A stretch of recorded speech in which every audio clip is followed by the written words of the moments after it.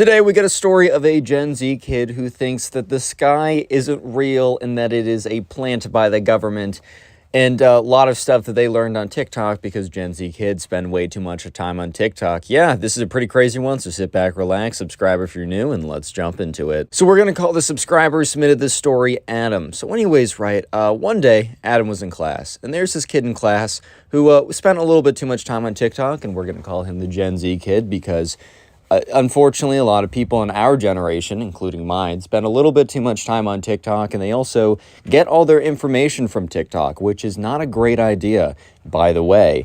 So anyways, Adam is this in class, and he's talking about, like, I don't know, he's literally just talking with his friends, nothing that important, and the Gen Z kid comes up to him and is like, dude, what do you think about the sky? And not Gen Z, sorry. Adam is kind of looking at this kid with this kind of look of confusion because he's not totally sure how to respond when this kid looks at him and says, what do you think about the sky? It's like, I don't know, that it's blue, it's up. Like, what's the joke here? Because I know a lot of people say, like, it's always like a part of the joke is like, oh, is the sky like blue or something? And then you say something else, right? So obviously Adam was a little bit confused by this, and he was like, oh, what? And the Gen Z kid's like, so do you think it's, like, real? And Adam's like, yeah. What? And the Gen Z kid's like, whoa, I didn't understand it. I didn't realize that you were a puppet of the Matrix and that you worship the government like that. That's crazy, man. And Adam's like, dude, what are you talking about? He's like, you actually believe in the sky? That's ridiculous, bro. And obviously Adam's like, dude, what are you even talking about? And the Gen Z kid's like, well, I was on TikTok yesterday, and I said this really, really convincing video that the sky, in fact, is not real, and only people who have small brains and can barely comprehend the truth believe in it, like you idiot. Adam's like, God, what's that smell? Oh, wait, he looks at the Gen Z kid. He's like, oh, well, okay, man, like, I'm sorry we disagree on the sky, but yeah, I'm pretty sure it's real, bro. So you guys might be thinking, well, that's the last interaction between Adam and the Gen Z kid. Well, that is not the case because they have a presentation due by the end of the week, and you're allowed to make it on basically any topic you want. In this class, it's really a focus on trying to, like, get kids to present, trying to get kids to learn how to present, because just, like, talking in front of a lot of people is a really important skill. And it's, you know, the teacher wanted to make sure that they were proficient in that. So unfortunately, he let them have kind of wide range over what topics they were able to choose. So yeah, let's jump ahead right to the day of the presentation, because this is where it gets all juicy and gets really interesting. So anyways, they're all kind of like sitting down, they get into class, and the presentations are kind of slideshow presentations. I mean, you were allowed to do other things if you wanted to, but I think 99%, or basically everyone's presentation was a slideshow presentation. So Adam goes up there, does a presentation on his local government's election. Like, it really could be anything that you were kind of interested in. It was really just to see basically how good you were or to give you practice at presenting in front of people. So Adam sits down, and that's when the Gen Z kid goes up. And Adam has completely forgotten about the whole sky is fake interaction they had like 5 days ago. But as the Gen Z kid is walking up, Adam turns to his friend and says, dude, do you remember when that kid came over to us and started yelling at us that we believed in that we were being controlled by the government because we thought the sky was real? And his friend's like, yeah, dude. And Adam's like, or dude, how much do you want to bet that that's exactly what that kid's going to do a presentation on right now? And yeah, sure enough, he goes up, he says, everybody. So he gets up there, he puts his computer in the thing, right, the projector. He's like, everybody, I need you to pay attention. This is an incredibly important presentation, and if you don't listen to it right now, you might never escape and learn the truth. And everyone in class is kind of just, remember, I don't know if you guys were like this, but during class presentations, bro, I would always be spacing out. Like, I'm sorry, I just don't care about when the Magna Carta was signed or whatever. It's just like, oh, it happened? Okay, cool. Like, and I don't need to hear some kid give like a really crappy presentation on it. Like, I don't know about you, I just never needed to hear that information. So sure enough, right, you know, the kids in class were kind of taken aback by, you need to listen to this if you want to know the truth. Like, I don't know about you, but that's not the way that I would start my presentations, and I don't think that's the way, I don't know, anyone else would start their presentations. So, yeah, people were pretty taken aback and were like, oh, shoot, okay, yeah, what's up? And so, you know, the Gen Z kid is like, okay, first, I must have a disclaimer. And he clicks on the first slide on his presentation. And the first slide said disclaimer. It was spelled wrong. It was like disclaimer or something, but people understood what it tried to say. Like, truth is hard to understand. Like, leave now if you're not ready for the truth.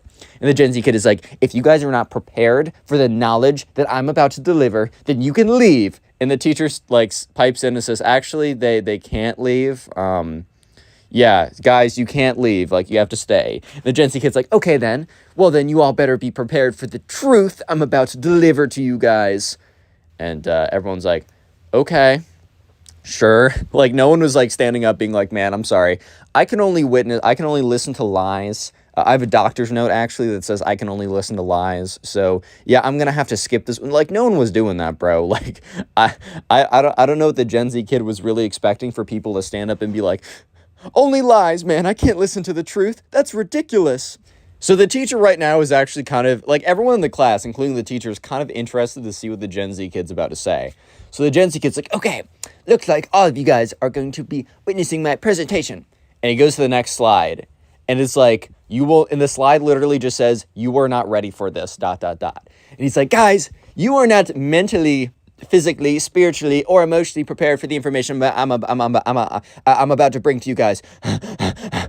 And the teacher's like, oh, well, I guess in the teacher's head, he was like, okay, I guess this is like a good presentation in the sense that it's very attention grabbing. He's probably going to say, like, the teacher probably would have, like, given feedback after being like, really good intro, but maybe a little too elongated. Because the next slide was literally, mentally prepare yourself, ... You are not ready, ... Skull emoji, ... Like, it was like the most dramatic thing you've ever seen. So some kids in class were starting to, like, laugh a little bit because it almost seemed like trolling. It almost seemed like the Gen Z kid was, like, going really over the top just because he thought it would be funny, which in all fairness, it was a little bit funny. Like, I don't know about you, but the Gen Z kid going that crazy is just a little funny to me too. And I think I would have thought that the whole thing was a joke. However, Adam and his friends knew that this wasn't a joke because they knew exactly what the Gen Z kid was going to talk about. I mean, there's a chance the Gen Z kid had moved on to another thing, like the government's actually run by lizards or the earth is flat or something like that. But they were pretty sure that this was, once again, the sky isn't real and the Gen Z kid was coming for everybody and that no one was prepared. So sure enough, the Gen Z kid's like, you guys may laugh now, but this information will literally change your life.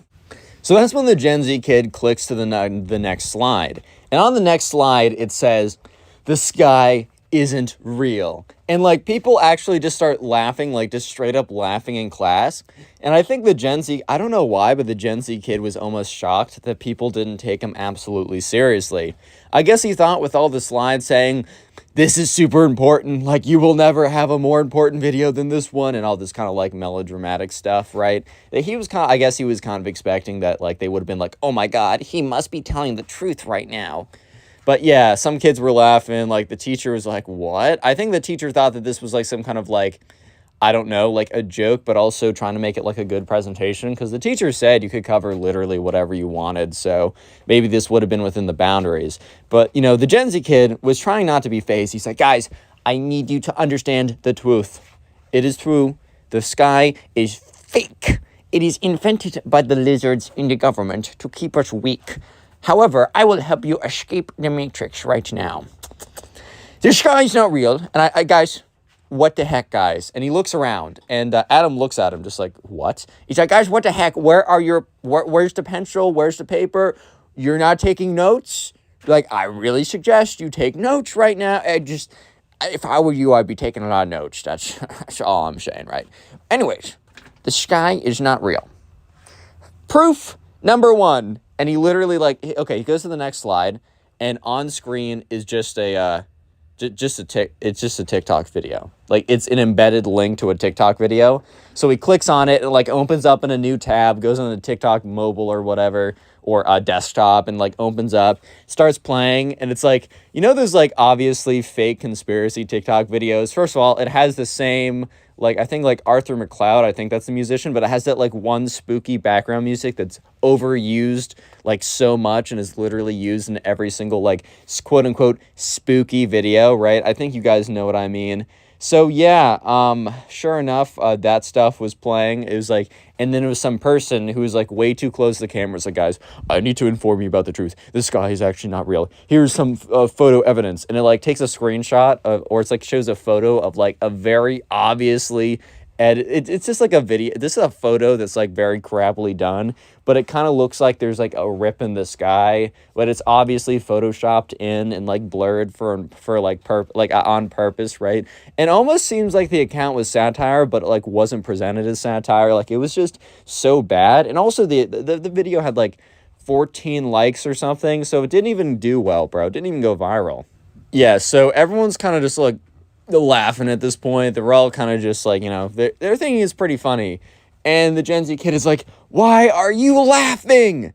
Real quick, the secret word of the day is laugh. So comment down below laugh in the comment section if you made it this far into the video. And check out the pinned comment as there's a link to the Spotify page that I upload these stories as podcasts as well as my 2 other channels I'm posting on daily, so subscribe. Anyways, so the Gen Z kid is like, why are you guys laughing? I am telling you the truth. I need you all to shut up. No, shut up, shut up. I will silence you forcefully if you do not shut up. Okay, so before this, the teacher was like, okay, at least the presentation was pretty like attention grabbing. Like he was giving the Gen Z kids some points for like having at least an attention grabbing presentation. But now this was going way too far, bro. Like this was definitely going way too far because the kid was like threatening other people to stay silent or whatever. So the teacher's like, can you please not threaten others while doing your presentation?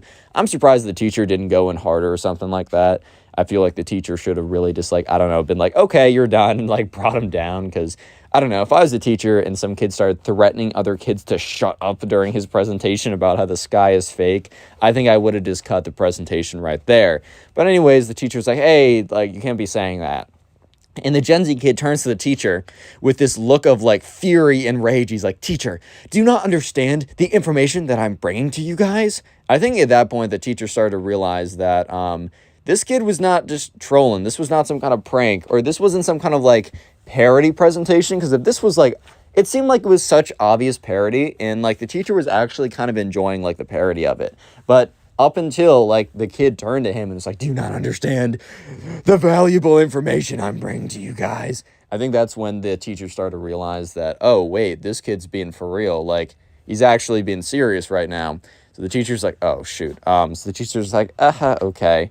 And the kid goes on to the next slide. The next slide is why, question mark. Because we are sheeple, we must stay weak, government needs control. Those are like the 3 points. And the Gen Z kid's like, you guys are the biggest sheeple ever, by the way. For laughing at this presentation, you are the biggest sheeple ever. So yeah, obviously the kids in class were almost laughing more at this point because they thought half of them were just like, this kid's crazy. The other half were like, this is a pretty funny joke and he's playing a pretty good character. But Adam realized that it was not a joke and not a character, and he was like almost uncomfortable by it because he's like, what's this kid gonna do? So the Gen Z kid keeps going on with his presentation, but he starts getting angrier and angrier. He's like, guys, you need to start paying attention. And that's when the Gen Z kid does something absolutely insane. So at this point, look, you shouldn't be yelling at people, screaming at them to shut up, right? All that stuff isn't really good. However, I will say that is at least better than physically attacking someone because they don't believe that the sky is fake like you're telling them that it is. So yeah, the Gen Z kid eventually, because there's this one kid in the front of the class, we're going to call him Bob, right? Bob was like, he wasn't a bully or a jerk, but he definitely had more tendencies like that. Like a lot of people did like him, but he was definitely the kid who would make fun of something if it needed to be made fun of, which in all fairness, I feel like this kind of did need to be made fun of, bro. Like kid actually believes that the sky is not real. So everyone was laughing at this kid, and he was getting really mad. And so this one kid in the front, like I was telling you about, like Bob, right? He was kind of like being the loudest and most obnoxious. And this kid was very upset because he believed that he was actually giving people truth and information that they needed to know. So he sees Bob laughing and not paying attention and talking to people. So the Gen Z kid takes up his notebook, like his paper notebook, whatever, walks up to Bob as he's not paying attention, and bah, smacks him across the front of his face. And it's like, will you pay attention to me now? I am giving you important information about the sky not being real and us being plants by the government. So at this point, right, the teacher was like, okay. The teacher was okay with this kid giving a weird presentation. He was okay with this kid basically telling people to shut up, even though he shouldn't. But obviously, you're crossing the line when you smack someone, basically assaulting them physically. So the teacher's like, oh, okay, gets up, grabs the Gen Z kid's like, okay, well, we're done. How's it going, everyone? I hope you're having a great day, because today we have a story of probably the craziest dream stand to ever exist. So sit back, relax, subscribe to the channel if you are new, and let's just jump right into it. I'm going to call the subscriber who submitted this story Sam. So anyways, this all happened when Sam was in 8th grade, which was 6 months ago. Also, real quick, you can dream, you can even be a dream stan. I personally don't care. We're cool either way. As long as you don't act like this girl, you're totally cool. That's all I'm going to say before I hop into it. So anyways, Sam was in 8th grade about 6 months ago. Well, this story happened around 6 months ago. So he was just, in his, lab class or his science class or whatever you want to call it. And normally the teacher let them choose lab partners. But for some reason, one day, the teacher came in and said, hey, I'm actually mixing it up. I'm going to give you randomized lab partners. You guys have been choosing the same people every single day. And everyone's like, what? No, but it's my friend. And he's like, tough. You're going to get a random lab partner and you're going to like it. So anyways, right, Sam was randomized and he got a random person that he didn't really know. Sam normally gravitated towards his one real good friend in the class. But, he's like, all right, well, this is someone new. So anyways, Sam was assigned to this person for, a lab partner. And, they went up there, or Sam went over there and said, hi, my name's Sam. And the other person looked up and said, hey, my name's Sarah. And Sam and Sarah, immediately got to work on the lab, and they actually hit it off pretty well. Things were pretty good. Life was pretty great.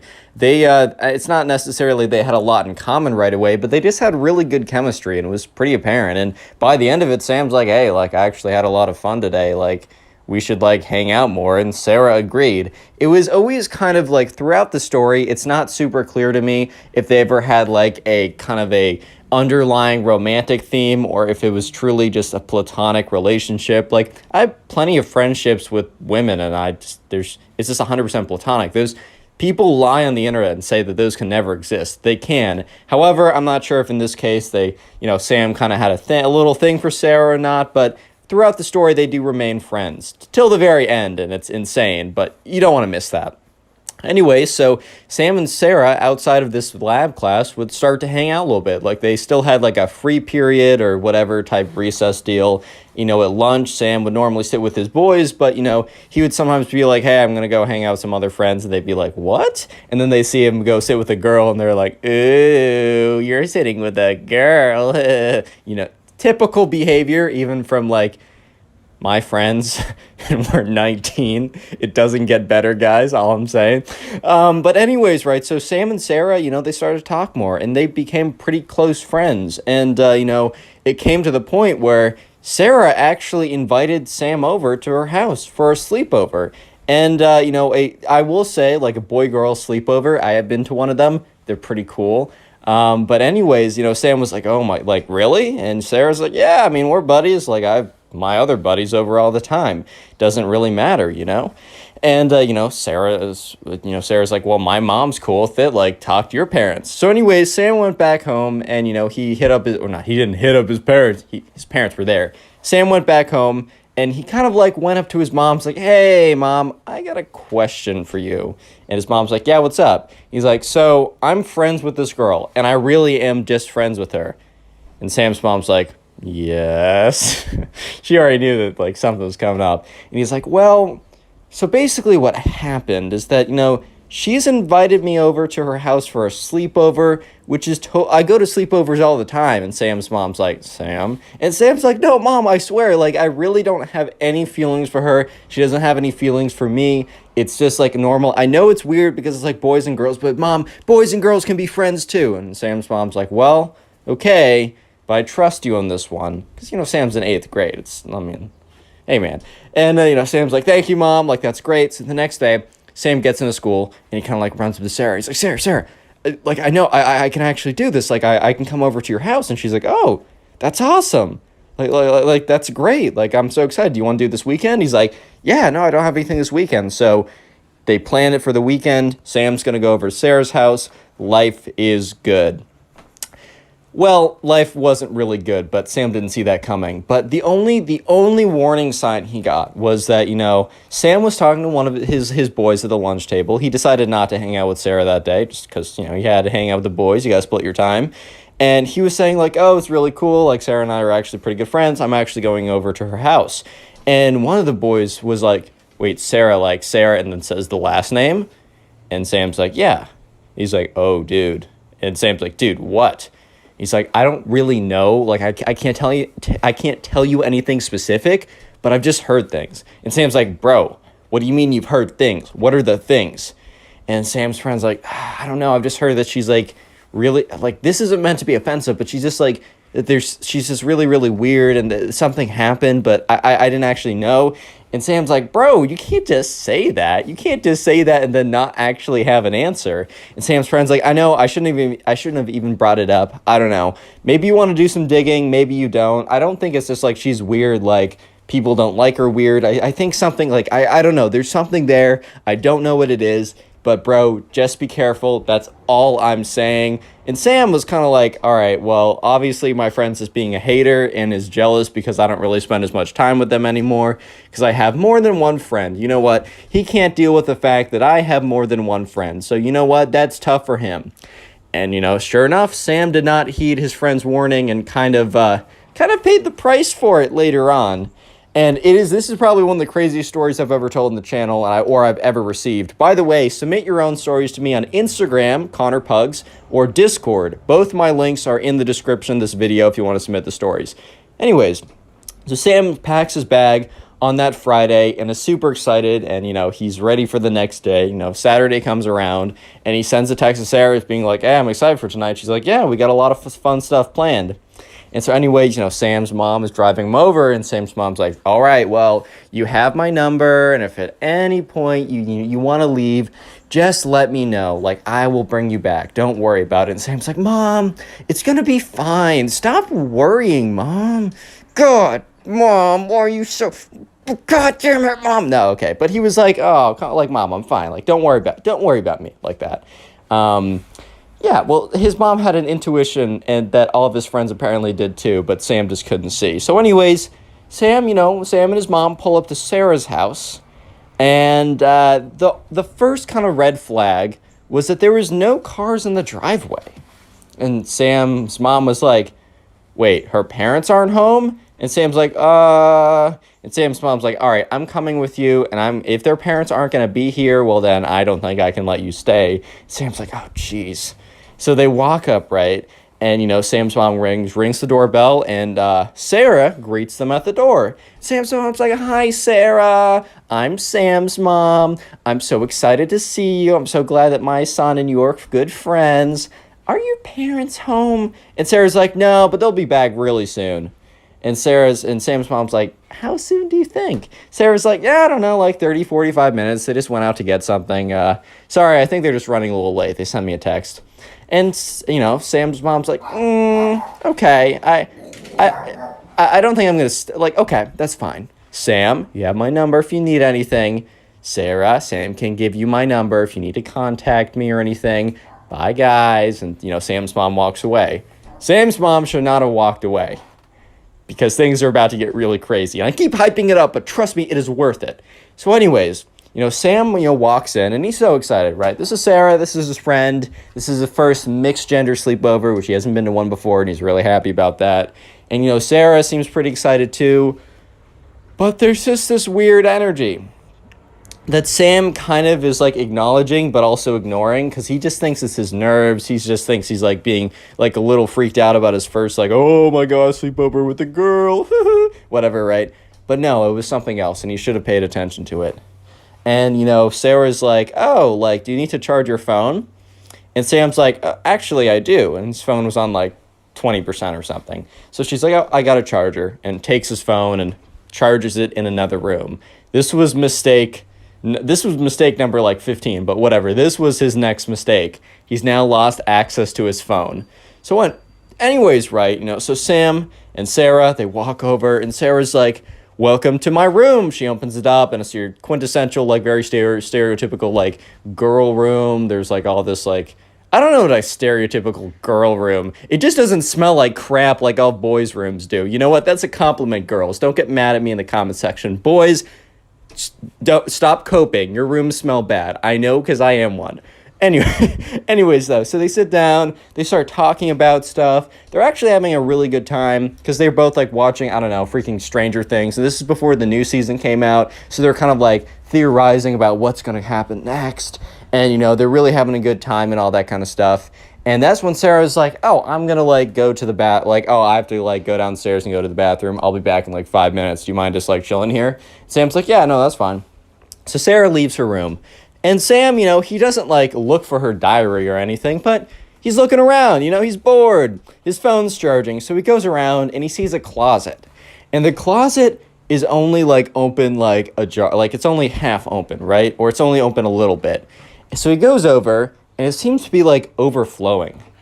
And one thing Sam also noticed before he came into the room was there's, like, a lot of weird empty spots on the wall. You know when you have a poster on the wall and it's like it leaves like a sun mark, like the sun's been on it, that like everything around it becomes like lighter, and then when you remove the poster it becomes darker. And also when you have like tape or whatever, it leaves a little like, it kind of peels away the paint where it was. There was a lot of weird things on the wall that just seemed like something was there that was recently removed. But Sam didn't think anything of it really at the time.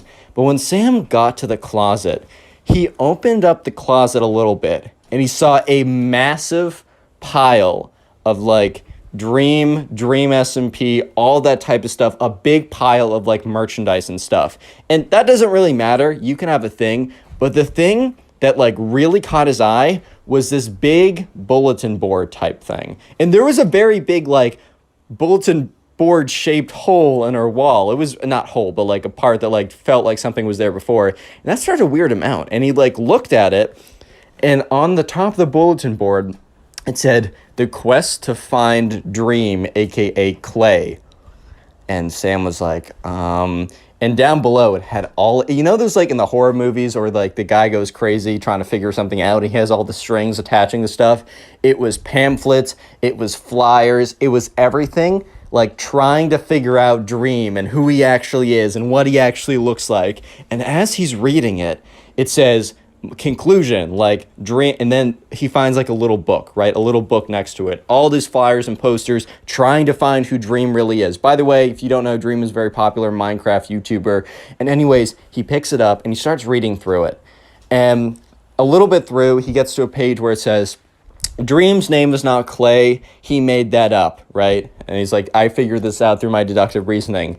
I know, like, and then going ahead a little bit more, Dream's hair is blonde, like looking like this. He doesn't actually live in Florida. He lives where I live. I have come to this conclusion.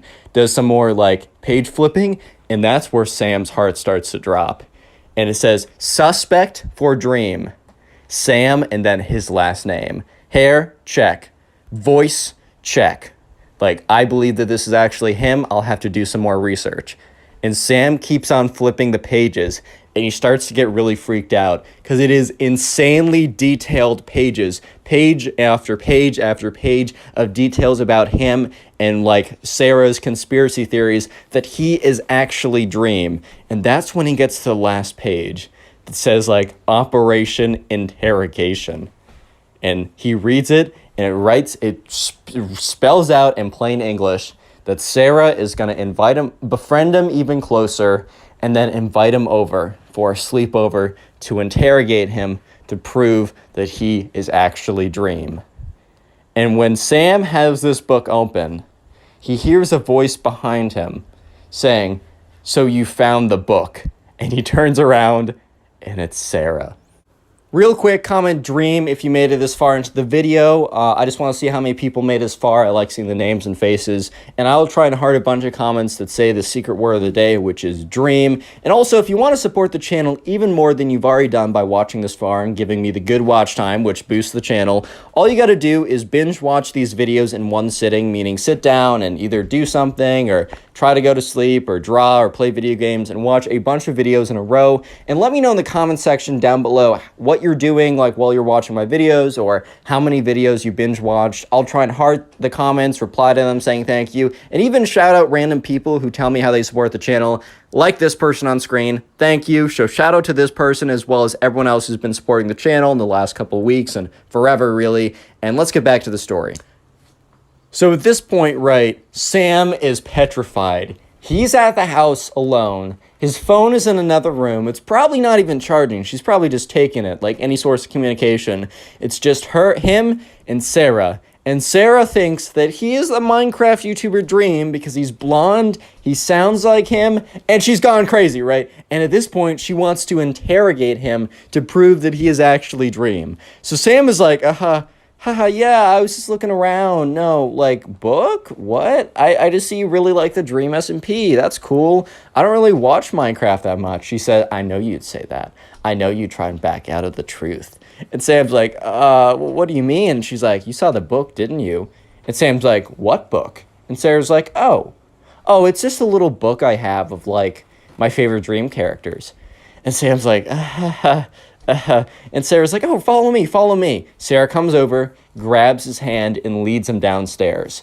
Leads him past the room where his phone was supposedly charging. His phone was gone. It wasn't charging, by the way. Sam's like, oh, where's my phone? She's like, oh, it's charging in a different room. Sam's like, Sarah continues to lead him downstairs and then kind of to this basement area. And Sarah's like, look, come on. I want to show you something. Drags him basically down the stairs to the basement, brings him down there, and it's like, okay, so, like, there's a really cool game over there, and I want you to go over there and get it set up. And Sam's like, what? And he turns around, Sarah's gone, and he hears running up the stairs. So, like, he starts turning around and starts, like, speed walking towards her, and Sarah's already ran up the stairs, slams the basement door shut, locks it. And Sam's like, yo, like, open up, like, what are you doing? And Sarah's like, I know it's you, Dream. And Sam's like, dude, what? What are you saying? And Sarah's like, I've been watching you for a while, and I know that it's actually you. You are Dream. I've been trying to figure out your true identity for the longest time. And I knew that, like, the red herring, Clay. Of course your name isn't Clay. That is a perfect idea, to tell everyone your name is Clay, and then it's actually Sam. Oh my God, I'm a genius. You should have changed your voice. You should have used a voice changer in your videos because it's so obvious when I hear you speak that you are actually Dream. And Sam's like, dude, what are you talking about? And Sarah's like, try and keep this up and you'll stay down there forever. And Sam's like, so what are you gonna do when your parents get back? And Sarah's like, my parents are gone for the week. And Sam's like, well, my mom's coming tomorrow.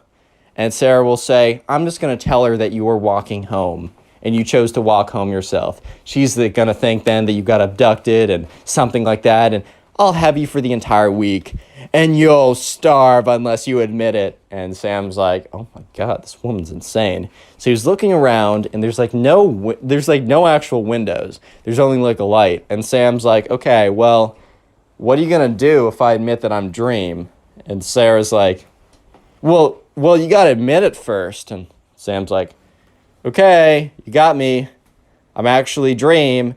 And Sarah's like, yes, I knew it. Oh, Dream, I knew it. Now, I have the identity of the most popular YouTuber ever. What shall I do with it? And Sam's kind of like, yeah, so are you gonna let me out yet? And Sarah's like, no, I don't think so. And Sam's like, well, okay, well, you know the truth now. Like, what else do you want to know? And Sarah's like, well, I gotta be certain, right? I need you to show me that you're logged into the Dream YouTube channel. At this point, Sam's like, what the fuck? Like, oh, this is the most insane thing I've ever... He says, okay, well, you gotta bring me my phone then. And Sarah's like, well, I'm going to bring you your phone, and then you're going to give me your password. And Sam's like, no can do. I'm going to type in the password myself, or you're not going to see the dream channel. Sarah's like, fine. Sam is so confused how that worked, but it did, so he's like, all right, screw it. We're going with this. And so Sarah, like, goes around. He hears her, like, because remember, Sam and Sarah are talking between a door at this point. And, you know, he hears Sarah walk away, walk into a different room, you know, get his phone, walk back. And Sarah's like, okay, I'm going to open the door, Dream. Sam still thinks it's hilarious. Now she's calling him Dream. And so she opens it, and Sam's like, all right, well, I'm going to get my phone. Grabs the phone, and he's like, oh, so this has not been charging. It's at 5%. And Sarah's like, yep. And you know, Sam's like, all right, cool, nice. All right, let me just let me type in my password. So Sam starts to type his password, but is slowly moving himself into a position where he can bolt out of there. Because he's kind of remembered, he's putting in his head, he's like, all right, I've got to remember where the exit is. He's like, all right, got the phone. And turns around, starts sprinting. And Sarah's like, get back here, Dream. So Sam starts sprinting from the room to the room to the room to the room, closes doors behind him, knocks stuff over behind him. And she's like, get back here. Sam finds his way to the kitchen, gets out there, and starts like sprinting down because they live on a street, right? You know, she starts sprinting down the street. And that's when he like hears a bell. And that's when he turns around briefly and sees Sarah getting on her bicycle, and Sam's like, oh my God, I cannot ride a bicycle, but he's got the distance advantage. So he continues to run, and that's when he turns a corner and jumps into a bush, right? Jumps into a bush of another house, goes down there, and this is as still as possible. And he hears a bike approaching, and then a bike turn the corner, and then a bike stop. And Sam's like, she knows where I am. She must know where I am. Why did she stop right next to me? And Sam is in the bush as still as possible. He hears the bike just sitting there and then start to move again. And Sam watches as the bike goes down the street. And Sam is like, oh my God.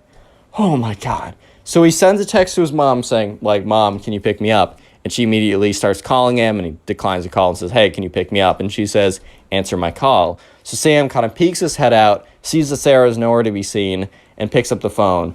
And his mom's like, Sam, what's wrong? Like, why do you need to be picked up? And Sam's like, oh, there's just a little complication, and I just don't think this is a great idea for me to be here. And Sam's mom's like, okay, say less, I'm coming. So sure enough, you know, and Sam's like, well, so can you actually pick me up, can you pick me up not at her house? And Sam's mom's like, what do you mean? Can you pick me up at the park that's, 5 minutes away from our house? And Sam's mom's like, why? And Sam's like, Mom, I'm just going to tell you when I get to the car. I can't explain now, but just pick me up there. And she said, okay, I'll be there in 20 minutes. So now Sam is like, puts down the phone. It's like, okay, I haven't escaped. Sam's phone is at 1% too. So he's so glad he made the call when he did. And he starts like moving in the backyards of people's houses. So he starts like going from house to house in the backyards. And then eventually he gets to the place where the park is.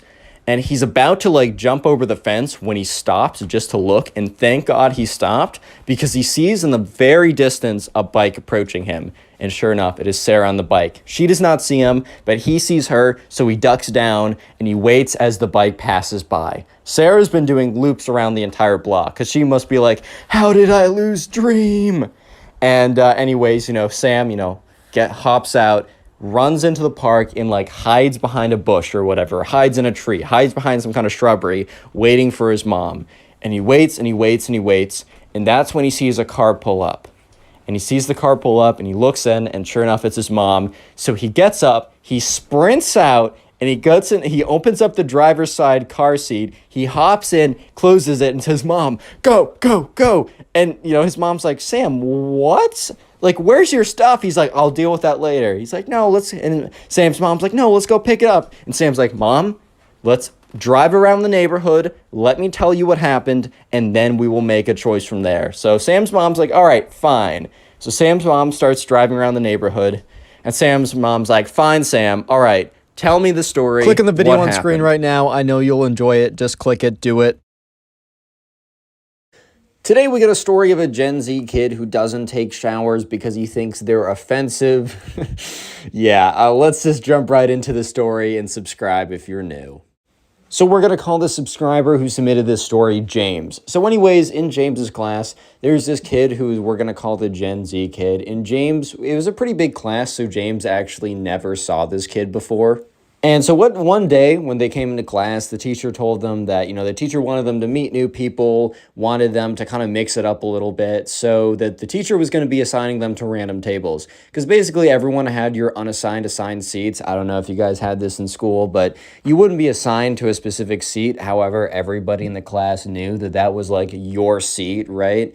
So something like that kind of happened in James's class, and the teacher was noticing, and the teacher wanted to give people an opportunity to meet new people.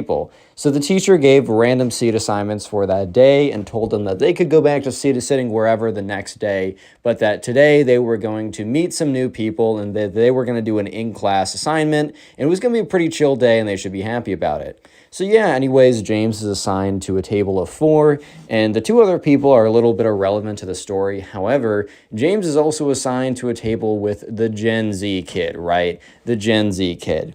So anyways, the Gen Z kid, immediately as James sits down, it's so freaking obvious that, or it's not obvious. When James sits down, he is greeted with quite the aroma, quite the scent, quite the, just the experience forcefully penetrating his nostrils. As soon as he sat down, James was greeted with one of the most unholy, ungodly, unchristlike smells of all time.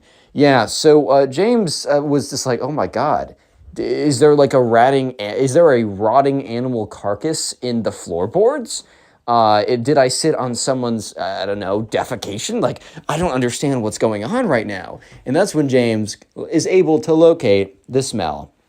And the smell is coming from the Gen Z kid. Yeah.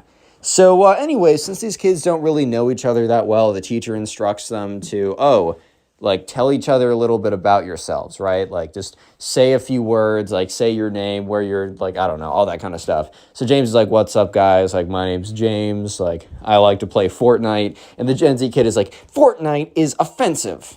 And, like, the whole, like, table just kind of is like, bruh. It kind of, like, they just kind of, like, look at this kid for 1 second. And the Gen Z kid is like, Fortnite is offensive because it has guns in the game, and there are real people who die from guns. And, James is like, yeah, I mean, I guess, but, like, it's just Fortnite, bro. It's really not that serious. And the Gen Z kid is like, don't call me bro. I'm not your bro. And yes, it is actually extremely offensive. And I would like to ask you to never play that devil game ever again. And James is like, okay, I also like dogs. And James, like, looks at the Gen Z kid to see if the Gen Z kid is going to have some extreme, like, reaction to him liking dogs. But thankfully, it's a mutual they're in mutual agreement that dogs are just the golden animals, and they are lovely and nothing is wrong with them, right? So anyways, eventually the teacher starts walking around handing out this assignment. And it's kind of like a group assignment. The thing is, the stakes are not that big. It's literally just graded for completion. There's a big difference between graded for completion and graded for correctness. Graded for correctness will always stress me out, but graded for completion will literally just put the biggest smile on my face. You know what I mean? So this was graded for completion. So it didn't even really matter. And the reason why I'm giving you this context is because basically the teacher, it was like, I don't even know what the project was. It was like a little quick thing, right? And the teacher put a sheet of paper that had instructions down. And so James reads the instructions. He figures out what the project is about. And then after that, what he does is he starts telling the group what he thinks they should do. And immediately the Gen Z kid is like, I don't think you read the instructions correctly. There's no way you did that right. And James is like, bro, I don't know how to break it to you, but I read the instructions right, bro. Like, it's fine. Like, I'm telling you how to do it. So James goes back to telling the people in his group, like, oh, we should do this and then that. And the Gen Z kid is like, I don't think so. I think you read them incorrectly. I can't trust anyone who plays a video game that promotes violence. And he's like, okay. Well, first of all, I'm not even going to get into that. But second of all, like, why would I just don't see the correlation right now, bro. And the Gen Z kid's like, yeah, let me take a look at that. And the Gen Z kid, like, snatches the piece of paper out of this kid's hand. and is just like reading over it. And like James watches as the Gen Z kid's eyes kind of like, you can kind of tell that the Gen Z kid is realizing that James was actually telling the instructions absolutely correctly. And that, I don't know, man, like that the Gen Z kid realizes that they were actually in the wrong. But the Gen Z kid also doesn't want to admit that they're wrong in this situation because that would be embarrassing or something. So the Gen Z kid is like, you messed up the whole thing. This is how we're going to do it. And the Gen Z kid literally just tells the group exactly what James tells the group. And when James tries to articulate that, oh, dude, like that's literally what I just said, the Gen Z kid is like, no, no, no, you said it all backwards and wrong. We would have failed the assignment. Yeah. So, anyways, James kind of realized that this was going to be a really long class period just because of the way the Gen Z kid was acting.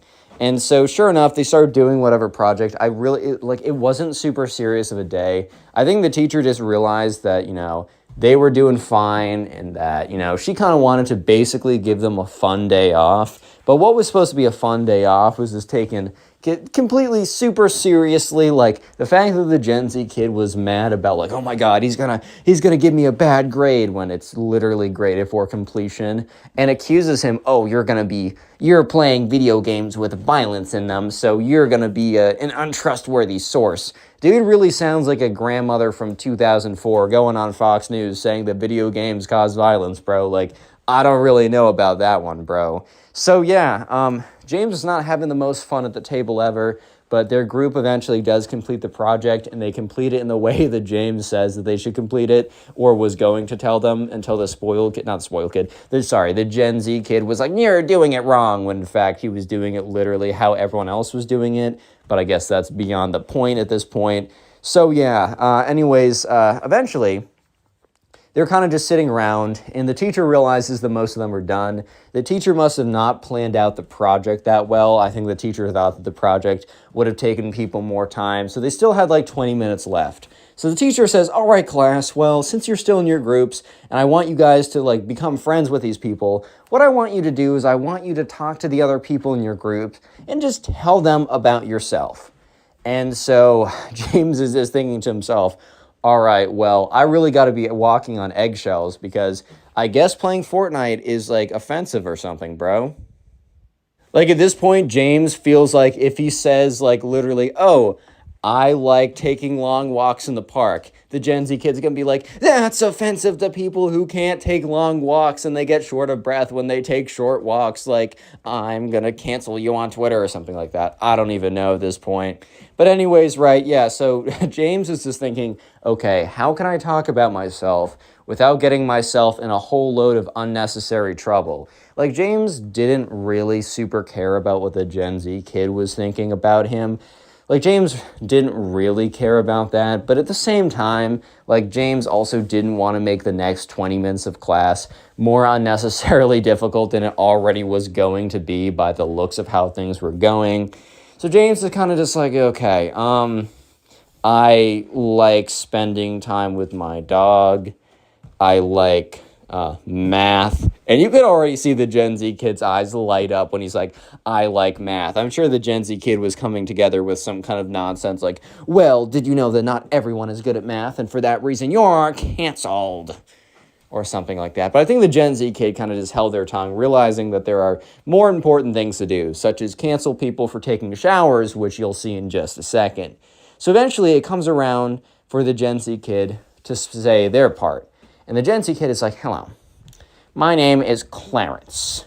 Or I don't even know, I am the Gen Z kid.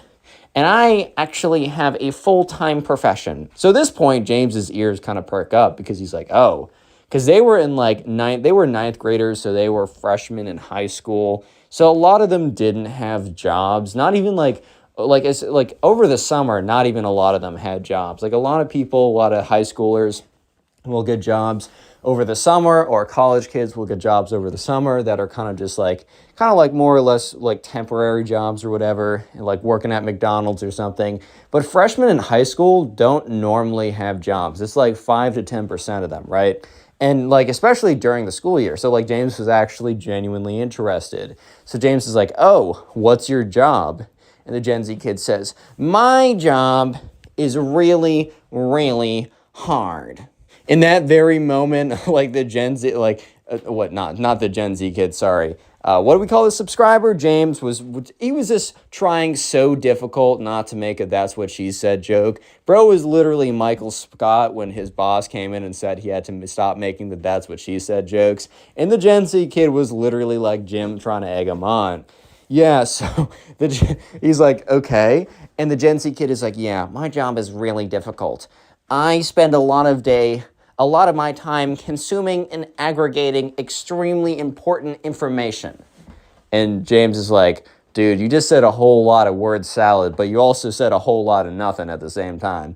I don't think James actually said that verbatim because I feel like that would get him in more trouble than he already was in. But I think he's like, oh, what do you mean by that? Because just saying, I spend all day reading or absorbing news, information, and disseminating it. Like, what does that even mean, bro? So that's when the Gen Z kid kind of clarifies, so I will spend a lot of my day consuming information from twitter.com, and I will retweet the most important information as I am spreading the good word, which takes an insane amount of skill, effort, painstaking hard work, and all of the above.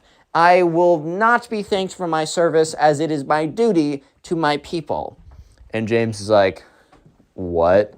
And she's like, or the Gen Z kid's like, don't question me, James. And the Gen Z kid's like, or James is like, bro, like, how many followers have we got on this account? Because maybe, you know what? Look, retweeting stuff on Twitter is not a job, bro. I hate to break it to the Gen Z kids, bro. Retweeting stuff on Twitter is definitely not a job.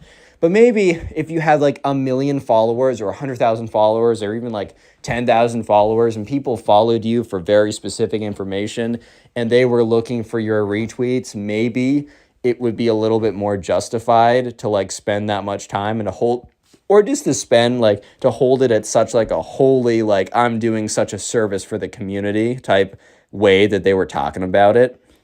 But basically the Gen Z kid then admits that, or not admits, but says, I have 26 dedicated people who follow my account to be regularly updated with the most important information so that they can go and live their lives more accurately and gracefully. And at this point, James kind of just realizes that the Gen Z kid was bragging about having a job, a profession, right? And then when pressed on it, they try and like word around the fact that their job, quote unquote, job. Secret word of the day is job. So if you made it this far into the video, comment job down below and check the pinned comment as there's a link to the Spotify in which you can hear all these stories at podcasts, as well as 2 other channels that I will be posting on. Please subscribe to them. Thank you. And anyways, right, so basically the Gen Z kid was basically LARPing, pretending to have a job. And when questioned, it was revealed that they actually just sat on Twitter all day retweeting stuff, which definitely explains how they got some of their interesting opinions, such as like, Fortnite is evil and it must be stopped. And anyone who plays Fortnite supports violence. Like, wait, bro, what? Fortnite? The thing you can get the Mr. Beast skin in? Like, huh?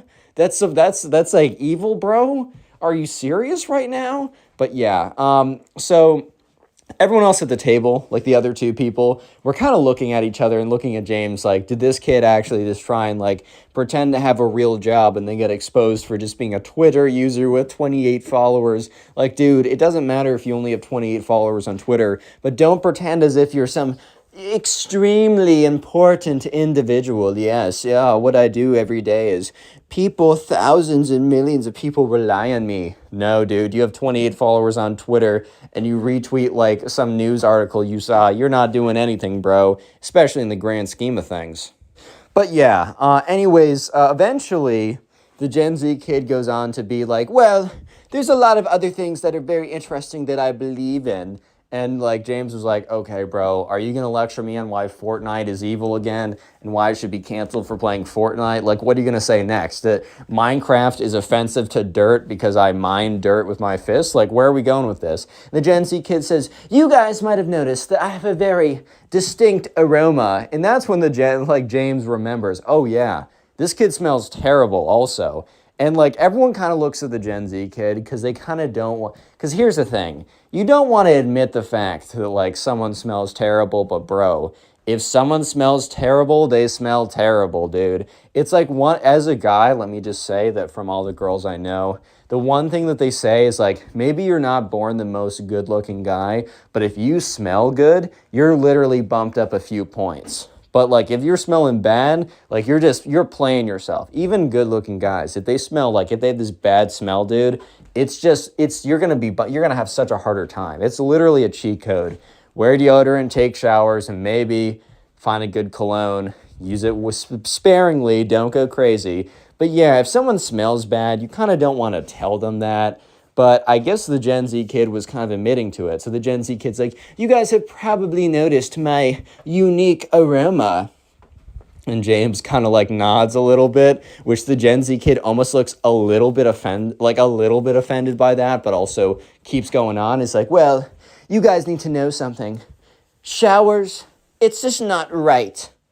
And James kind of looks at the Gen Z kid. I'm not going to lie and say that James was super shocked in this instance because remember, James had just been told that Fortnite was offensive because it has weapons in it. Fortnite must be canceled. Okay, so obviously, and also was just told that retweeting tweets on Twitter with 22 followers is also a very important job. So it's not as if James was, I don't know, like flabbergasted by this or anything. But James was kind of looking at, like, where are we going with this right now? How are showers offensive, bro? And the Gen Z kid goes in to be like, yes, I am refusing to take showers because some people do not have the luxury to take them. Showers are a luxury good, and it is quite disrespectful to those who can't take them for you to take them. We live in a society. Yes, the Gen Z kid literally used the "we live in a society" line. Let me just say, if you guys are trying to make a point or you're saying something and you use the phrase "we live in a society" and maybe you go to instinctually tip your fedora, you've gone somewhere wrong, bro. You've gone askew.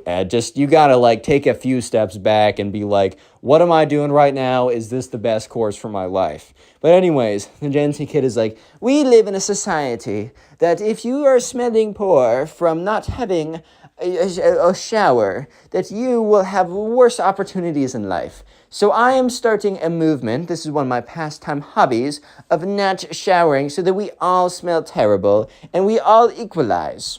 And like, James is like, what? And this bloke is like, did you not hear me? And then James, okay, at this point, James is getting a little mad because obviously the Gen Z kid is saying a lot of nonsense right now, bro. But James realizes that the Gen Z kid has actually committed peak hypocrisy.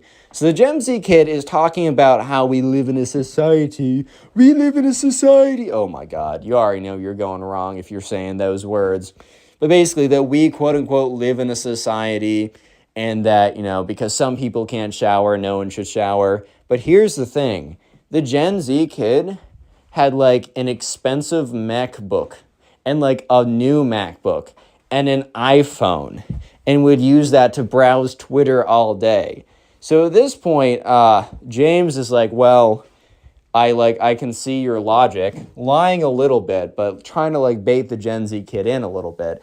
And it's like, well, by that logic, shouldn't you like get rid of your iPhone and like computer? Because yeah, I feel like showers are one thing, but I feel like a lot more people have access to showers versus access to like a computer, the internet, and iPhone. I feel like that is a lot more exclusive and a lot more like classist if we're really making this argument. Like, do you think you should like get rid of your computer and iPhone? And the Gen Z kid looks almost offended. The Gen Z kid is like, you don't understand the work that I do. I need access to the internet so I can disseminate information on Twitter. You don't understand how many people rely on me. And James is like, literally says to the Gen Z kid, bro, you got 26 followers on Twitter. I need you to take a chill pill right now, bro. And the Gen Z kid's like, James, it would be ridiculous for me to get rid of my computer right now. And like the other kids at the table are starting to like agree with James. They're like, well, you did say you wanted to equalize like a class of society. I feel like, yeah, out of all the computers, like a Mac, like that's really expensive. Yeah, the Gen Z kid was one of those kids who was like, we live in a society, like we need to like have equality, but also not practicing a single rule that they say. Like I'm all for like trying to figure out like if anything is unfair to fix unfairness, like sure. But, or in like specific situations, like where I'm definitely down to listen. But it's always the Gen Z kids who are like, this is unfair. Like, oh, stop taking showers, guys, while having like a freaking $3 billion MacBook Pro. Like, come on now. So the Gen Z kid, the bell rings. Class is over. The Gen Z kid gets up and says, well, guess what? You three are all canceled because I'm going to cancel you on Twitter. Wait until my followers hear about this. And the Gen Z kid gets up, takes their MacBook, takes their iPhone, and walks out. And James turns to the other two and is like, oh no, guys. Oh no, the 26 followers, they're going to cancel us. No. You know those kids that when they're in an argument and they're starting to lose, they'll like bring up, my mom does, or my dad is, or like something like that, or my dad works for, or my dad's a lawyer, man, or just imagine those kids, right? Imagine that kid. Multiply them by 100 and you have today's spoiled brat. Enjoy the story. So the subscriber who sent in the story, and by the way, you can send in stories too to my Instagram in the description, be featured on the channel, love to see it. Let's just call this kid Jake, right? Anyways, Jake, good kid. And in Jake's class, right, in Jake's class, there was a kid who was kind of the worst kid ever. I'm just kidding. I'm sure that there's someone worse, but he was the spoiled brat kid that I gave a brief description for in the beginning. Let's call this guy Thomas, right? Thomas. And then there's another girl in the class, and this girl, her name's Emma.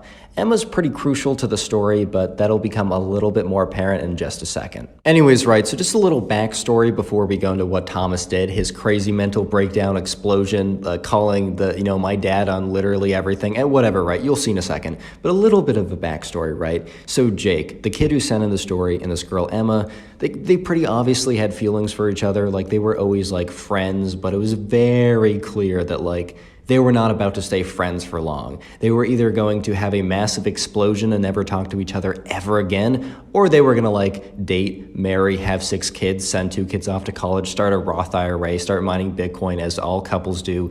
It was gonna be either or, and it was really looking like Jake was gonna ask her out pretty soon. Like everybody in the class knew this, except Thomas, because Thomas didn't have a lot of friends, we'll put it that way.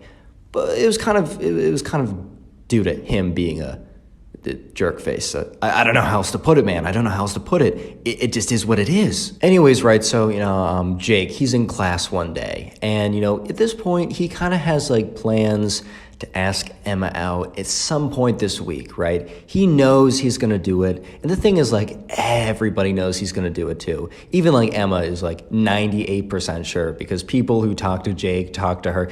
Secrets, they don't last long. Secrets are no fun unless you share them with me, not anyone else, just me. But anyways, right, so he was kind of thinking about this in the back of his head, so he was kind of having a good time. It was a fun week. Things were looking good. But then, this kid Thomas, right? Thomas had a reputation for being that kid who was like, no one ever said no, right? He had a lot of, resources and completely abused them, right? He would come in and he would like, if someone had like something new, he would get the new thing +1 or like with more storage or just slightly newer or slightly cooler. And while he wouldn't like blatantly, like I've talked about kids in the past that have blatantly been like, haha, my phone is better than yours because it has like, it's slightly bigger or has like another camera or something, or it's newer. Thomas would never be that blatant about it, but it was very apparent that whenever someone got something, that Thomas the next day would get something that was just a little bit better, that it was 100% on purpose. Like this kid was definitely knew what he's doing. So one day when Jake was in class, and remember, he's at this point kind of planning to ask out Emma. Emma knows, the whole class knows, the teacher knows, like I know at this point, I'm just kidding. I have no idea who these people are, but anyways, right, they kind of know it, and he's chilling in class one day, and he overhears, Thomas. Thomas is going on one of his little rants. Because while Thomas wasn't always blatant about being a jerk, he could be very arrogant at times, such as like a couple weeks ago. He was like, guys, I'm not even going to study for this test, man. I'm literally I'm just born different. And Thomas claimed to get 100 on the test. But, the thing is, one of the classmates did a little bit of an investigation by themselves and figured out that Thomas got a 42, which, look, these things happen, right? You try and avoid those. Sometimes tests are hard, but you never go around saying that you got 100. I mean, maybe you're like, oh, dude, I got a C on that test and you actually like failed it. I'm fine with that. Like, whatever, dude. But don't go around saying you got 100 when you got a 42 or something. I don't know.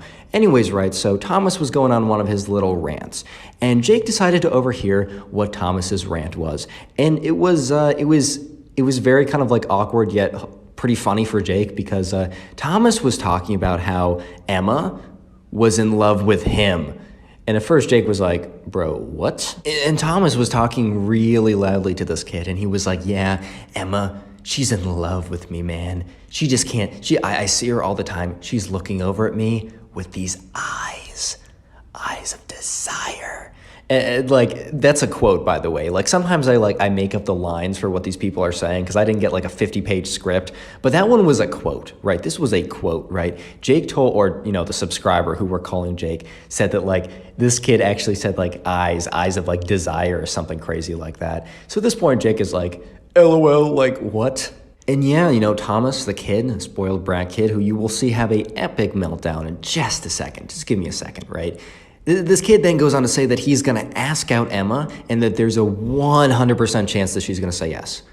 And at this point, Jake is like, all right, I'm trying to find the betting house so I can make a bet on this 100% bet, because I could probably get pretty good reward for that, like probably some pretty good odds, or the odds would be terrible if it's really 100%. And I will definitely make some money on this bet. That's all I'm going to say. But anyways, right, so Jake was sitting there. He's like, that's funny, haha. He didn't actually think Thomas was going to go through with it, because Thomas in the past had made a lot of like very, very big claims. He's that kid who always like says things, but never really does them, right? He never really ends up like following through with the stuff.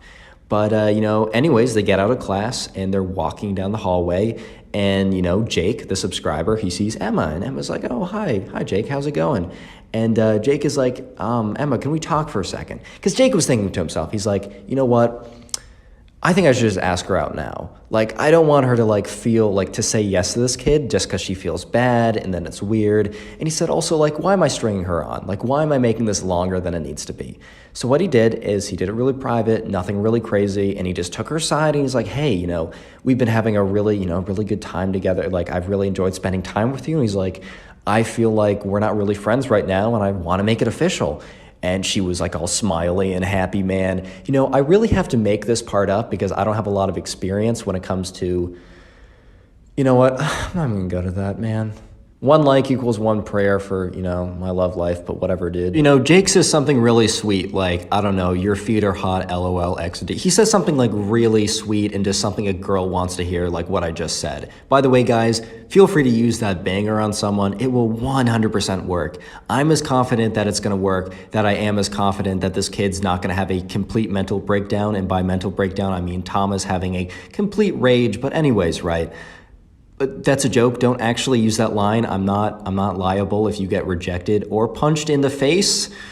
Don't actually use that line, guys. Anyways, right, so, Jake, he asked out Emma, and guess what?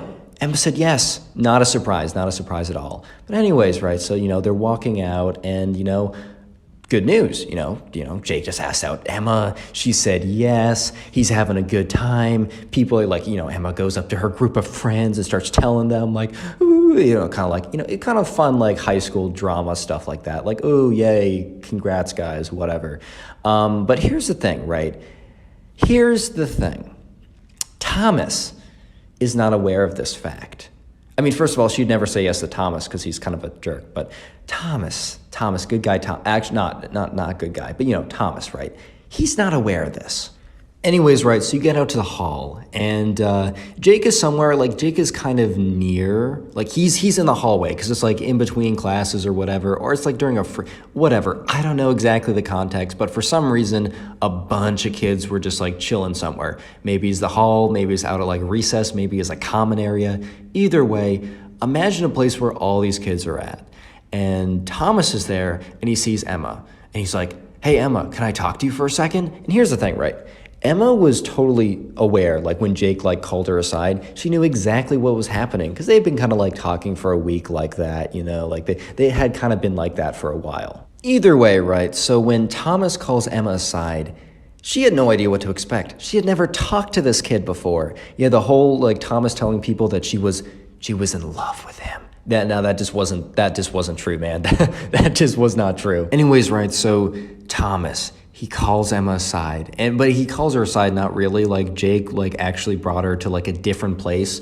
Thomas did this in front of actually everyone. He went up to her and he's like, "Hey," and she's like, "What's up?" And he's like, "You've been totally looking at me recently with these eyes." And she's like, "What are you talking about?" He's like, "It doesn't matter. Will you be my girlfriend?" And he just kind of like looks at her with like these eyes. He's like, "Huh? Will you? What do you say? And she's like, okay, here's the thing. She wouldn't have said yes anyways, but she was like, "Oh, I'm so sorry." And at this point, his face drops. And she's like, "Oh, I'm so sorry. I'm actually just got in a relationship with someone." And he's like, "Who?" Yeah, and Emma's like, "Yeah, you know Jake." And he's like, "What?" And she's like, "Yeah, I know Jake just asked me out, and we just got together like literally today. Like, I'm sorry, like I just got in a relationship." Obviously, she's using this as a cop-out because she was gonna say no anyways, so this is like the nicest way she can say no. But and then the thing is though, Thomas doesn't take this well. The way that Thomas perceived this whole thing going down was that no. She didn't say no because like he was undateable or because she didn't want to. She said no because she really wanted to. She wanted him, but she simply couldn't because she was stuck in a relationship with Jake. And this made Thomas so mad, and you could see his face get so red, and he took his little hand and he like balled it up in a fist, and he was like, "Where is Thomas?" I'm really bad at this whole name thing. Of course, Thomas didn't say, "Where is Thomas?" Thomas said, "Where is Jake?" And Jake like just happened to like walk in, like just wherever they were, hallway, room, whatever, or just gathering place. He just happened to like walk in as that was happening, and he looks up and he sees like Emma, his girlfriend of like 25 minutes at this point, right? And then like Thomas, the kid that like he knew that was like kind of like weird and kind of like out of this, like just lived in a different planet, looking at him with this like face of rage. And Jake was just like, "Oh boy." Speaking of rage, today's keyword or special or secret phrase or whatever you want to call it is rage. So yeah, if you made it this far into the video, comment rage down below. I'll be hearting as many of those comments as I see. I obviously can't get to them all, but I will do my very best to try and heart as many as I can. So if you want to farm some hearts on the channel, maybe get top commenter, best shot of that happening is by commenting rage down below. Also, every once in a while, I'll shout out a channel member who leaves a comment on the video. So yeah, on screen, thank you very much. You guys can also become a channel member by hitting the join button, but honestly, you guys don't have to do that. I just appreciate you watching this far. I really do. And also, to show you my gratitude, every single person who leaves a like on today's video, just dropping a like on the video, will receive nothing. I know you're probably just like, if you're standing up, you fell down. If you're sitting in a seat, you literally collapsed out of your seat. It's a fantastic deal. Leaving a like in the video and you get nothing? I'm gonna leave a like right now. Anyways, right, so where we left off was Thomas just got rejected by Emma. And in Thomas's mind, it is Jake's fault. Emma actually is still in love with him, but it's all because of Jake. He can't have her because of Jake. He like goes up to Jake and he's like, "Bro." And Jake's like, "What's up, dude?" He's like, bro, do you want to fight?" I love it when people are just like, do you want to fight, man? Like, no one wants to fight. No one's going to box you. You're not KSI and Logan Paul. No one's going to watch it. Just why, dude? Like, whatever, right? Tangent. He's like, do you want to fight, bro? And Jake's like, "Dude, what?" And then Thomas is like, "Yo, Emma rejected me because of you." And Jake's like, "Dude, she rejected you because you're a jerk." Jake had no filter, right? Like, good kid, but like no filter. He's like, "You're always annoying. You're always bragging about stuff. You're always full of it. Like, even if she wasn't with me, like, unlucky to you, but even if she wasn't with me, she would have said no." And at this point, Thomas just goes berserk. And he just looks at Jake and he's like, you know what my dad does?" And at this point, Jake is like, "Dude, I do not care." And Thomas is like, "No, He is a very good lawyer, and he's gonna sue you, dude. And Jake is just looking at him, just completely just flabbergasted, just like, did this kid just say that his dad is actually gonna sue me because my girlfriend denied his love application? What the fuck? What? Like, at this point, he kind of thought it was a joke, but no, he looked at this kid, this Thomas, he could see it in this kid's Thomas's eyes, right? This was no joke. This kid was mad, and he was like, yeah, my dad's gonna sue you, man. He's gonna sue you. You're gonna have nothing left. Your mom's gonna have nothing left. Your dad's gonna have nothing left. Your sister's gonna have nothing left. Your dog's gonna have nothing left. And then you're gonna collapse and die of a heart attack out of pain and sadness and whatever. And then your grave is gonna have nothing left. He was just going off and off and off. And Jake is like, okay. And that made Thomas so mad. He was like, this won't be the last of it, Jake. And he just like storms off. And at this point, the whole class is just like, what the fuck? What? And Emma's just like, okay. And Jake's like, you know what? Do you want to go on our first date tonight? Do you want to get out of here? It was like close to the end of school anyways. And Emma's like, yeah, I think I will. Subscribe if you haven't already, and now go click on another video. There's some on screen. Click. Dude, why have you not clicked? Today we get a story time of probably one of the most cringiest kids ever to ever exist on planet Earth in the entire universe. I don't want to spoil this too much, so I just want to hop right into it. So leave a like for nothing, and let's just get into it. So we're going to call the subscriber who sent us today's story, we're going to call him Liam. And anyways, right, so this all happened one day when Liam was in class.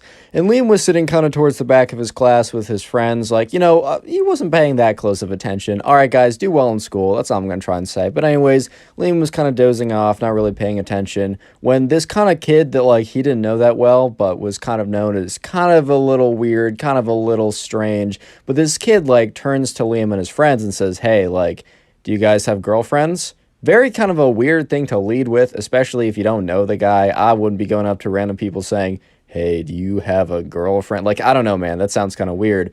But anyways, right, so this kid is just like, hey, do you have a girlfriend? And Liam and his friends at the time did not. I mean, hey, man, like, you can't always be winning. Sometimes, you're in the trenches. It happens. But they're all like, no. And they say no kind of with a bit of attitude because, I mean, that's a weird question to ask. And this kid just looks at them and kind of scoffs. He's like, sucks to be you guys. I couldn't imagine being single like that. And, Liam is like, bro, what are you talking about? And this guy's like, yeah, I probably had the hottest girlfriend ever. And Liam's like, really? Like, what's her name? And he's like, Sandra. Yeah, she's super hot. And like, at this point, Liam's like, all right, let's see a photo of her then. Like, what'd she look like? And, the kid's like, she doesn't go to this school, but she's at my house right now waiting for me.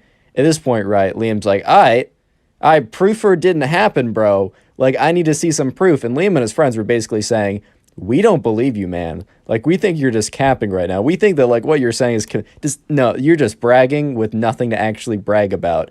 And so this kid, who we're just going to call the cringy kid, right? The cringy kid was like, no, I'll have you know that my girlfriend is real and she loves me and she's at my house right now. You know what? And Liam is looking at him. He's like, yeah, what? And this kid's like, you know what?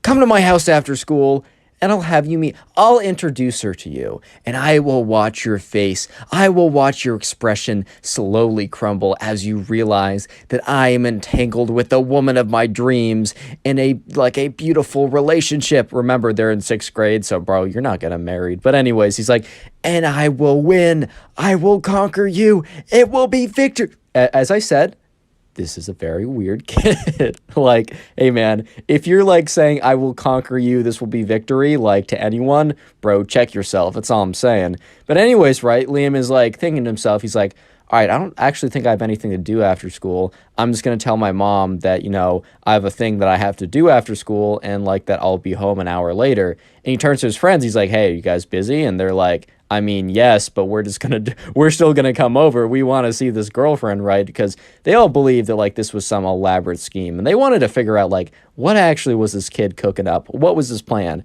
So Liam and his friends turned to the cringy kid and it's like, yeah, man, sure, we'll come to your house after school. And the cringy kid is like, excellent, you shall suffer the consequences. And then goes back to like reading his like comic book anime type thing, and they're just like, all right. Anyway, so skip ahead a little bit, and Liam and his boys are walking over to the cringy kid's house. And the cringy kid is actually greeted at the door by his mom, saying, oh, I'm so excited you brought friends back, whatever, right? And the cringy kid's like, yeah, these are my guys. And they're kind of looking at each other like, we're not his boys, but they're not going to say anything. They're at least polite enough to at least allow, his mom to continue to believe the illusion that he's not kind of weird, right? Anyways, so, the cringy kid leads him up, and he's like, this is my house, it's pretty cool, and this is my room, and brace yourself, and he, like, turns around quickly when he says brace yourself, so, Liam and his friends are a little startled by this, because they're like, what's going on, and he's like, my girlfriend is, she just texted me, she is currently in there, and, you're gonna be blown away, dude, you're gonna be blown away, and I just want to say that, I told you so, I just wanted to make sure I put that out there, and Liam's like, all right, okay. And honestly, at this point, Liam and his friends were starting to believe that there actually was a girlfriend in there. A spoiler. I mean, no spoilers. You're going to hear soon enough. But, like, they were actually starting to believe it, man. Because, like, it was, like, this kid went through all this effort. Like, if he's going to admit, like, that he was lying, he probably would have admitted it already. But anyways, right? So, eventually, the cringy kid goes into his room, and they follow. And Liam looks around. And Liam's kind of confused, dude. Liam's a little bit confused. Because as he's looking around, he doesn't see anyone else in the room. He just sees a lot of posters for, like, different TV shows and stuff like that. And, he sees a computer, he sees a closet, he sees clothes all over the floor. Like, he doesn't see a girl in here. He doesn't see a human at all. Like, the only people in this room is the cringy kid, Liam, and his two other friends. And then all of a sudden, right, Liam is noticing that the cringy kid is talking to someone in the room. So Liam feels like, oh my God, am I hallucinating? Like, what's going on? Like, why don't I see anyone? And Liam looks in the direction that the cringy kid was talking. And sure enough, right, the cringy kid is talking in the direction of his bed. And what is on his bed? A life's... Oh my God, dude. When I read this story, I was like, dude, are you kidding me? Are you kidding me? Anyways, narrator mode, back in story. Liam turned his head to look at the direction that the kid was talking. And there was like a massive waifu body pillow, bro. Oh no. And at that moment, Liam and his friends realized that this girlfriend the kid had been talking about was sure enough this pillow. By the way, comment pillow down below. Yeah, pillow's the secret word of the day. I'll try and heart as many of those comments as I possibly can. If I don't get to yours, don't take it personally. And also, while you're down there, make sure the notifications are turned on. You won't see my videos otherwise. But anyways, back to the story. So Liam immediately says, bro, is that what you're talking about? And the kid is like, oh, yes, I'm so rude. Liam, meet my princess. And Liam is like, nah. Liam and his friends start laughing. And this kid is not like, he's not in on a joke or anything. This is not some massive joke he's pulling on them. That he's like, oh, I hope you guys thought it was funny. Dude was getting actually pressed. Like, dude was like, who are you laughing at? You better not be laughing at my girlfriend. And, Liam's like, bro, that's a pillow. And the kid's like, she's real. What? She's real. What do you mean, man? Get out of my house. And Liam is like laughing. And then he looks at the kid, and the kid is like, has like these eyes. You can tell in his eyes, this kid is mad. This kid is pressed. This guy is not having it. He's like, get out of my... And Liam's like, all right, okay. We saw your girlfriend. We saw her. We'll go. Fair enough. So Liam and his friends leave. And as they're walking out of the house, the cringy kid's mom's like, bye. This was kind of a short play date, but I'm so excited that my kid's finally having other people over that it doesn't matter. Hope to see you guys soon. And they're just like, haha, see you soon. Anyways, right, the next day in school, they all go to like their math class or whatever, and they notice that, or whatever class they're in, it doesn't really matter. Well, and they notice that the cringy kid is not in class. And, Liam turns to his friends, he's like, yo, do you think he's like too embarrassed to come to class? Does he like realize that he made kind of a clown out of himself? And his friends are like, dude, I have no idea. And then all of a sudden, they hear on the loudspeaker Liam, Ben, and John. Let's just say that those are the names of the two other kids. Please come to the principal's office immediately. So Liam, Ben, and John, we'll go with that, right? They all look at each other. And they just like, they immediately know. They're like, oh my God, no way. Because they realize that like there's a correlation between the cringy kid not being in class, them clowning on him yesterday, and the fact that they all just got called up to the principal's office. It was not a coincidence. So they walk up there, and sure enough, the principal's in her room, and who else is in that room? The cringy kid. And the principal says, all right, kids, sit down. So your friend over here says that you went to his house and berated his girlfriend, calling her ugly, fat, overweight, disgusting, smelly, and that she needed to die. Is this true?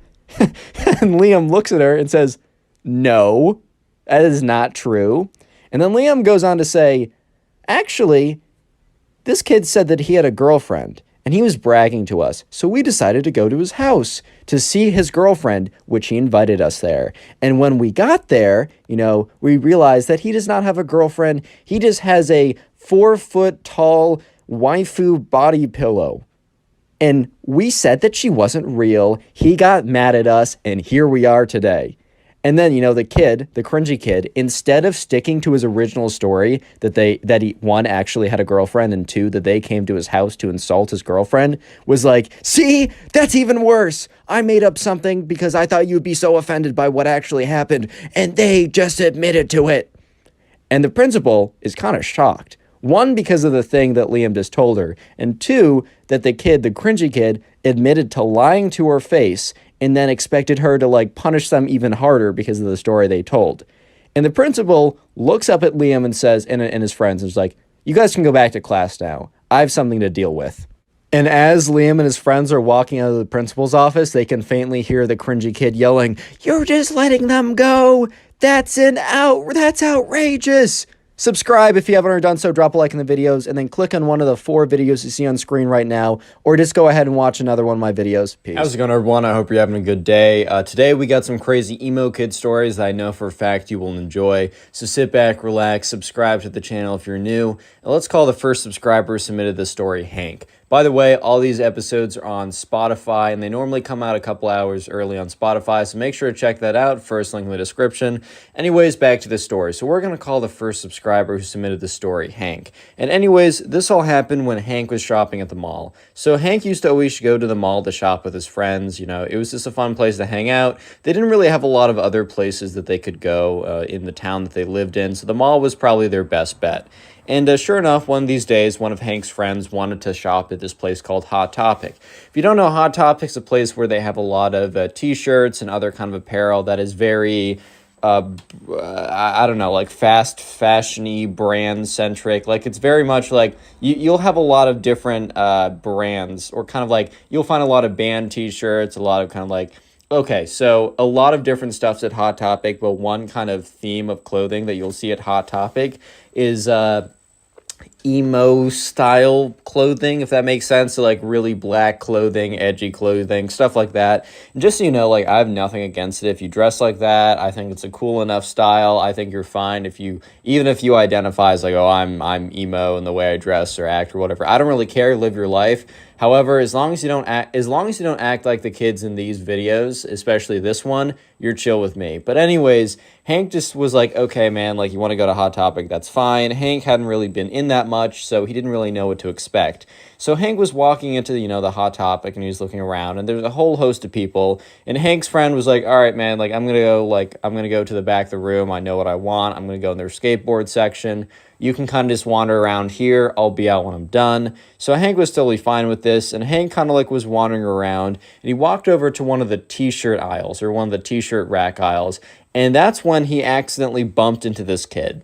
And this kid turns around, And just to paint the picture, this kid has super long black hair. He's got like black mascara on, black lipstick. He's got black painted nails. He's got a spiky collar. He's got like a black band t-shirt. He's got like long black jeans and then those like big black stomper boots. I don't know if you know what I know, like if you know what I mean, but like those big, kind of like those big rubber black boots that are pretty popular right now. And he turns around and he's like, dude, what the heck, bro? And Hank's just like, all right, my fault. Like, I didn't mean to bump into you like that. I was just looking around and wasn't paying attention. And the emo kid's like, dude, you're shut up, bro. Hank's kind of just looking at him I don't really know what you mean. Like, I didn't do anything. Like, are you good? And the emo kid's like, bro, like, I don't need to hear that sass from you, bro. Like, I really just don't need to hear that. And Hank says once again, like, dude, I don't know what you're saying. Like, I'm sorry. I'll just go the other way. And Hank kind of turns around to de-escalate because he doesn't feel like, escalating anything. It's just not a good idea to get into fights like that. And that's when the emo kid's like, yeah, you would run. You're dressed like one of those jocks anyways. Which, like, Hank kind of turned around because he didn't know what that even means. First of all, I mean, isn't jock a positive thing? Like, I get that there's a bit of a negative connotation of like, oh, you're a dumb jock or something. But I would have thought that like jock would have meant like, oh, you're an athlete, which isn't that a good thing? Like, I'm kind of confused right now. Is that not a good thing? And Hank, kind of turns back. And he's like, dude, like, why? Like, why are you like making a problem with me? I don't have a problem with you. You're kind of the one that's making this into something, because Hank really did believe like I'm not the one doing anything. It's like 100% this guy who's making it something, And the kid's just like, well, like, you're just looking like a dumb jock. Oh, isn't that right, guys? And he turns around and there's two other emo kids, and they look very similar to the main emo kid, but they kind of just, they're dressed slightly different, but really. I mean, it's funny how, like, I saw this on South Park, but it's funny how, like, nonconformists all dress the same. I'm just like, well, I mean, you are conforming to something, but anyways, right? So the other two kids, the other emo kids are kind of there along too, laughing. And, Hank is starting to, like, get upset by this because he doesn't really care about, like, these random kids, what they think, except, he's got three kids standing there pointing at him, laughing in his face when Hank didn't deserve it.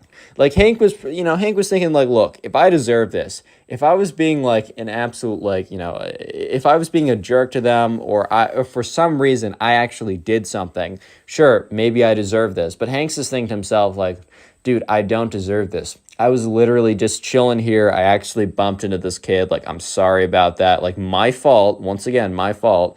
But that's when Hank turned the tables on the emo kid. And the thing is, right, the emo kid was wearing a band t-shirt. And the thing about band t-shirts is, you don't necessarily need to know everything about some place that you rep.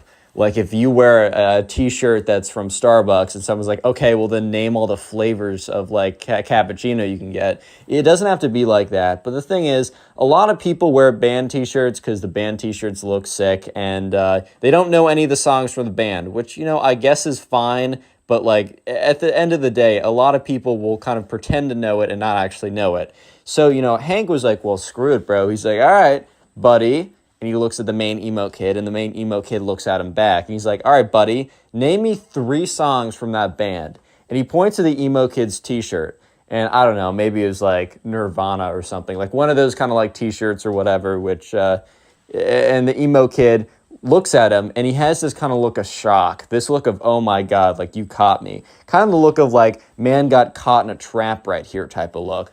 And the emo kid's kind of just like, how about you name me 3 songs from this band, bro? And the emo kid turns to look back at his emo kid friends as kind of like, oh, what's their reaction to that sick burn? And they kind of just look at him blankly. I think the emo kid was kind of expecting he would turn around, he'd look back to his friends, and he'd be like, oh yeah, wasn't that a crazy burn? I totally got them. But his friends look back at him kind of just like, dude, like, I don't know how to break it to you, but you didn't get him. So the emo kid turns back around. He's like, I don't need to tell I don't need to do anything you say, bro. I'm not going to conform to your standards. And then the two emo kids were like, yeah, that's right on, bro. You're so right. And they like dap him up. And Hank at this point he's just so done. He's just like, bro, because he realizes, like, Hank's like, you know what? I'm not going to fight with these kids. These kids are obviously a lost cause. This is not worth my time. So Hank gets up, he turns around, and he kind of says, like, whatever, man, like, go live your life. Hank turns around, starts to walk away, and that's when he feels a tug on his pants. And he turns around, and he sees the emo kid failing to pull down his pants. So basically, the emo kid couldn't, like, wanted to, like, he couldn't let Hank just leave by himself. Like, he couldn't let him just do that. So when Hank turned around and started to walk away, the emo kid, like, went to jump and try and pull down his pants to, like, pants him, to embarrass him, to, like, impress his emo kid friends and be like, oh my God, I totally owned him, dude. So at this point, like, Hank is like, dude, stop pulling down my pants, bro. And the emo kid's like, oh, sorry, I just slipped. And he's like, and his emo kid friends laugh along as well. At this point, Hank's getting really annoying. He's like, sorry, bro, like, I'm not into you like that. And he's like, what? He's like, yeah, you're trying to pull down my pants. So you're telling me you're not trying to get a peek? And the emo kid's like, dude, it's not like that. I was trying to pants you. And Hank's like, yeah. You wanted to pants me so you could see my bare bottom. Did you really want to see my bare bottom that bad? And at this point, the other two emo kids start laughing a little bit. And the main emo kid turns around and he's like, stop laughing, it's not funny. He turns back around, he's like, dude, you don't know what you just did.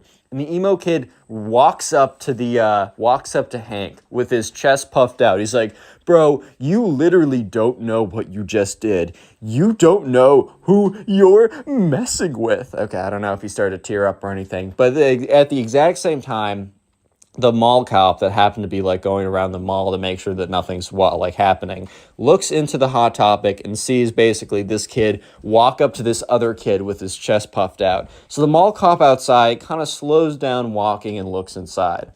And sure enough, right, Hank is like, hey, look, I'm not looking for any trouble. And the emo kid's like, yeah, that's what I thought. You're freaking scared, bro. Don't tell me otherwise. You're freaking scared. And at this point, Hank's like, dude, I'm not scared. It's not like that.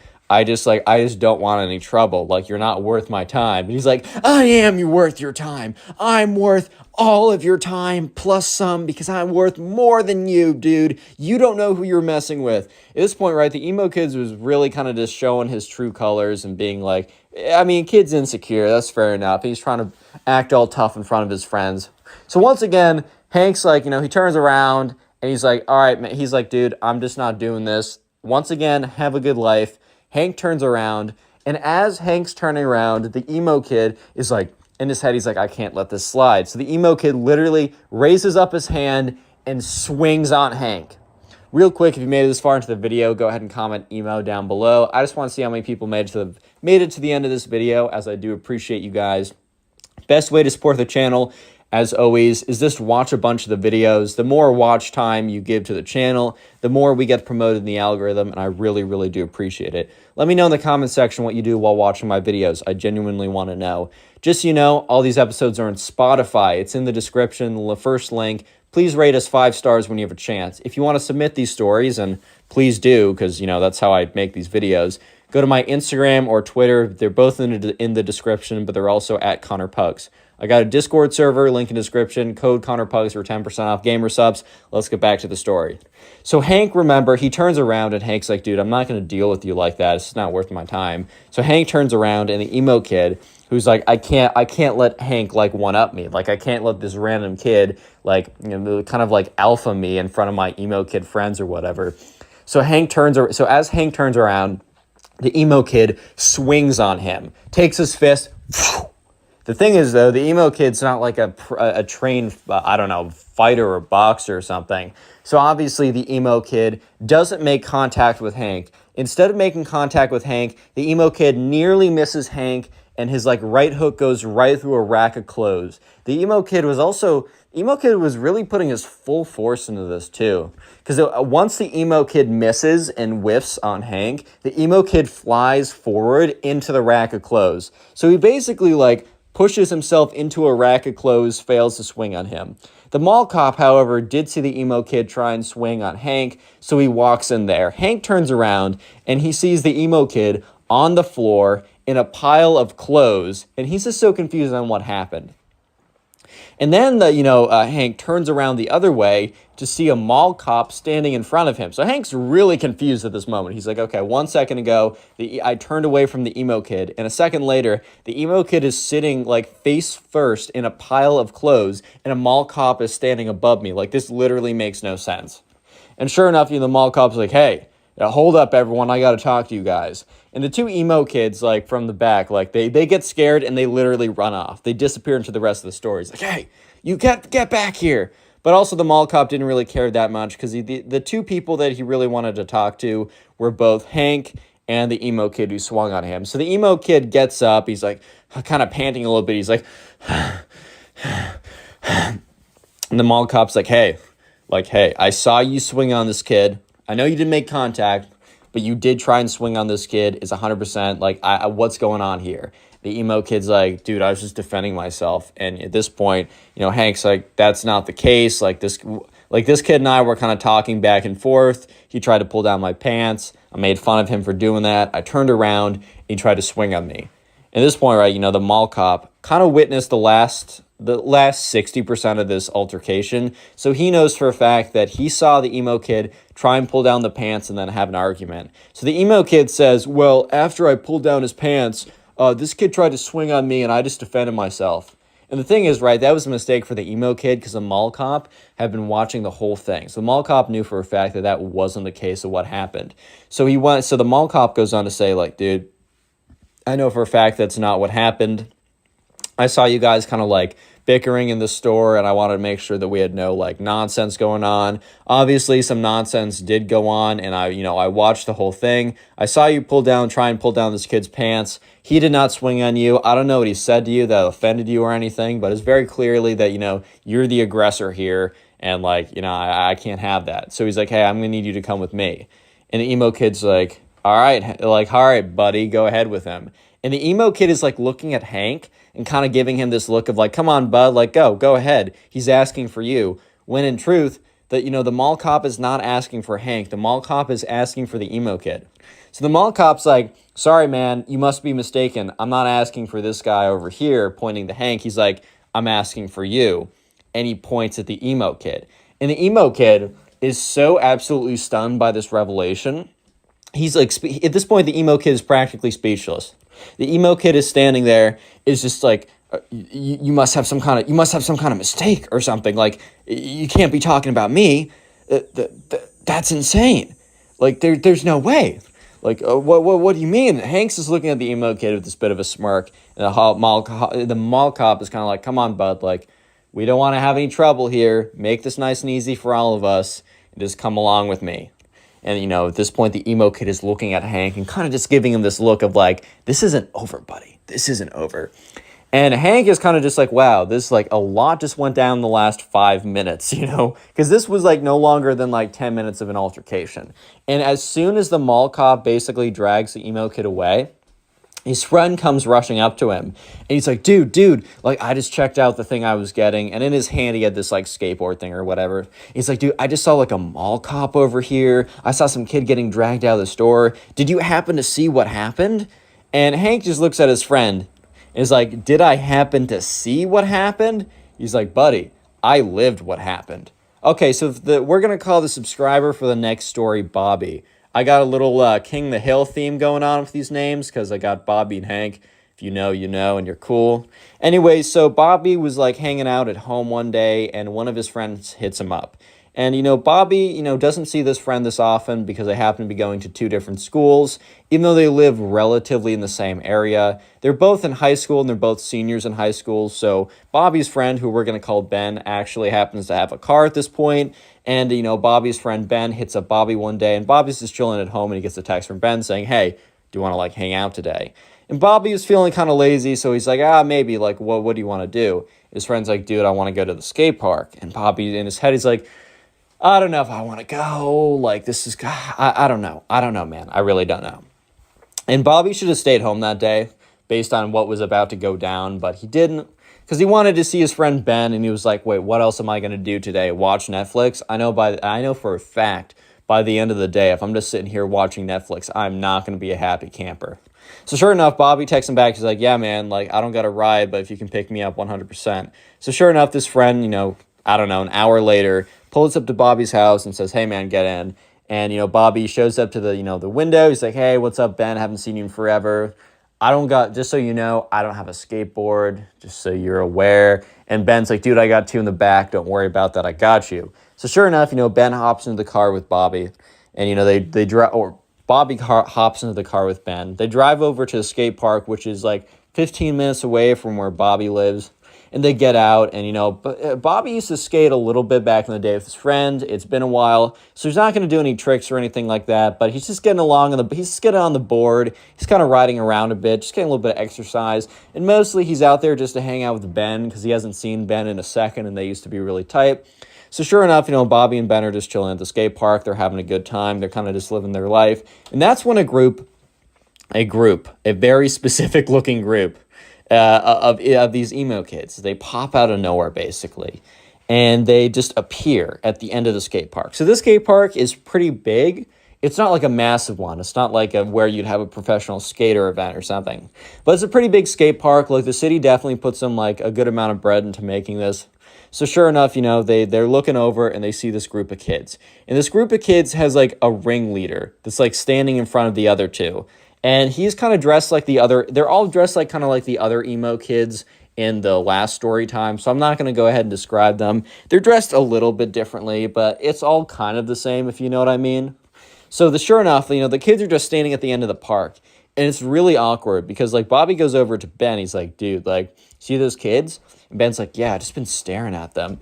And Ben's like, dude, they just been looking at us for, like, the last thing. Checks his watch. He's like, dude, they just been looking at us for, like, the last like 2 minutes, bro.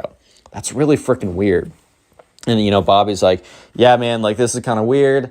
I don't totally know, like, what's the deal with all this. Like, do you know what's up with them? And Ben's like, dude, I don't go to this skate park. Like, this is your skate park. And Bobby's like, yeah, I don't really skate anymore, so I don't know. Maybe this is, like, a place they normally go to. Either way, this is kind of weird. Let's just stay on this side, and hopefully they'll stay on their side. And if they come over, hopefully they're cool. Spoiler, they're not cool. Yeah, they're the farthest thing from cool. But anyways, Bobby and Ben try and ignore these kids, as these kids literally, the thing is, these kids, they don't even have they don't even have like a skateboard with them. And you don't need to have a skateboard to hang out at a skate park. A park is a park, and it's a cool place to just hang out with some friends. That's 100% true. However, I will say it is a little weird to, like, show up in a group of kids or a group of, like, a bunch of people, stand there and watch other people without saying anything to each other, without doing anything like that. I will say that itself is pretty weird. So sure enough, Bobby and Ben are just kind of standing there like, dude, this is really freaking weird. What's going on? And that's when they look over, and sure enough, they see the emo kids start to walk closer to them. Like, the emo kids were just standing there for a good solid, I would say 10 minutes. And that's when the emo kids start to walk over to Bobby and Ben. And at this point, Ben turns over. He's like, dude, what is up with your neighborhood, bro? Like, why do you always get the weirdos? And Bobby's like, dude, it's not my fault. I don't go here this often. I don't know. And that's when the group of emo kids shows up. And there's, like, very clearly, like, this is going to sound weird, but, like, an alpha one. Like, okay. I'm not trying to use, like, weird, like, alpha male terms or whatever. Oh, Connor, which one's the sigma male? Shut up if you say that in the comment section, unironically, dude. Actually, shut up. But anyways, sure enough, the kind of like the alpha of the pack, whatever that even means in emo pack words, is like, hey, you two, I need a word with you. And Bobby and Ben kind of just look at each other just like, oh my God, like, what's going on here? It's just kind of strange. Ben kind of like whispers over to Bobby like, dude, we are never going back to your park ever again. And Bobby kind of just gives him this look of like, dude, I can't control this. So sure enough, the emo kid, let's just call him the alpha emo kid. No, I can't say that for much longer. The main emo kid, King the Pack or whatever, walks up to them. He's like, bro, do you not know? And Bobby and Ben kind of look at each other, and, Bobby speaks up and says, no, like, knows what? Like, no what? The emo kid laughs. He's like, oh, you don't know then. This is our turf, dude. And Bobby and Ben kind of look at each other, and Ben speaks up like, turf? Emo kid's like, yeah, man, you don't understand. This is our turf. And Bobby just means like, what does that even mean? And they're like, dude, you don't want to mess with us. And one of them, like, legitimately pulls out, like, a wand. Not like a knife or something, not like actually trying to be intimidating. Like, this isn't like, oh, they think they're like actually in a gang or something. This is their turf. They pull out a wand, like a freaking Harry Potter magic wand. And, the main emo kid's like, bro, my boy over here knows magic. You don't want to mess with him, dude. And so Bobby and Ben kind of look at these kids, and, Ben speaks up. Ben's a little bit more brash. Ben's a little bit more, I don't know, confident is maybe the wrong word, but I'm going to use that word than Bob. Confrontational, that's right. Ben's a bit more confrontational than Bobby is. So Bobby would have been fine literally just going somewhere else. It's not like there's not a lot of other places. I mean, there's not a lot of other places they could go, but it's not like Bobby's a big skater in the first place. He just wanted to hang out with Ben. And Ben literally goes up. He's like, dude, what are you going to do with that little magic wand? You're going to wave it around, put a spell on me? Is this freaking Harry Potter, dude? We don't care. You guys don't have turf. That's ridiculous. Like, look, we're not taking up the whole park. This park's massive. You guys chill over there. We'll do our thing over here. There won't be any trouble. The emo kid's like, dude, there's going to be trouble if you guys don't leave or at least pay respects. And, Ben at this point's like, the frick you mean pay respects? Like, what is that? Like, what do you even mean by that? And at this point, Bobby's starting to realize that Ben is kind of finding this amusing more than concerning. Bobby's more concerned by this just because they outnumber them like 4-2. And these emo kids definitely like aren't hitting the gym every day. But at the same time, like 4-2, it doesn't matter like how big you are. Like you're not taking them one-on-one. So like Bobby didn't want anything like that. Even if it's that emo kid smoke, he didn't want it in the first place. So sure enough, Bobby kind of looks at Ben and kind of gives him a look of like, hey, like, come on now. And Ben is like, no, I'm going with this. And Ben's like, all right, man, you know what? Put a spell on us, bro. Like, if you honestly, like, you know what? We're going to take the punishment. Put a spell on us. And the main emo kid looks at them and is like, dude, you don't want our smoke like that. You don't want us to, like, drop a spell on you like that, bro. You don't know our power. You don't totally get it. And Bobby is just looking at them. And Bobby's, like, kind of, like, completely freaked out at this point. Not that they're going to actually put a spell on him and, I don't know, curse him or something. Bobby's just so freaked out by everything going on that he just doesn't want anything to do with it. So Bobby is like, I don't know, man. How about we just like, we stay here and you go over there? And the emo kid's like, I'm not talking to you, little boy. Which like Bobby was like so taken aback by this. That and Ben was like, you don't call my friend that. Come on, if you're such a big guy, little boy. And at this point, Ben says little boy back to them. If you're not such a big guy, little boy, put a spell on us. And he points to the guy in the back. And there's like a little emo kid in the back with like a little magic wand or something. The main emo kid says, you know what? Gentlemen, I don't want you guys to be seriously hurt. So I'm going to give you one more chance to leave the premises. Or my friend will put a spell on you. And you will be cursed so badly that you will not make it out of this park alive. We have magical powers that you simply don't understand. And Ben is looking at them. And Bobby is looking at them. And the emo kids are looking back. At this point, it's one of those classic Texas standoffs. Like, who's going to shoot first? But instead of shooting, it's either staying there or shooting your magic spells through your wand or whatever. And, Ben was like, all right, no, we're staying here. Put a spell on us. Do it. And the emo kid is like, fine, you've sealed your fate. And all of them walk away. At this point, Bobby and Ben look at each other. Bobby's like, dude, those kids are weird. Like, I have no idea what's going on. Ben is like, really is your neighborhood spawning out the most NPCs in the world, dude? Like, this is crazy. And, Bobby and Ben were probably going to go back and forth a little bit about how weird these kids were, but they were unfortunately interrupted by chanting. So they look over and they see the emo kids, like, holding hands, chanting, like, kind of like going in a circle, like kind of like moving in a circle, holding hands, chanting like demonic tongues. At this point, Bobby's like, bro, I'm kind of freaked out. And Ben's like, dude, this is a comedy routine. Please, like, chill out. And at this point, they do, like, the chanting gets louder and louder. And it's kind of weird. Like, it's really strange. It's like they definitely been rehearsing this.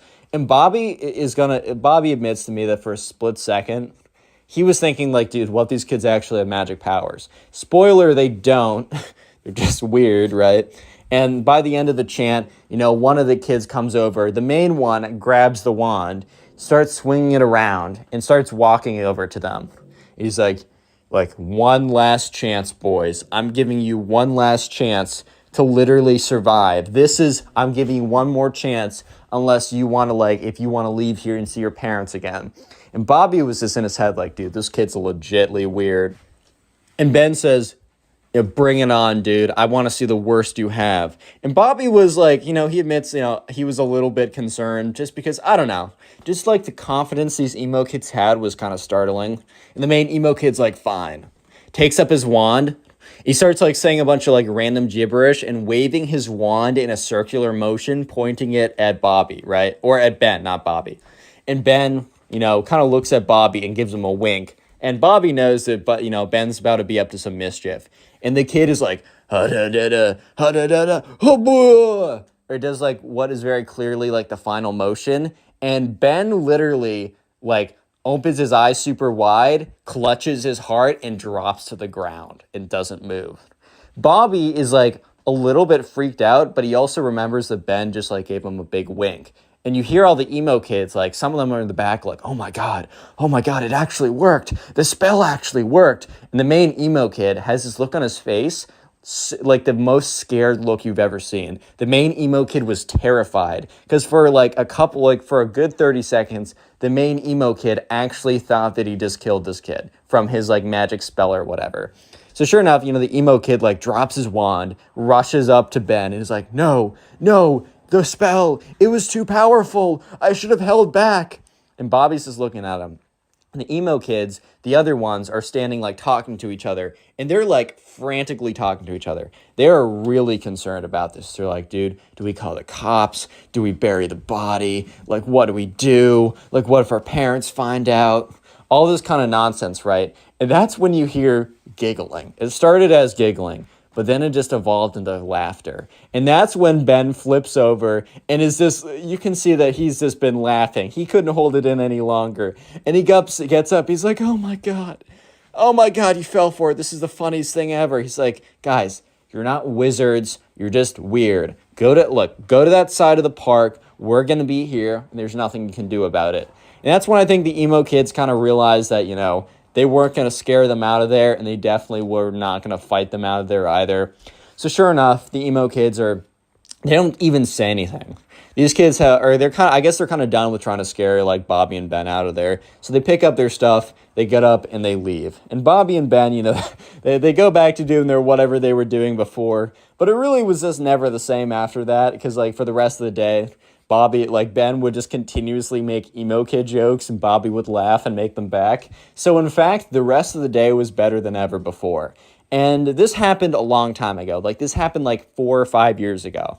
And Bobby and Ben actually reunited about a year ago. And literally the only thing they did during their when they reunited was retold this story and made jokes about it the entire time. And this is probably, if you want to continue supporting the channel, please Click watch on the video on video. screen right Thank you. now. Bye. I know you'll enjoy it. Just click it. Do it.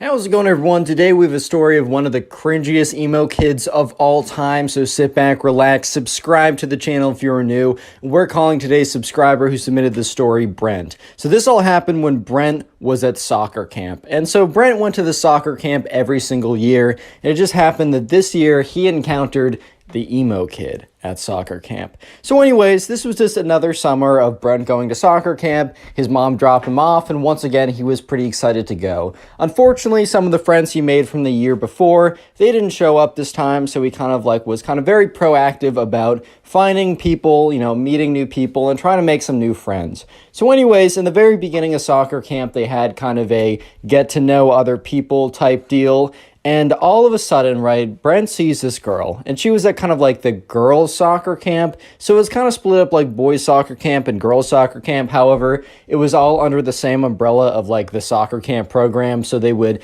eat lunch together, do non-soccer activities, but the morning soccer practices were kind of split up by gender like that. And so anyways, right away, Brent saw this girl, Emily, and he immediately kind of fell in love with her. Not actually, but was like, OMG, lol, she's cute. I'm going to try and hit. No, I'm just kidding. He's like, I don't know. He's He's going to soccer camp. He's not trying to hit, bro. That's crazy. But anyways, right, so she's going to be an important character later on, but for the meantime, we don't need to think about her because someone much more important comes into the picture. So while Brent is thinking about like, oh my God, look at that girl over there. I got to start talking to her. That's crazy. He accidentally bumps into this guy and he turns around. This guy is like, I don't know, a little bit bigger than him, a little bit heavier than him, just like kind of a bigger guy. And he's got this like long black hair that's swooshed over. He's wearing like the standard soccer cleats, but otherwise it's like this black band heavy metal t-shirt. He's got like black painted nails. He's got like a spiky wristband on or whatever. And he turns around. He's like, yo, what did you bump into me, bro? And Brent's like, oh, my fault. Like, didn't mean to do that. He's like, you don't think that I'm an alpha? Is that what you think? Brent's like, what? He's like, I'm an alpha male, just in case you weren't aware, which I know that you subconsciously were because, all betas instantly know when there's an alpha present.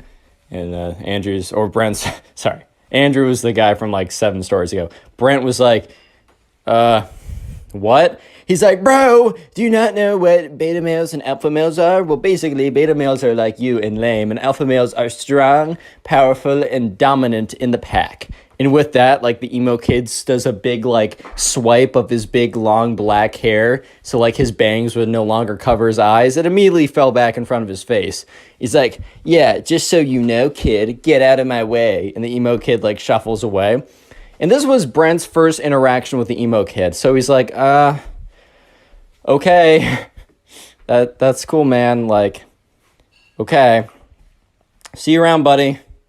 Bye-bye. So anyways, let's fast forward a little bit. After soccer practice in the morning, Brent was actually one of the better kids there. He was pretty good at soccer. They had lunch, and in the afternoon, they had activities such as like this, like, I don't know, like tag, capture the flag, all kind of like random camp activities. And today was capture the flag, and Brent happened to be on the same team as Emily. So immediately he goes over there. He's like, hey, how's it going? Like, my name is Brent. Emily's like, hey, like, my name's Emily. Nice to meet you. And Brent and Emily immediately hit it off. They're having a good time. They're talking with each other. They're enjoying each other's company. You simply love to see it. And like from very far away, Brent catches the eye of the emo kid who's on the other team and is just staring him down for some reason.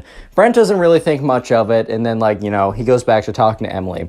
So they're playing capture the flag right now, and Brent, runs over to the other side, gets the flag, right, and starts running back to his side. If you don't know capture the flag, there's like this little penny on both sides or like a little piece of cloth or something. And while you're on the opponent's side, if they tag you, you're in jail. But what you're trying to do is you're trying to run over there, grab their flag, and run back to your side without being tagged. However, there was a stipulation that it had to be a tag. This isn't tackling. You can't push someone. You can't like punch them or anything. You have to tag them if they're on your side. So, Brent is running over there. Sorry, I have a list of names in front of me and from other stories. Brent is running over there. He grabs the enemy team's flag and is running back to his side. And he's really close when he just like immediately slams into the ground. And that's when he realizes that there's a big guy on top of him. And that's when he realizes that the emo kid tackled him. So the emo kid's like, nice try, buddy. Next time, try not to fight the alpha males. And then camp counselor comes over and says, hey, we said no tackling. You're on the sidelines, points to the emo kid, he's disqualified or whatever, has to sit on the sidelines. Ooh, so alpha, man. But anyways, right, so the penny's returned, but also Brent isn't in, like, jail. He goes back to the other side, and the emo kid has to sit out for the rest of Capture the Flag. And Brent continues to talk to Emily, and the entire time, the emo kid is just, like, looking over, and he's, like, all angrily staring at Brent. So Brent is now his official enemy. Brent kind of just assumed that they were enemies because of when he bumped into him and also when he got him disqualified, which, did Brent really get him disqualified, or was it because he's an idiot and jumped on him? That's why he got disqualified? Who knows, man? But there was another reason why the emo kid hated Brent. There was another reason that Brent did not realize at the moment, but was very, very, very potent, and is going to be very, very important for later on in the story. I'm gonna give you guys a hint. It starts with an E and ends with a mly. Did you guys get it? Starts with an E and ends with Emily.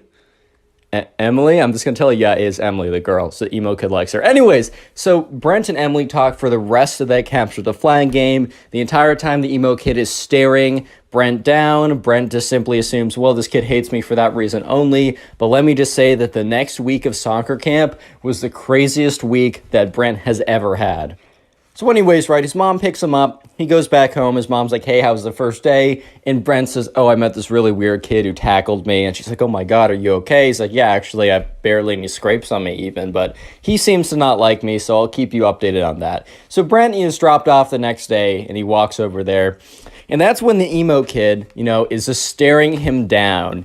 And, Brent is kind of walking over because there's a little bit of like a 5, 10, 15-minute period where the kids are just standing around talking with each other, waiting for them all to be dropped off. And then the soccer camp officials or camp counselors would then split them up into groups, do soccer drills, play games, whatever, standard kind of affair. And he's just kind of waiting around. And that's when the emo kid comes up to him and says, so you're challenging my authority as the alpha man. And Brent is kind of just like, what?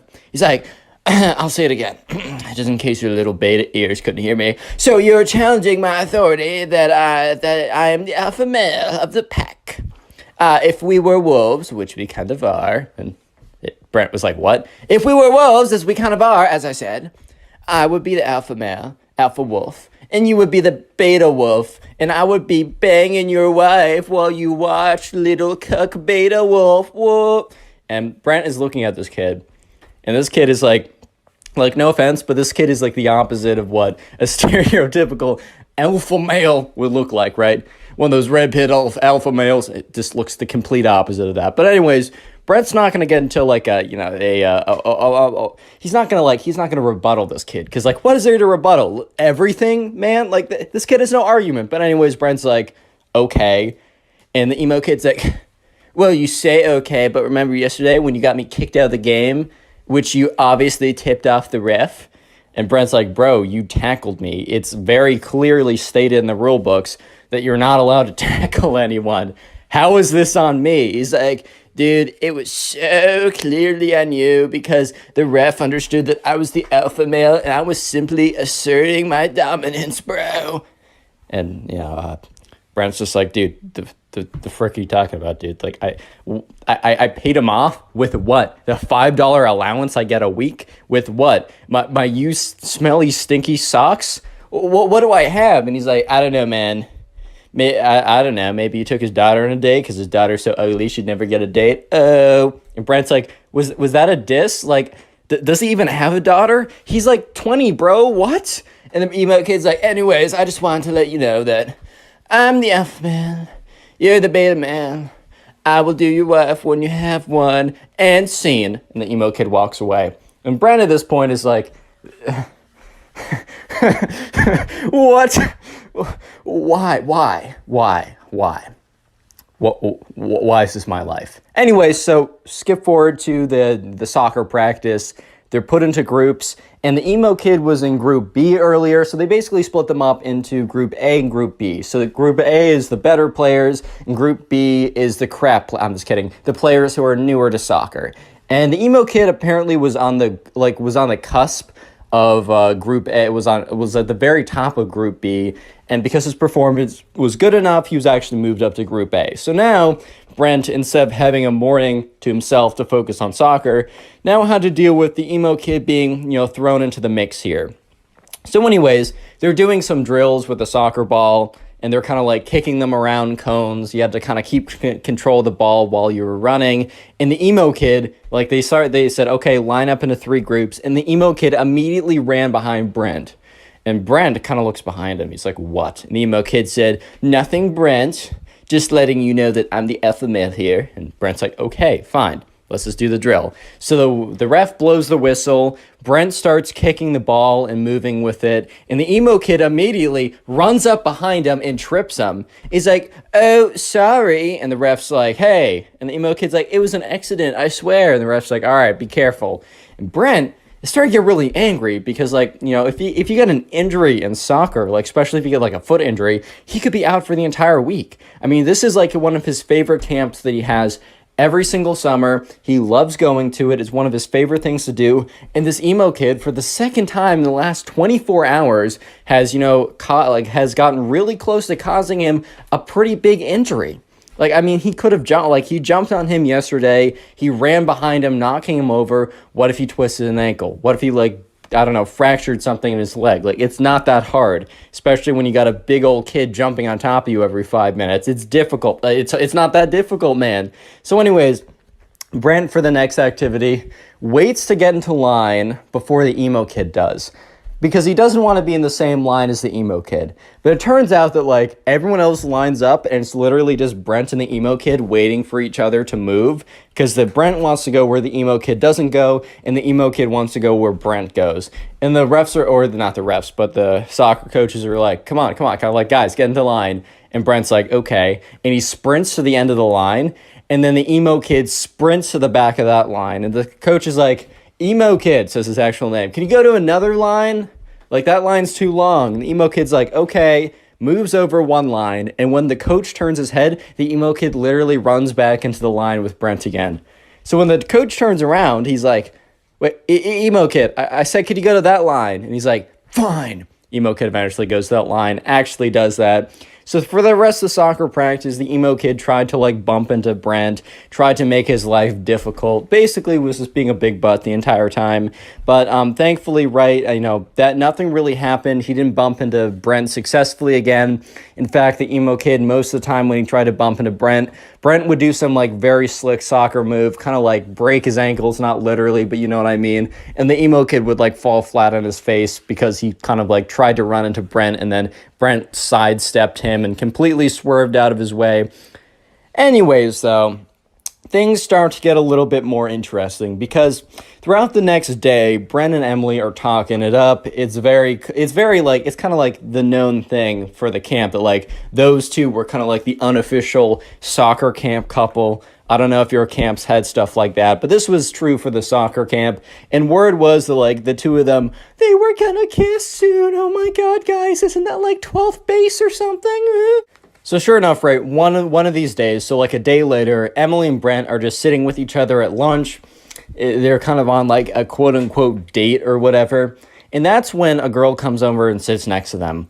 And Emily's like, oh, this is my friend Robin. And Robin's like, hey, guys, like, I just want to let you know, Emily, that the kid over there, and points to the emo kid, is planning to ask you out soon. And Emily's like, dude, I don't know that kid. I've never spoken to him in my life. And Brent's like, oh my God, I know exactly who that kid is. Emily's like, what? And Brent basically tells her the story that I told you guys for the last 13 minutes. And she's like, oh my God, he's the worst. And Brent's like, well, that would explain why he really hates me too, because, like, not just that I embarrassed him, but I've been hanging out with you the entire time. And, he probably knows that we've been talking a lot. And Emily laughs a little bit. And this is when Robin says, dude, like, I'm serious. This kid is going to come over and ask you out within, like, the next 24 hours. He's going to do it publicly. It's going to be really embarrassing. Everyone's told him not to do it, but he's in his own world. You gotta let him down nicely, though. And, Brent was like, no mercy. Make him suffer. Emily's like, Brent, I'm not going to make him suffer. I don't know this kid. Brent's like, make him suffer. Emily's like, shh. Okay, I'm going to be nice. When he comes over, I'm going to be firm, I'm going to be direct, but I'm going to be nice about it, I'm going to be cordial, and life is going to go back to what it was before. So sure enough, right, Brent now realizes that the emo kid has a massive crush on Emily. And Brent also starts to think about it. When Emily says no to him, and when she starts really, hanging out with me more, and when word gets around that we kiss, because we totally are, this is in Brent's head, right, he's going to actually, like, ramp up the craziness even more than it already is. I think I'm screwed, boys. Real quick, if you made it this far into the video, comment emo down below. I'm going to heart as many comments as I can that say that. That is the secret word of the day.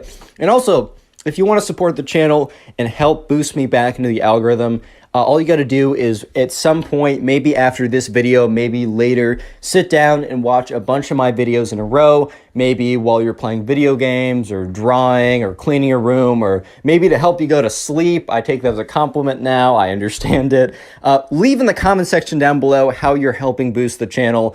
I will heart it. I will say thank you. And I'll even shout some people out, like the person on screen right now. Thank you to this person on screen and all of you guys for all the support recently. It's really helped boost the channel. We're growing again. You'll love to see it. Let's get back to the story.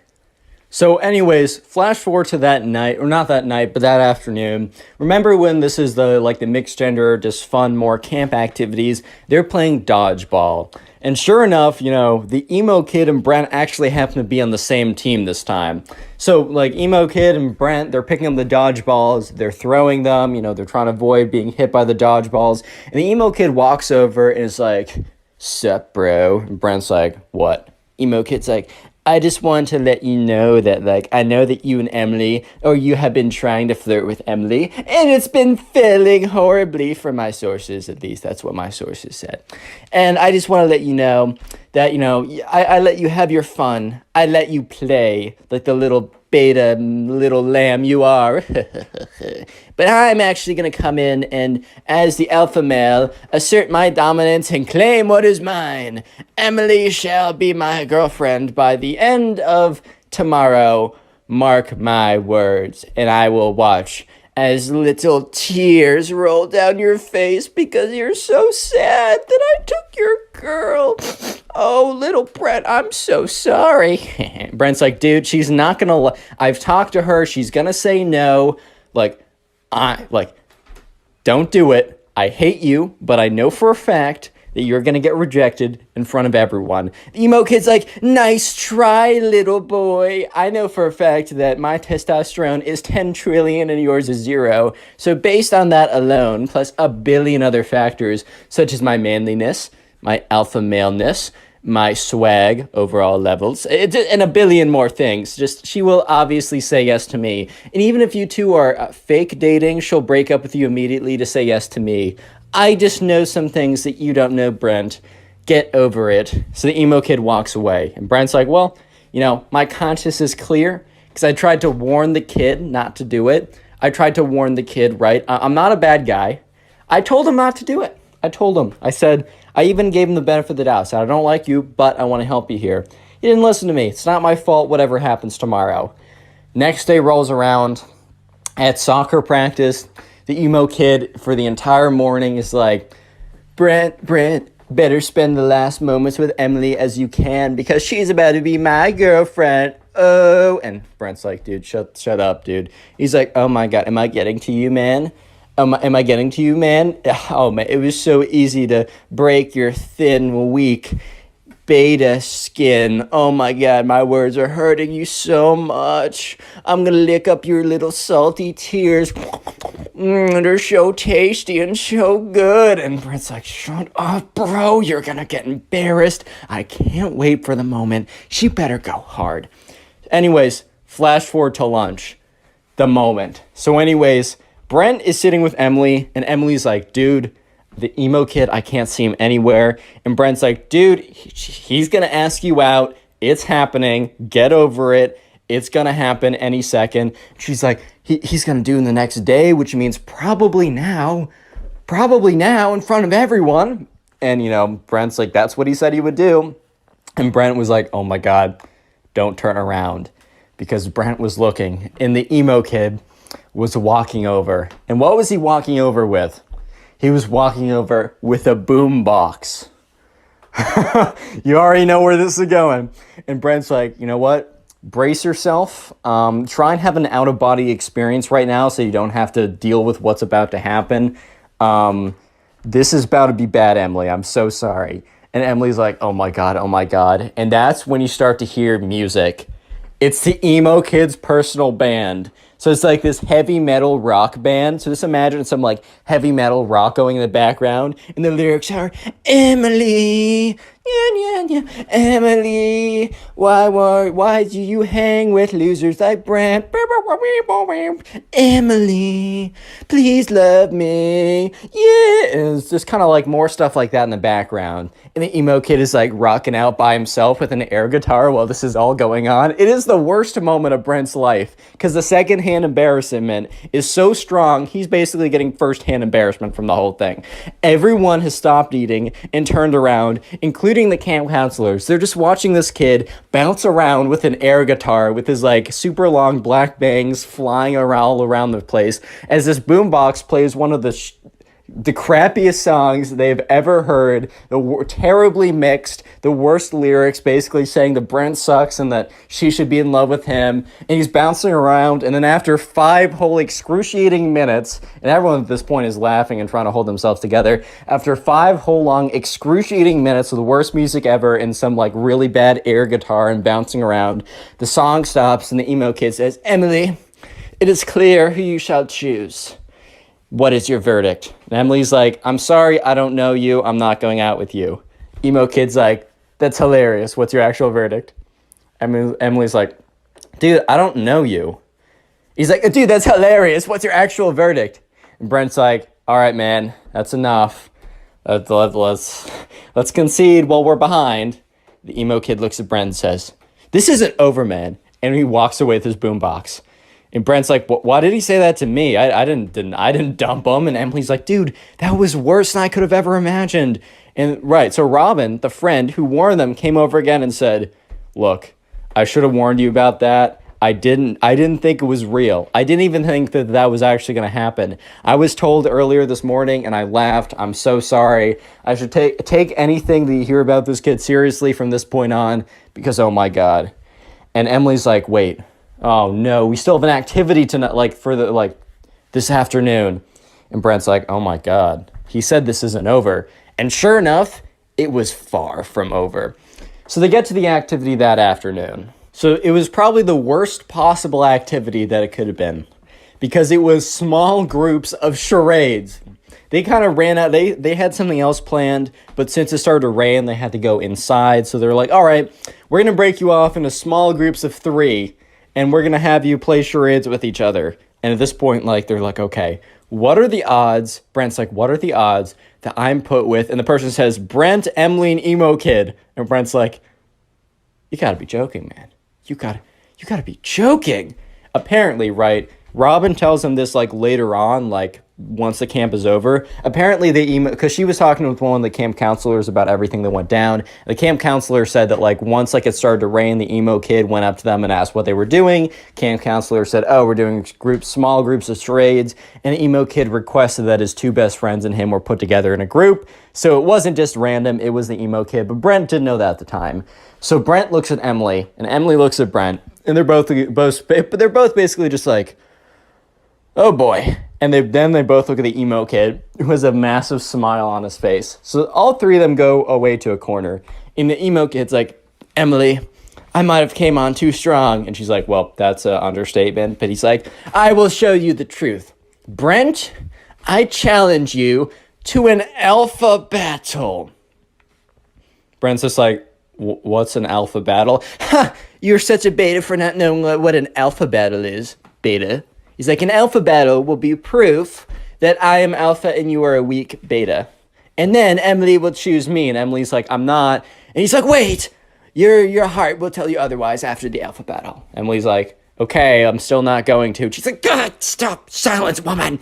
And Brent was like, "Whoa, chill out, dude." He's like, "You silence too? We're having an alpha battle right now." So, right, this kind of looks like they're doing really weird charades from afar, but the emo kid is like, "All right, let's form our best wolf poses."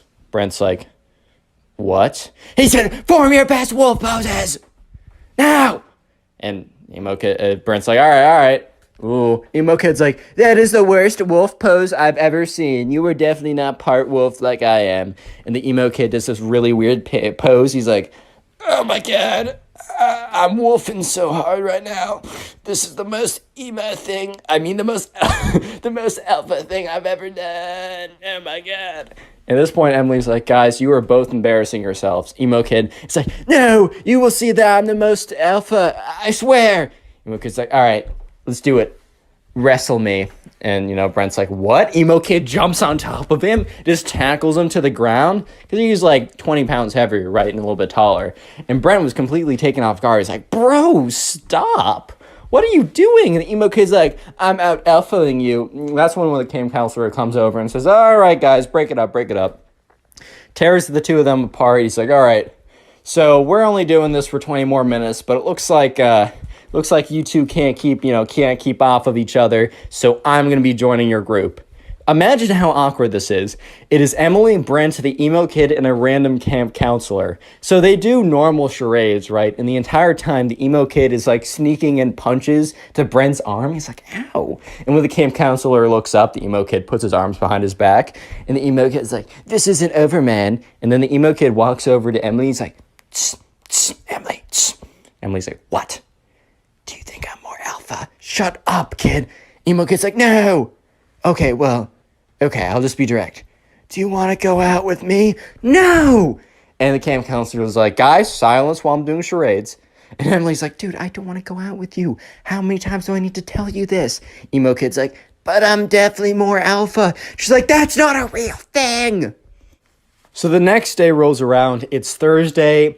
And that afternoon, there's no real activity. It's just known as like the soccer dance or whatever. And during the soccer dance, there's one coveted slow song where anyone who has feelings for each other might ask for like a slow song or something. And sure enough, let's just jump to the dance because the emo kid is like being a jerk to Brent all day, but that's not anything new. And sure enough, it is the dance. And they're putting on normal songs. And Emily and Robin and Brent are all together like, dude. And Robin's like, dude, the emo kid is definitely going to try and get that slow song with you. Like, Brent, you got to swoop in right away. Because at this point, Brent and Emily were, like, unofficially a thing. They're only at camp for a week, so they're not going to make, like, a long-term relationship. Let's have kids, baby. Okay, you know what I mean. But sure enough, the slow song comes on. And Brent's like, oh my God. And Emily's like, quickly. And you can see the emo kid sprinting from the other side of the room. So Emily and Brent quickly like get together in the slow song, kind of like whatever. And Emily's standing there and she feels Brent being ripped off of him. And the emo kid grabs Brent, rips him off Emily and tackles him on the ground. And this is what the camp counselors are like, oh, okay, foul play. They go in, they grab the emo kid and they like run a, like they take him off. They're like, all right, buddy, this is like your third strike and you are out. So they call up the parents of the emo kid. They say, your son can't come tomorrow. He's like fighting this one kid again and again and he won't stop. And so sure enough, the emo kid was picked up, taken away, and Brent and Emily finished off with a slow song together. The next day rolls around. It is Friday. It is only a half day where basically the parents come and watch a little like soccer presentation that all the kids have done. And by the end of it, right, most people are packing up. Brent and Emily are gone. And you remember the friend Robin from the beginning? One of the camp counselors and Robin were like friends or whatever, or like friendly. And the camp counselor's like, do you happen to know about that like emo looking kid? Like, do you happen to know what was up with him? And Robin's like, do I have a story? Click on the video on screen right now. You? I know you'll enjoy it. Just click it. Do it. Leave a like on this video and I'll actually give you nothing at all. No, but what's up, guys? Welcome back to a brand new story. And just imagine you're chilling with your girlfriend. Life is awesome. You stare into her eyes lovingly. And then all of a sudden, this emo kid walks in and says that you must fight him to the death to decide who gets your girlfriend. And at that moment, you seriously just sit there and question your life choices. That is the story I'll be telling today. So sit back, relax, subscribe if you're new, and let's just jump right into this story. So we're going to call a subscriber who submitted the story James. So anyways, there was a kid in James's class who we're going to call the emo kid. He kept to himself. He wore crazy makeup and the dark clothing and whatever. And honestly, it doesn't really matter what you wear. But he was also extremely melodramatic. Like, he would come in and he'd be like, society doesn't understand me. No one gets me. I'll never fit in. He was kind of like one of those kids that kind of just like would say this stuff and then would be like, why do I not have friends? I'm just a melodramatic freak all the time, which, I was pretty weird in middle school, so like I can't really speak.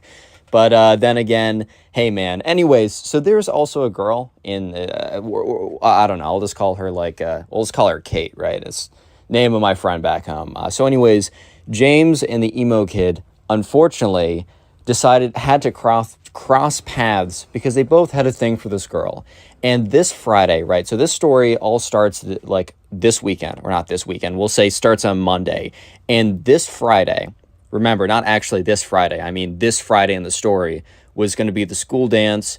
And the whole thing was like whoever got the slow dance with this girl was basically gonna like if you so the thing at James's school is if you slow danced with a girl, you were basically dating her at this point. You guys were practically in love at that point. So it was a pretty big deal who was going to get the slow dance. And it was the emo kid versus James. And this became very public knowledge. Like the emo kid was telling everyone that he was going to 100% get the slow dance. And people kind of knew James because James was more popular. He wasn't like, I don't know, some like really annoying popular person. He was just like a cool guy that everyone liked. I mean, at least according to James, who submitted this story. So who really knows? But we'll go with it, right? So everyone kind of knew that both the emo kid and James were both fighting for this girl, Kate.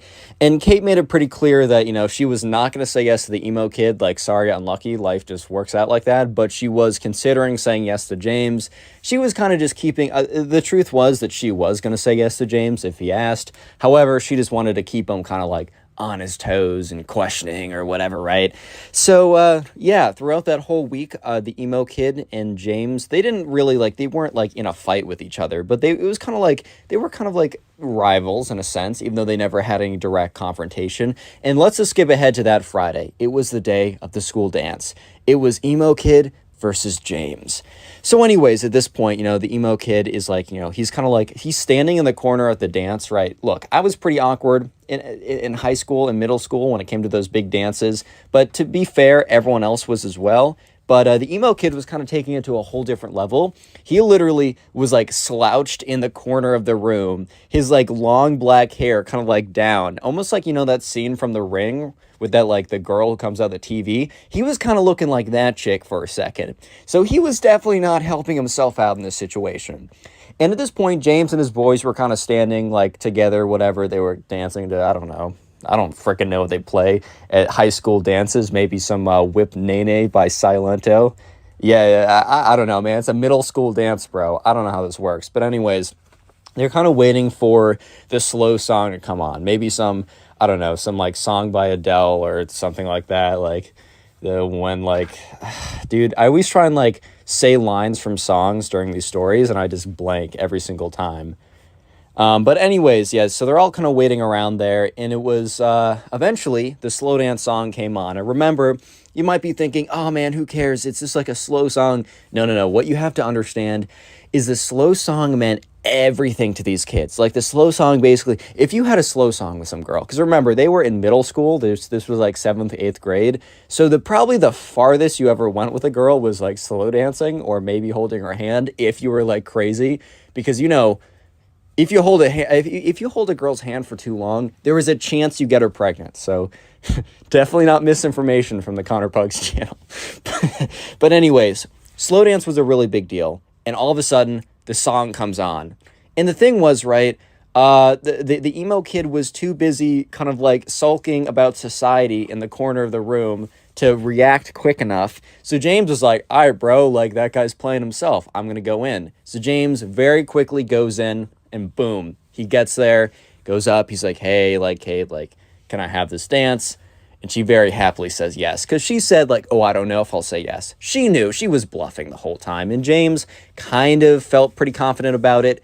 And even though she said, I don't know, he was pretty confident because her friends were like, yeah, dude, she's totally bluffing. Like, I hate to expose my friend like that, but she definitely has a thing for you. You're chilling. You're in the green. So anyways, James goes in. He feels pretty good about the whole thing. But let me just say that the emo kid eventually looks up and then he sees this. And the emo kid is not having it. So he does something pretty insane. So strap in and definitely prepare for the cringe. If you have your cringe seatbelt unbuckled, I'm actually going to fine you for your own safety. So yeah, go ahead and buckle that cringe seatbelt because... there was like a DJ station and there was like a guy who was like DJing, quote unquote, and there was like a microphone. So like the DJ could say like, hey, like 20 minutes till the dance is done, or get ready for this hype song or whatever. And other than that, he was really just a Spotify playlist. He just edited the Spotify playlist, right? However, The DJ let the Spotify playlist run on autoplay or whatever, and he went to the bathroom. So the emo kid ran up to like the spot or whatever. He grabs the microphone. He stops the music. First of all, he goes up to the Spotify, clicks pause on the music, and screams into the microphone, "Wait!" And everybody turns around. Everybody turns around and they look at this kid. And they're all kind of like looking at this emo kid who's standing at the front of the room with like the microphone. He picks it up. He's like, "Kate, no!" So at this point, everyone's kind of looking at this kid like, oh my God. Because they all knew that like he wanted to have the dance with Kate, but like James obviously got it. So they were like, that's tough, man. Like life sometimes doesn't work out the way you want it to. Like that's just unfortunate how that goes. However, he goes up there and he's like, he goes in the microphone, like he says, "Wait!" And everyone turns around. The music is off. He's like, "Kate, may I have this dance?" And everyone's so confused because, first of all, he turned off the slow song in the middle of the song. And also, she was already dancing with someone. And instead of just going up to her, he makes a massive scene in front of everyone, grabbing the microphone and screaming into it, saying like, "Will you have this dance?" And the thing is, right, it's caused enough commotion that the guy, like the DJ that was hired, ran back. Because I think he was supposed to be there the whole time, but he needed to like rip a piss or something, so he needed to go. And he runs back over. He's like, "Give that back to me." He like snatches it out of the emo kid's hand. He's like, sorry for the interruption, guys." Turns the music back on, like starts like, not cursing out this kid, he's a middle schooler, but being like, "Dude, what do you think you're doing? You can't just like come up here and take this stuff. Like, if you do this again, I'm going to tell your teachers and you'll be in big trouble." Or, I don't know how much trouble a hired DJ can get you in, but, the emo kid returns to his corner and literally just sits down, just slumps into the corner of the room, which James felt kind of bad. He felt a little bit bad because, like, James has definitely been in that position. I say that very kind of liberally because James has not actually been in a position where he grabs the microphone at the school dance, stops the music, and asks the girl out unsuccessfully. He hasn't specifically been there, but he's definitely been in a situation where it just hasn't gone his way. So he feels bad, man. Feels bad, man. You hate to see it. But anyways, James like continued on with the slow. He's not going to stop his life because this kid has an unlucky moment. Like, that's tough. So, while I will say there was kind of an awkward moment because while, like, James was, like, slow dancing with Kate, he kind of, like, turns around, like, they kind of, like, turn around so James is facing the emo kid, and he just looks up, and the emo kid is staring at him with, like, the creepiest, most stalkerish, most scariest stare he's ever seen, because the emo kid is slumped over, like, the girl from The Ring, right, and is just, like, staring right at him. His, like, long black hair, like, covering most of his face besides his eyes, and he's like slumped over too, like kind of like crouching over like an old guy with a cane or something, but without a cane. And James is like, "Hey, do you mind if we turn like 45 degrees this way or 90 degrees this way?" Thank you, that's much better. So he doesn't have to see him anymore. Or actually, let's do a whole 180. He didn't ask for a 180 because he didn't want like Kate to be making eye contact with him either. But yeah, so that was a bit of a tough situation. However, you might be thinking, well, at this point, reasonably, the emo kid must have realized that this just wasn't his day, and he must have just, like, given up, which he's already embarrassed himself. Like, he probably gave up after this point. And while that would be pretty fair for you to believe, that was unfortunately that was just not what happened, because the emo kid would continue.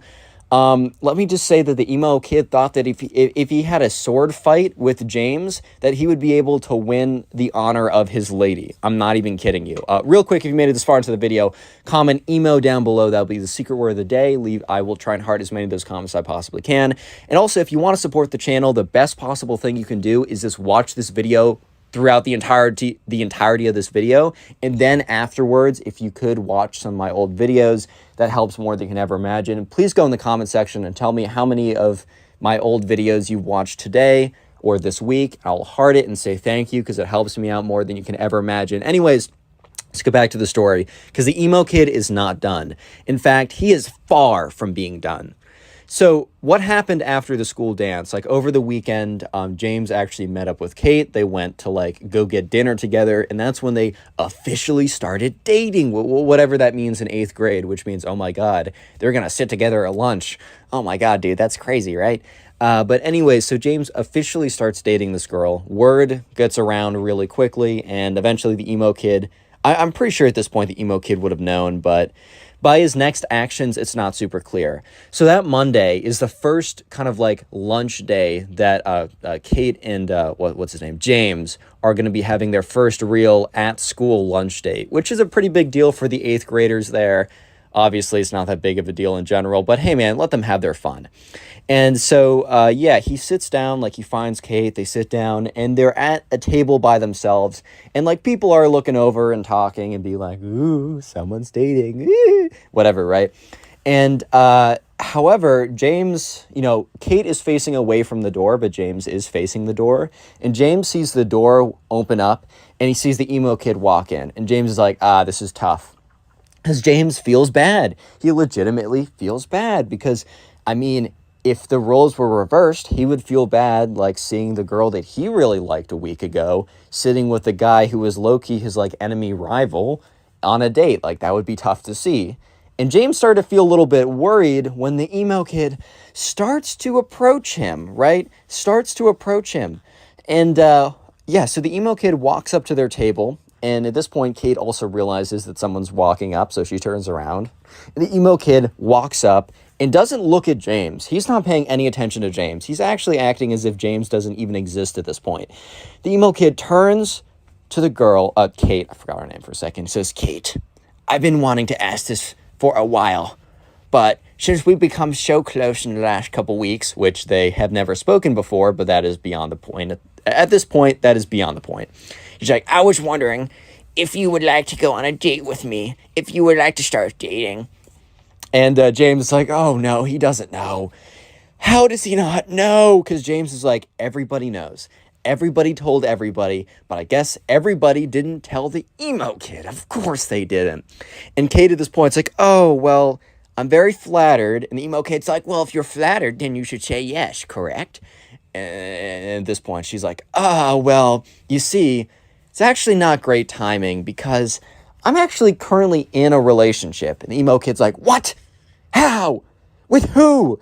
And James is like, oh my God, this is so awkward. He doesn't know. So James has kind of assumed that the emo kid didn't think anything of the fact that James got like the dance with her, which in all reality, the emo kid was kind of the one who had the most common sense in that situation, because just because someone dances with a girl once doesn't mean anything, right? But at this middle school, if you got the slow dance, you were basically in. You were locked in at this point, is what I'm trying to say.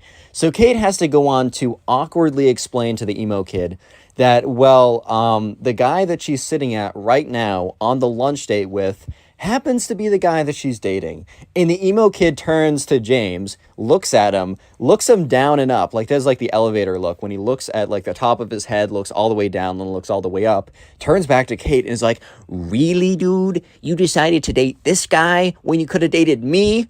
He's like, bruh. And he just kind of like storms out of there. And James looks at Kate and he's like, dude, how did that kid not know that we're dating at this point? Like, I swear to God, all your friends told everybody. Like, and Kate's like, dude, my friends didn't tell everyone. And James is like, if you ask anyone at the school, besides the emo kid, apparently, they will know. And Kate's like, yeah, okay, my friends do talk a lot. And they're like, well, that was pretty awkward. Hopefully nothing else happens again. You might be thinking at this point, Connor, the emo kid must stop. There's no way he continues on. There's not a chance that he continues, right? Well. I got some news for you guys. He does continue, and it's bad. Because you might be thinking that, oh, well, the emo kid stormed off and he was done. No. About 20 minutes later, when there's only like 10 minutes left of lunch, James sees the doors open up again, and he's like, you gotta be kidding me, dude. Because the emo kid walks through. But this time, he is like stomping towards James super angrily. He runs up to the table practically, looks at James, looks him in the eye, and says, it's not over between us. it is far from over between us. And is like taking his little finger and like pointing at James. And James is like, okay, nice. Like, I like, we do not care. Like, I don't know what else to say at this point. Like, okay, cool, nice. Like, okay. What do you want me to say? And the emo kid after that is like, you better watch yourself. It's about to get bad. He like storms out of there. And, you know, at this point, James is like, okay, well, I guess that answers my question. So the next day at lunch is where things get really, really, really crazy. So he's sitting there with Kate on his second date. James is enjoying himself. He's having a good time with Kate. They're enjoying each other's presence. They're doing well. I mean, they're kind of clicking, so things might continue on, right? And that's when the emo kid walks in, and he's carrying like 2 sticks, like 2 pretty good sized sticks that he probably found in the backyard of the school. So in the backyard of the school, there's like a mini forest, nothing too crazy, but there's like a pretty big forest back there. And the emo kid must have gone back there and like found 2 decent sized sticks. He walks into the cafeteria with 1 stick in one hand and 1 stick in the other, and James is just looking at him. And he's like, he kind of says like to Kate, he's like, oh, okay, we got trouble. Kate turns around, looks at it, and it's just like, turns back around and is like, what? And James is like, yeah, I have no idea what's happening, but I guess we're about to see. So the emo kid walks up to the table, like kind of like waddles his way up. And he's like, you. And he like hands the stick to James. And James is like, like, I need a little explanation. What do you want me to do with this? Like, it's not super clear. The emo kid's like, you and I will have a sword battle, and whoever wins the sword battle will have the will win the honor of your lady, and will. At this point, like Kate's like, what? And James is like, dude, what are you saying? He's like, fight me to the death. The winner gets your girl. And James is like, no. And the emo kid's like, oh, so you're scared of me then? You know that you're gonna lose, and that's why you don't want to do it. And James is like, well, I'm not convinced I'm going to lose. I mean, I'm not an expert at random stick fighting or whatever, but at the same time, why would I want to even engage? Like, why would I even want to do it? And the emo kid's like, well, I mean, for the sake of your honor, bro, like, do you really want to be known as the guy who chickened out because he's a chicken? And James is like, well, I mean, I don't really care, but I also don't want to be known as the guy who went on, who during the dance last Friday grabbed the DJ's microphone and like stopped the music to like ask out a girl who was very clearly in the middle of dancing with someone else, and then come into school the next day super angry with a bunch of sticks and try and like fight some guy to get the girl that already obviously said no to him twice. At this point, the emo kid's like, so what you're saying is that you're too scared to fight me, and because you know you'll lose. And James is like, dude, we're going in circles right now. I'm not fighting you. I'm not having a sword fight to the death. Like, okay, I'm just not doing that. At this point, the emo kid's like, fine. Well, you're about to see me in my final form, where I am the most powerful. And James is like, okay. Like, word. And then the emo kid reaches up to James and rips out like a strand of his hair. And James is like, dude, like, that hurt. Like, why would you do that? And the emo kid's like, I need that for my wizardly spells. And he like laughs really awkwardly and like shuffles out of there. And James turns to Kate. He's like, dude, like, what life choice did I make to get myself to this position? Like, what did I do wrong? Like, what choices did I make that got me here? And Kate's like, I don't know. Like, this is kind of tough. He's like, yes, why me? Like, why? Why? Like, you just came up to me with a bunch of sticks and says, I want to fight you, right? And then all of a sudden, you know, he just, like, pulls a piece of hair. Like, what? Huh? Bro?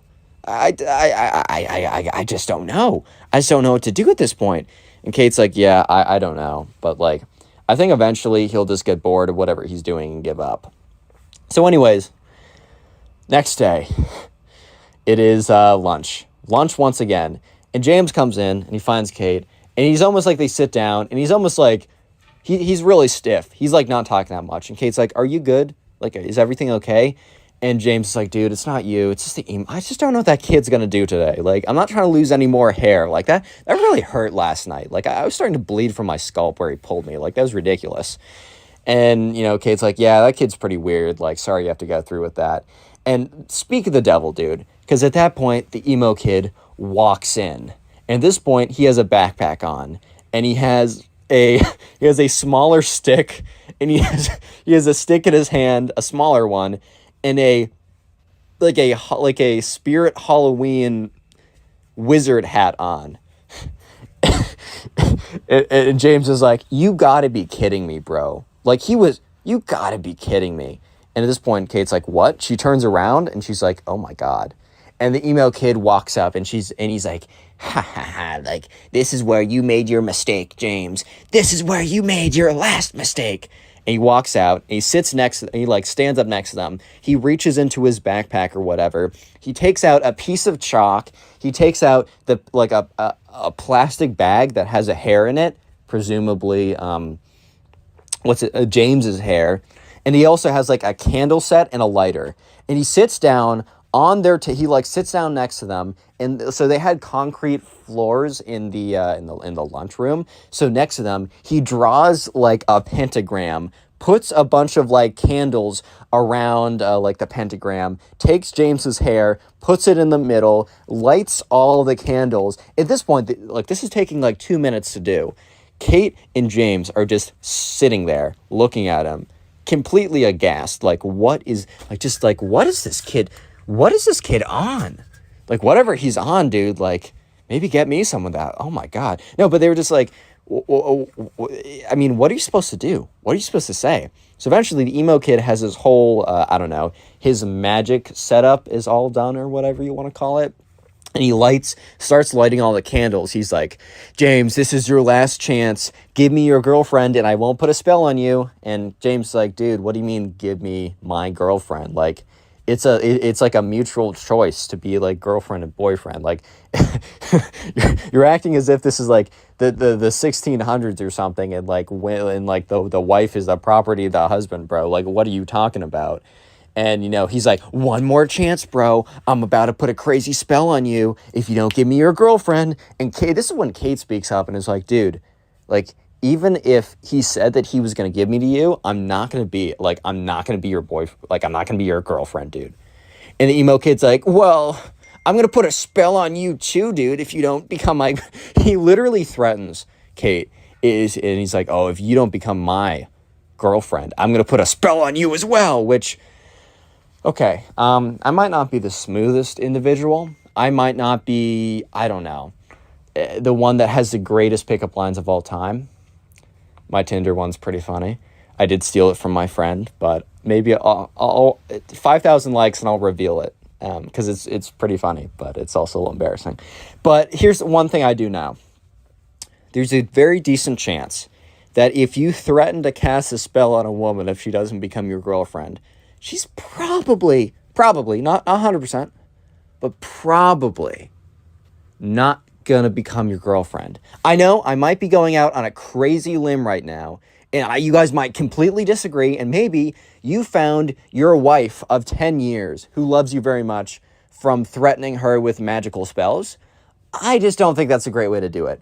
So eventually the emo kid finishes up, and then he lights the hair in the middle, and then he takes his magic wand, waves it around, and just starts saying a bunch of nonsense. And at this point, half the entire cafeteria is just like looking. They've almost like circled around it like it was a school fight or something. They've circled around it and they're just like, what the frick, bro? Like, oh my God, like what's going on right now? And eventually the emo kid like points his magic wand at James and is like, ooga booga, or I don't know. He's just saying some nonsense. And literally 15 seconds of pure silence happened. And then very clearly nothing happens. And he's like, I'm going to give you one more chance. I'm going to count to 3. If you don't, you're going to explode because of my spells. And James is like, I think I'm going to take the risk. He's like, 3? I'm going to give you one more chance, bro. Like, I'm going to give you one more chance. And James is like, nope. I'm going to take the risk here. 2? And he's like, yeah, nah, I'm good, man. Like, you can go ahead with this. If I explode, I explode. Like, that's tough. 1?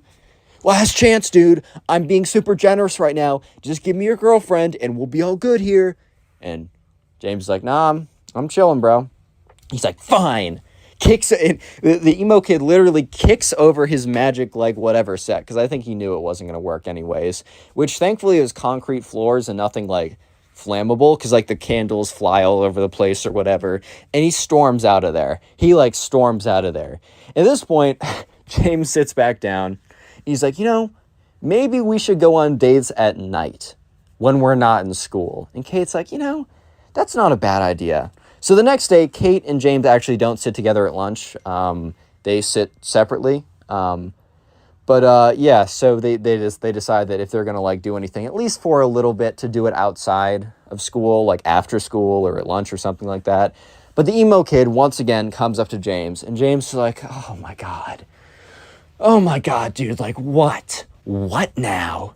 And the emo kid, like, he literally goes on one knee and, like, kind of, like, presents, he's down on one knee, puts his head down and says, like, I concede the battle, you win. Like, I tried everything possible, but you are the better duelist. Like, I honorably concede. And in James's head, he's like, bro, he didn't say this, but he's like, bro, you did not honorably concede. You did the least honorable, you did not concede honorably. But at this point, James sees this as a perfect opportunity for the emo kid to just stop. So he's like, all right, man, like, it was a good battle. It was really close, and you'll get them next time. Like, honestly, James is trying to be as chill as possible so that the emo kid doesn't come back and be like, well, actually, I'm going to try more magic or something. And the emo kid stands up, and he, like, kind of, like, nods his head. And James nods his head back, and the emo kid bows and leaves. And yeah, after that point, James and Kate actually were able to, like, do, like, lunch dates or whatever in school again. The relationship lasted like 6 months. It didn't last crazy long, but Kate and James are still cool to this day. And the emo kid never Click on the bothered video them on after screen this right point. now. I know you'll enjoy it. Just click it. Do it.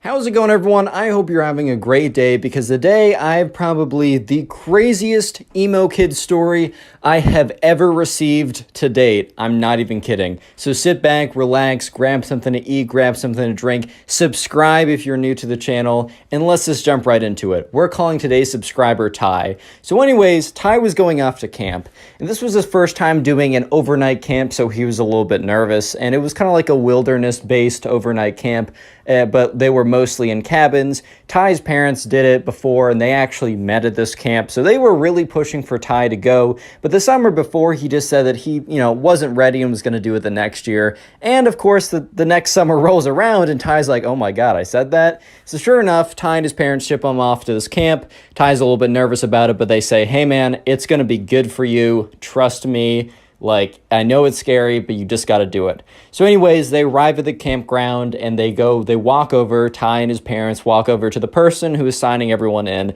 And it's some 25-year-old dude with a big old goofy smile on his face. He's like, hey guys, welcome to Camp Awesome. That wasn't actually the name, but we're going to call it Camp Awesome. Hi there, buddy. What's your name? He's like, Ty Gooden. And he's like, Ty, let me see. There you are, buddy. All right, so you're going to be in group B over there.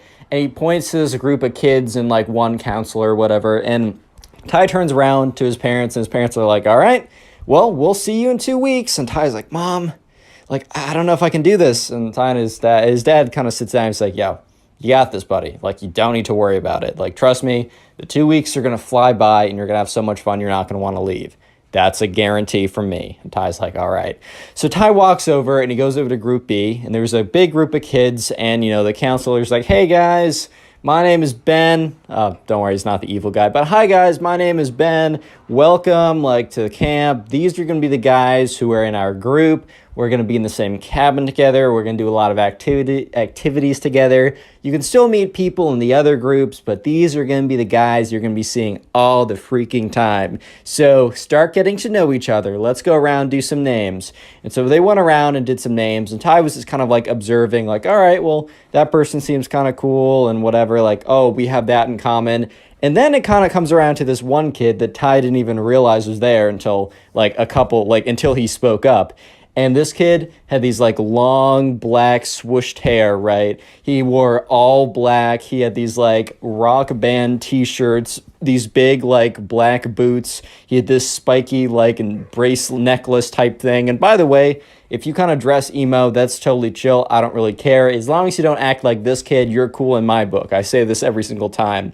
And this guy was kind of just known as the emo kid. And since I don't want to give him a name because I will forget it and then it'll be very awkward. But we're just going to call him the emo kid from this point on. And Ty didn't think anything negatively. He was just like, oh, this guy really does put a lot into the way he dresses, and he definitely dresses with a lot of character. Ty legitimately had no ill will or feelings of just like, ew, this guy's dressing different than me, or anything like that. It was just an observation. And so later on, they go to dinner together as a group, and then afterwards they have like the welcome to camp ritual, whatever. They all sit around a big campfire, and like they're like inaugurated in the class of 2015 or whatever. I don't know. This took place a little while ago. But anyways, right, it's finally time for them to go back to their cabins to figure out which bunks they want, etc., like that. So anyways, right, they get back there, and they're just the counselor dude who is their group B counselor, right, who's also sleeping in the cabins with them, is like, well, just to make sure that no one feels left out, we've already assigned bunks to everyone. So he said, all right, Ty, you're in bunk A. He says, so-and-so, you're in bunk B. So-and-so, you're in bunk D. And then in bunk D, which they're in kind of like quads of 4, or they're in kind of like groups of 2, but they're bunk beds, so it's 4. So in Ty's group of 4, the 4th one was the emo kid. So the 4 of them walk over. They go in their bunks. The camp counselor says, yo, if you really want, you can talk to your bunkie about being top or bottom. Doesn't really matter. Lol. Doesn't really matter. And so sure enough, Ty and his bunk they didn't really care. Ty was on the bottom. He didn't really care. But anyways, flip over to the emo kid. And the emo kid is like, with this guy, and we're going to call this guy Benjamin. It's a throwaway name, but Benjamin was his bunk. And, the Benjamin is like, hey, do you mind if I have the top? And the emo kid is like, no, I must have the top. I must keep watch at night. And everyone just kind of went silent in that group of 3. They're like, or group of 4. They're kind of like, and Benjamin's like, all right, man, that's fine. Bottom bunk's cool with me. He's like, good. You have made a good choice, because I will watch over us at night. I have spoken. And everyone's like, okay. A lot of character in this guy. Funny guy. Anyways, things seem pretty normal until, it's time for them to go to bed. So anyways, they go and they brush their teeth, and then they get into bed, and the camp counselor guy comes around and is like, all right, group B, section A, or whatever you want me to call you guys. Let's call you the A squad. Yeah, we're going to have a lot of fun in the next 2 weeks. Just make sure no leaving the camp or no leaving the cabin overnight. Make sure that, you follow any rules that, we ask you to. Be nice and, like fair to everyone, and just, have fun. Anyways, good night, guys. And he walks out of there. And so, the lights are turned off, and Ty in his top bunk, and also Benjamin across from him, they were talking for a little bit. And the emo kid didn't really join in. He was just sitting cross-legged, but kind of sitting very stiffly. So he was very much not going to bed. And eventually they were like, all right, I'm tired. Good night. And they all kind of go to sleep at that point.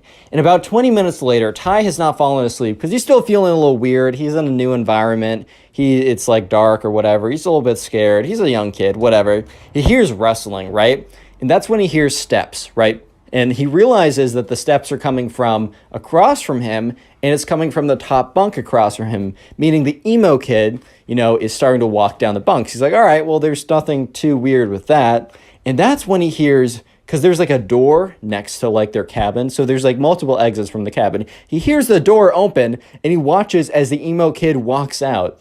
So Ty at this point is like, what? So he kind of gets up, and the person above him is completely asleep. But Benjamin, the kid from the side of him, is still awake. And he's like, yo, Benjamin. He's like, yo, what's up? He said, emo kid.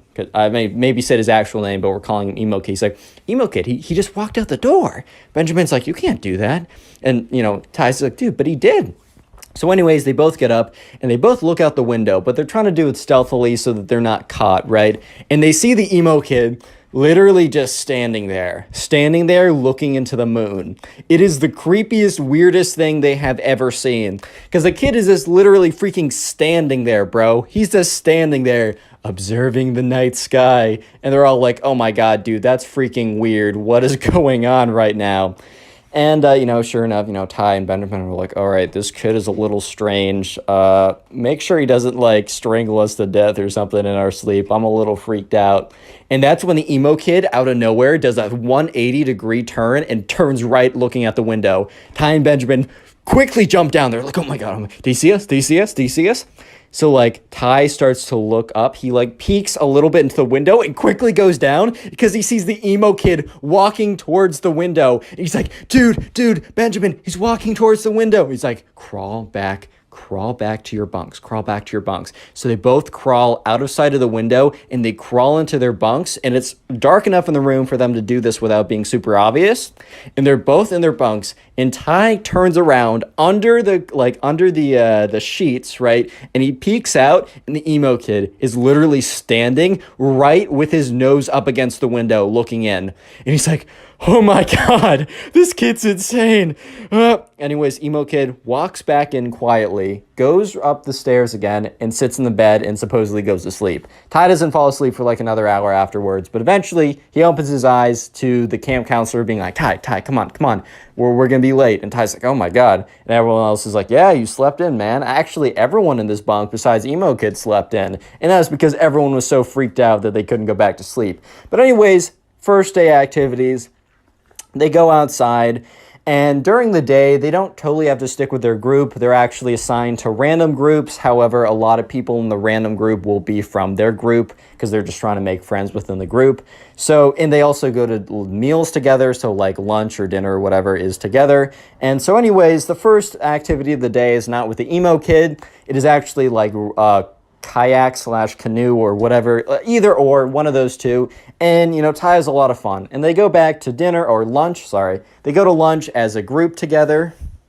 And Ty's, talking about what he was doing. And the counselor kind of went around the table and was like, oh, so Ty, what did you do? And Ty explains. Oh, so Benjamin, what did you do? Benjamin explains. Oh, so emo kid, what did you do? And he was like, I prayed to the overlord.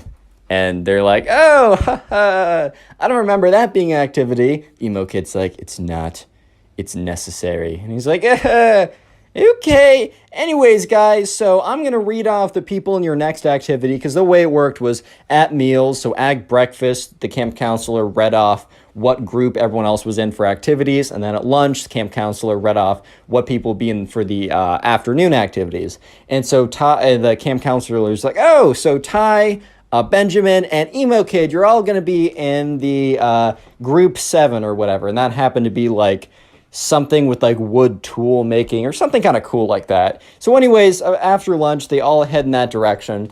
And Ty and Benjamin are like walking together. However, the emo kid, it's not like they were walking away from him, but the emo kid intentionally stands walks 10 feet behind them, never breaking the distance. Like, they always have 10 feet between them, and the emo kid never breaks it.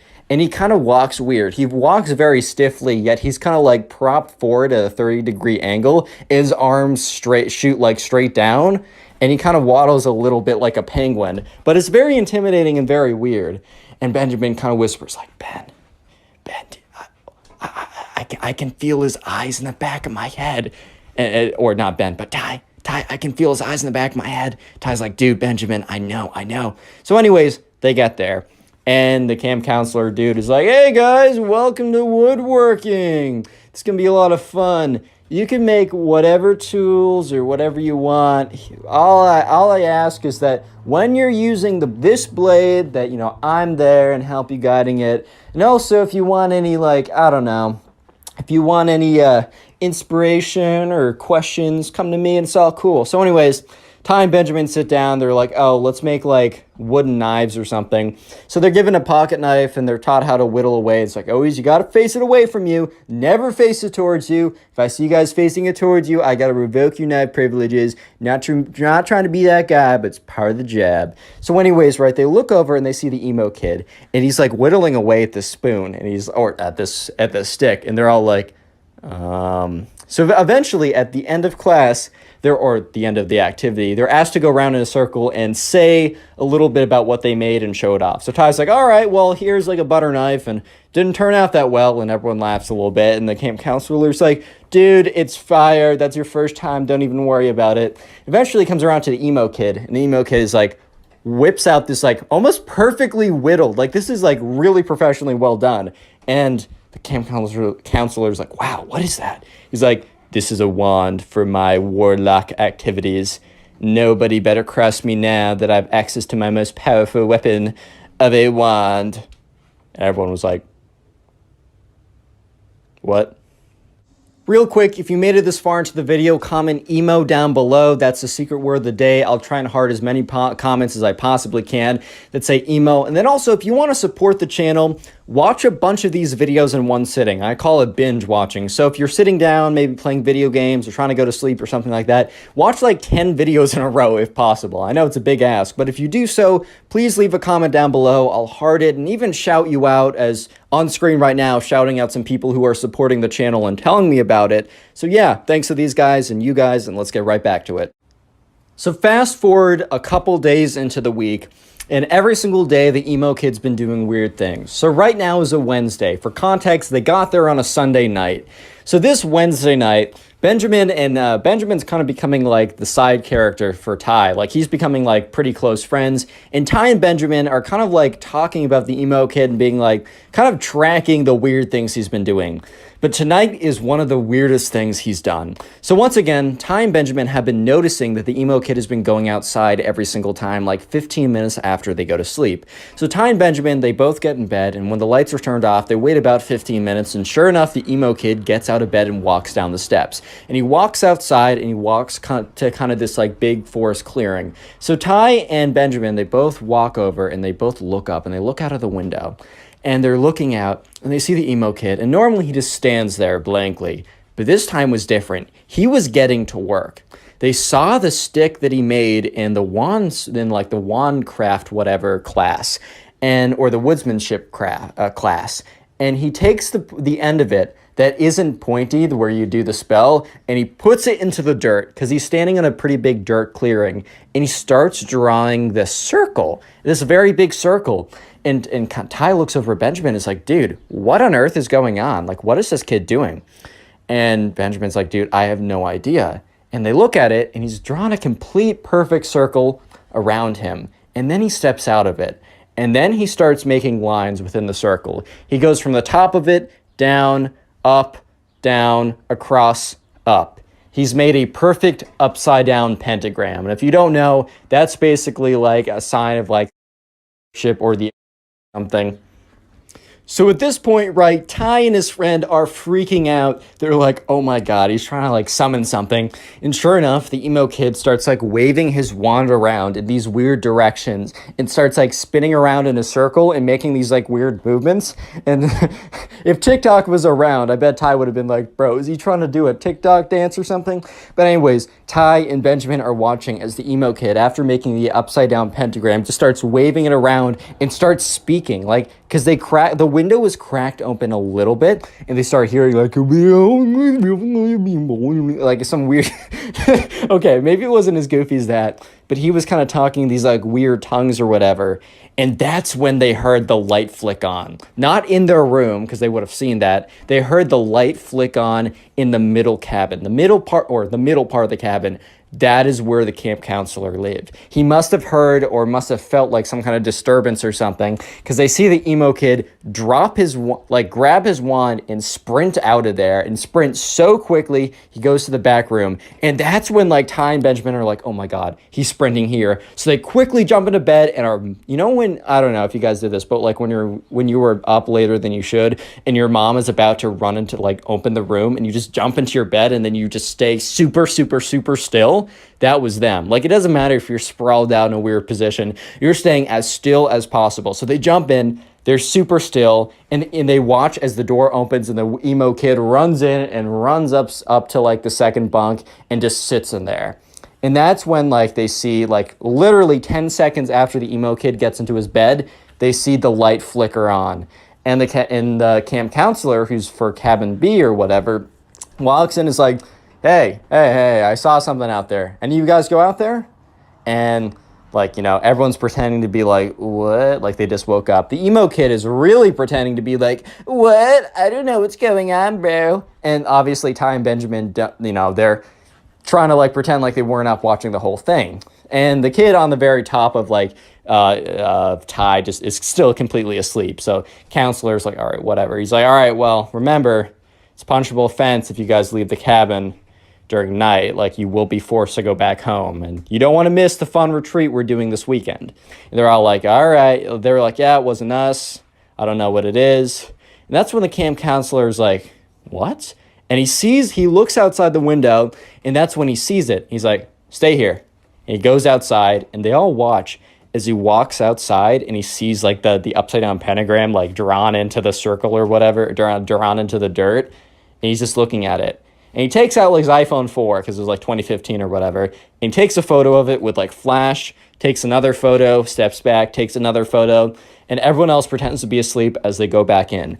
Next day rolls around, and they're walking to their first activity from breakfast. And Ty and Benjamin happen to be in the same group. And Ty's like, dude, the emo kid's insane. Like, that was ridiculous last night. And Benjamin's like, I've never been more freaked out besides the first night, bro. Like, this kid's insane. And at this point, they start talking about the camping retreat. So I mentioned this like a couple minutes ago when the camp counselor said, you guys don't want to miss the special fun camping retreat we're doing. So they stayed out in cabins. But part of the wilderness camp, whatever, at the very end of it, at the very, like, the last Friday night to Saturday, they hike out kind of farther out into the woods. They bring like camping equipment, and they kind of like camp out like that. So both of like Ty and Benjamin were a little bit worried, because that basically meant that they were going by group, and they were going to be out in the woods in tents by themselves with the creepy emo kid. So anyways, let's just fast forward to that day. It's Friday, and everyone is kind of packing their little bags, and the camp counselor for each group packs their like supply kit, medical supplies, radio, the food that they're going to be eating. And he's like, all right, everyone grab like groups of 2 grab a tent.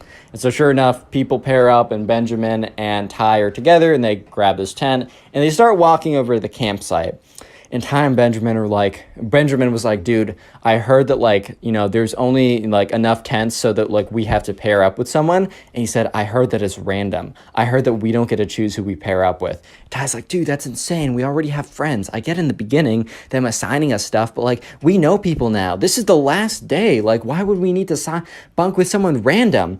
And Benjamin's like, dude, I don't know if that's true. That's just what I heard. So eventually they get to the campsite. Anyways, so they get to the campsite, right? And, you know, they set up their kind of like, they sit around a bunch of logs. So they like light a little fire, and they have like baked beans in a can or something. Then they also go out and they kind of like clear the land to put down the tents. They all set up a bunch of tents in the group of 2 that they carried it over in. And Ty at this point is thinking, all right, we're good, because I'm going to be with Benjamin, because, I mean, we're in groups of 2 already. Why would they need to reassign us groups? And so once again, they were asked back to the campsite, or not the original campsite, but the little campfire they made. It's getting kind of late, and the camp counselor's like, all right, guys, time for me to assign you your bunk mates or your camp tent mates. And Ty in his head is like, no. So Benjamin and so-and-so, so-and-so and so-and-so. And you know when there's like that one guy you don't want to be with or something like that, and like you're being assigned in a list, and you don't hear your name, but you also don't hear his name, and the number of combinations starts getting smaller and smaller and smaller, and you start freaking out. Well, this is what was happening to Ty until he realized that he was doomed before, you know, the words were even said, because the camp counselor went through the entire list, but he didn't say Ty's name or the emo kid's name. And that's when the camp counselor said, Ty and the emo kid, obviously said his real name, but you know what I mean. And Ty was just like, oh, I'm not gonna make it tonight. I'm not gonna survive. I better write some some letters to my mom saying I love you because I'm not making it tonight. Oh my God. And Benjamin is just staring at him and afterwards walks up to him and says, hey, if you need help, yeah, like we got to come up with some kind of signal. So Ty's like, okay, I'm gonna I'm just gonna run out of there and I'm gonna run over to, no signals, no nothing. I'm running over to your campsite if anything happens. And Benjamin's like, all right, that's totally fine, man. So anyways, Ty goes up to the emo kid's like, so looks like we're bunking. And the emo kid is like, interesting. And Ty's like, yeah, man. He's like, well, I guess you're one of my more favorite mortals that I know. And Ty's like, yeah. So they both put down their sleeping bags in this kind of very cramped tent. And Ty's just sitting there like, okay. And they have this kind of light. And it's one of those battery powered lights. And the emo kid's like, good night, Ty. And turns it off. And Ty's like, starts completely freaking out. He's like, okay, I can't see anything, but we're okay. And that's when he hears the emo kid stand up. And Ty's like, no. And the emo kid is standing above him. And he's like, all right, well, maybe I should just accept my destiny. And that's when the emo kid, instead of striking him over there with a rock or something, just leaves. He opens up the camp tent and walks out. And Ty is like, what? So Ty kind of gets up and he looks out and he sees the emo kid. And the emo kid is standing or is crouching on all fours.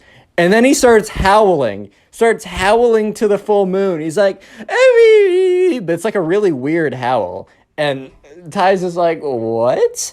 And that's when he hears the kind of the camp counselor who's with us be like, hey, who's that? You're not allowed to be outside your campsite. And you just see the emo kid go, oh, and just sprints towards the tent. So Ty jumps back into his bed, and the emo kid, who's not very coordinated apparently, instead of jumping through the wind, the open flap, jumps right through the tent. So breaks right through the tarp of the tent, cracks the entire thing. The entire thing comes collapsing down. And Ty just has his eyes closed as the entire tent falls on top of him. And that's when you hear all this yelling, and the camp counselor's like, what's going on over here? Are you guys all right? And he just starts rummaging through all the rubble and stuff.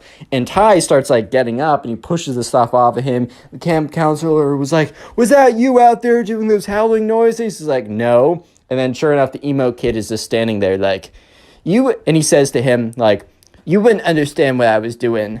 And the camp counselor was like, I told you before that you can't be leaving your tent during the nighttime. After I said goodbye, you were supposed to go to your tent and not leave it. You were out there. And he's like, I was performing a protection ritual. And camp counselor was like, what? I was performing a protection ritual so that everyone would be safe at night from the demons and ghosts of the underworld. Camp counselor was like, what? And at that point, right, they just realized, okay, this is a lost cause. And at this point, the worst thing was that there was nowhere for them to sleep because the camp was completely destroyed, or the tent was completely destroyed. So the camp counselor was like, fine, you two, bring your sleeping bags. You can sleep in my tent. So the three of them are kind of crushed in there. And eventually the camp counselor is like, all right, you two are in here. I'm going to sleep outside. No shenanigans. So it was the most uncomfortable sleep of Ty's entire life. But eventually, the day is over. He gets up. They start packing up their stuff, and they're walking back to the campsite. And that's when Ty meets up with Benjamin and is like, dude, what? You're not going to believe it. And Benjamin's like, I heard a lot of yelling. Are you okay? So Ty tells him the story. He's like, dude, that's insane. So anyways, they get back, and Ty actually had a really good time at the camp, minus the emo kid, cringe fest or whatever. Eventually, Ty's parents come to pick him up, and Ty's mom's like, man, you got to tell me all about it. How was it? Ty's like, it was really good, but it's quite a story. And so for the entire 2-hour car ride back, Ty tells them the entire story, and let me just say, click on the video on screen right now. I know you'll enjoy it. Just click it, do it. How's it going, everyone? I hope you're having a great day, because today we have a story of probably one of the cringiest emo kids on planet Earth. I'm not even kidding. This is probably one of the craziest stories I've received, so sit back, relax, grab something to eat, grab something to drink, and let's call today's subscriber who submitted this story. Let's call him Oliver. So this all happened back in the good old days of like 2014, 2015, when like goth, emo, all that type of stuff was like super popular. And by the way, if you dress goth or emo, I literally don't care. That's a totally fine style. As long as you aren't an emo kid like this kid, you're totally cool in my book. So anyways, right, this all started when Oliver and his friends were in the mall, and this was way back in the day, and Oliver and his friends were just kind of like walking around in the mall. They were trying to figure out something to do. I mean, it was a Saturday, so I mean, who knows, like, you know, I mean, like, they were trying to figure out something that they wanted to do, and Oliver's friend was like, hey man, do you mind if we stop in Hot Topic? Hot Topic is a t-shirt store that sells sells a lot of different types of t-shirts, a lot of like trending stuff, a lot of like, and since, you know, emo and goth was kind of trending at the time, they sold a lot of shirts and attire that really fit with that outfit. Like, you got like black t-shirt that says like society, and then you got like a spiky collar.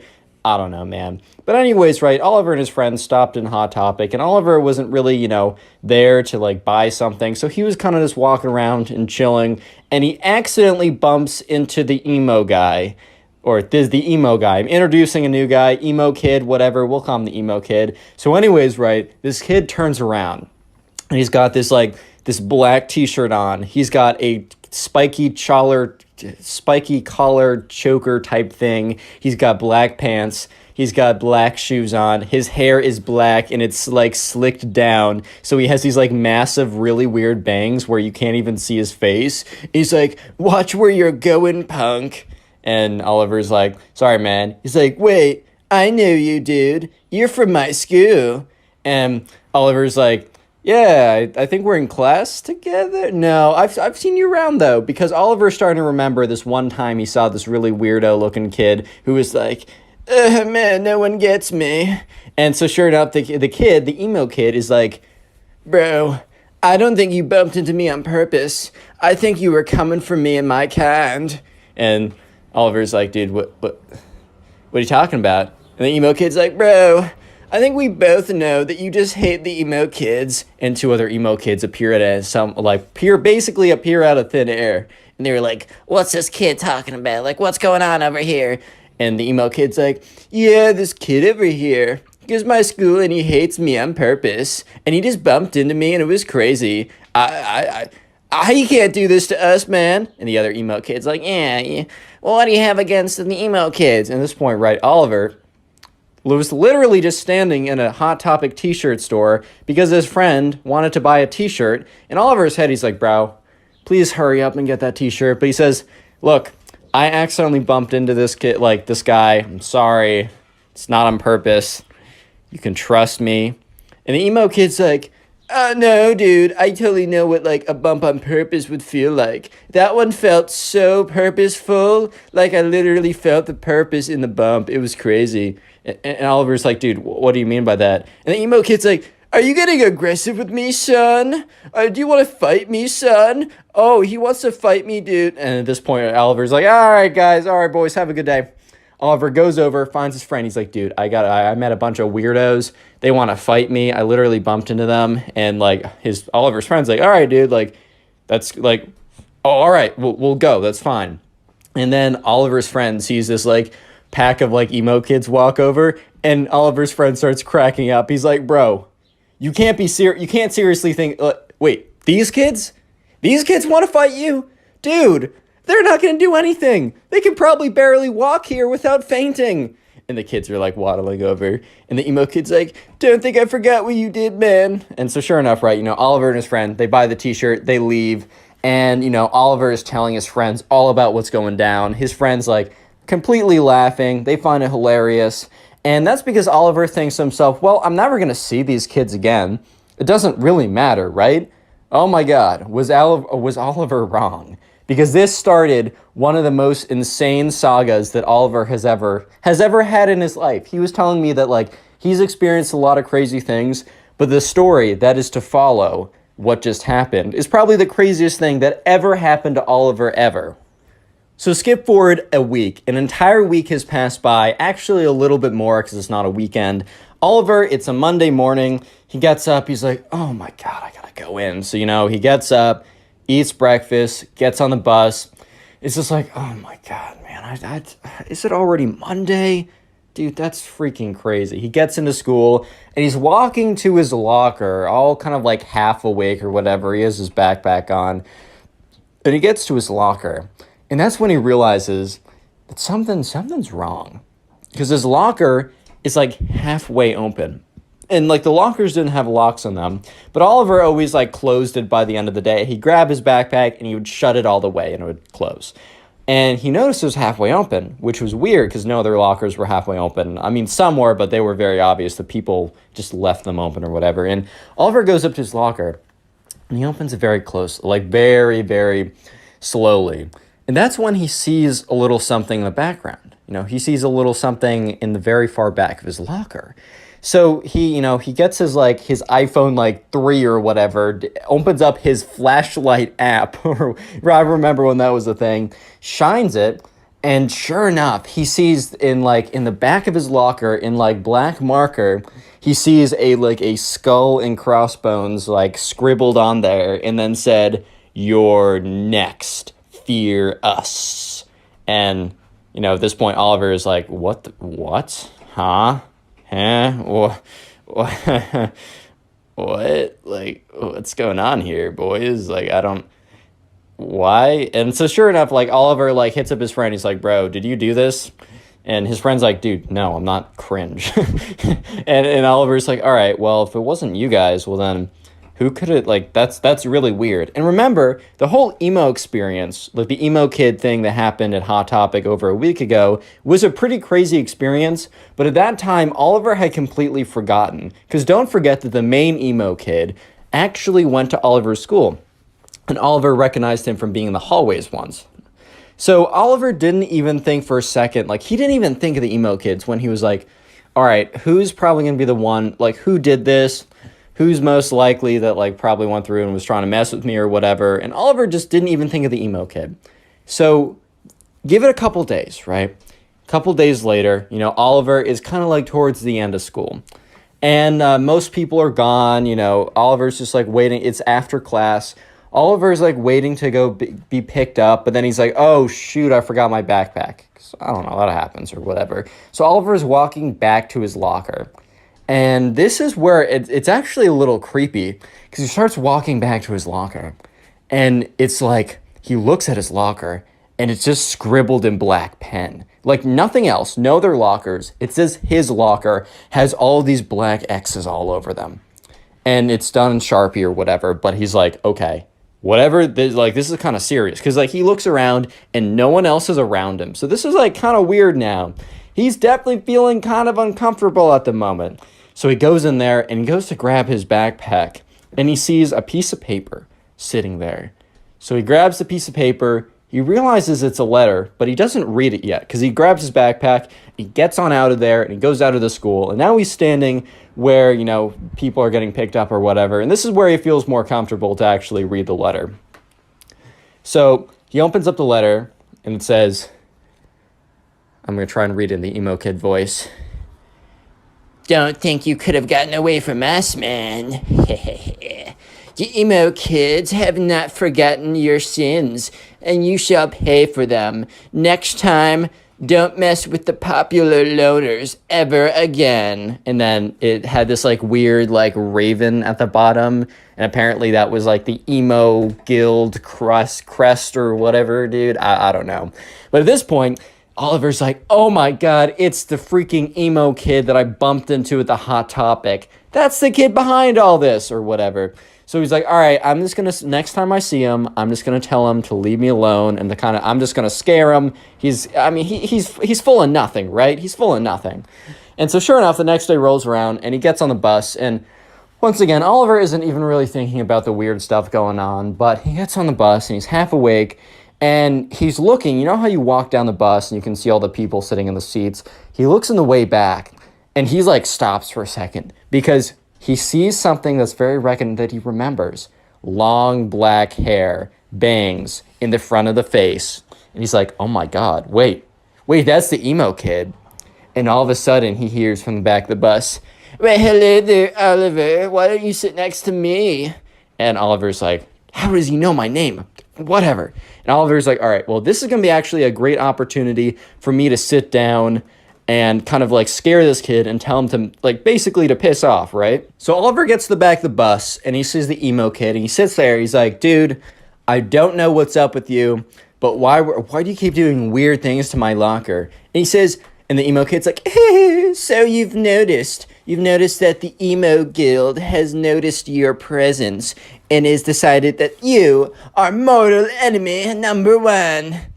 And Oliver's like, what? The emo kid's like, so you must not know about the emo guild. Well, someone so ignorant as you probably would have known that anyways. But anyways, the emo guild is the guild of all the emos in our area. They get together, and since everyone's a hater and part of society, we've decided to guild together and join our forces. And if anyone strikes one of us, we will all combine and strike them down 20 times as hard.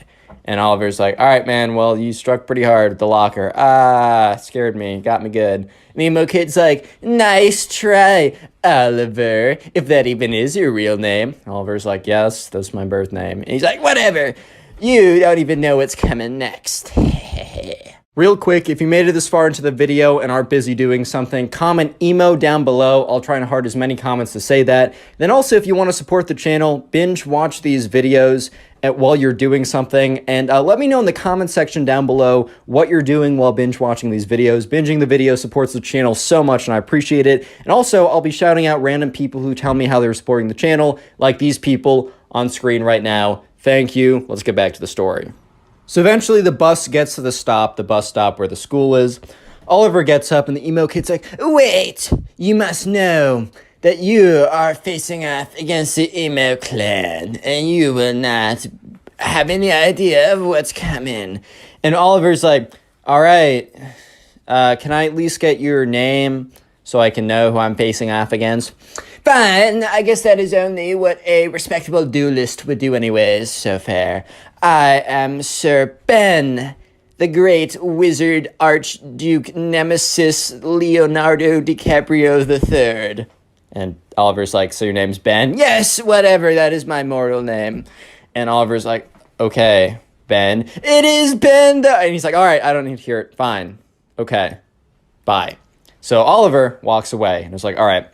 Oliver's thinking on this. He's like, you know what? These kids are weird and they have way too much time on their hands. So I don't really want to see what like weird concoction of weird stuff they decide to put in my locker or whatever they decide to do. I don't want to see it. So you know what? I'm going to strike back. I'm going to figure out everything about this Ben kid and I'm going to have a little ammunition to, I'm not going to say blackmail him, but blackmail him. Yeah, it just is what it is, man. I'm sorry. Like they're playing dirty. I'm playing dirty. Sorry. So sorry. If you don't hate the player, hate the game.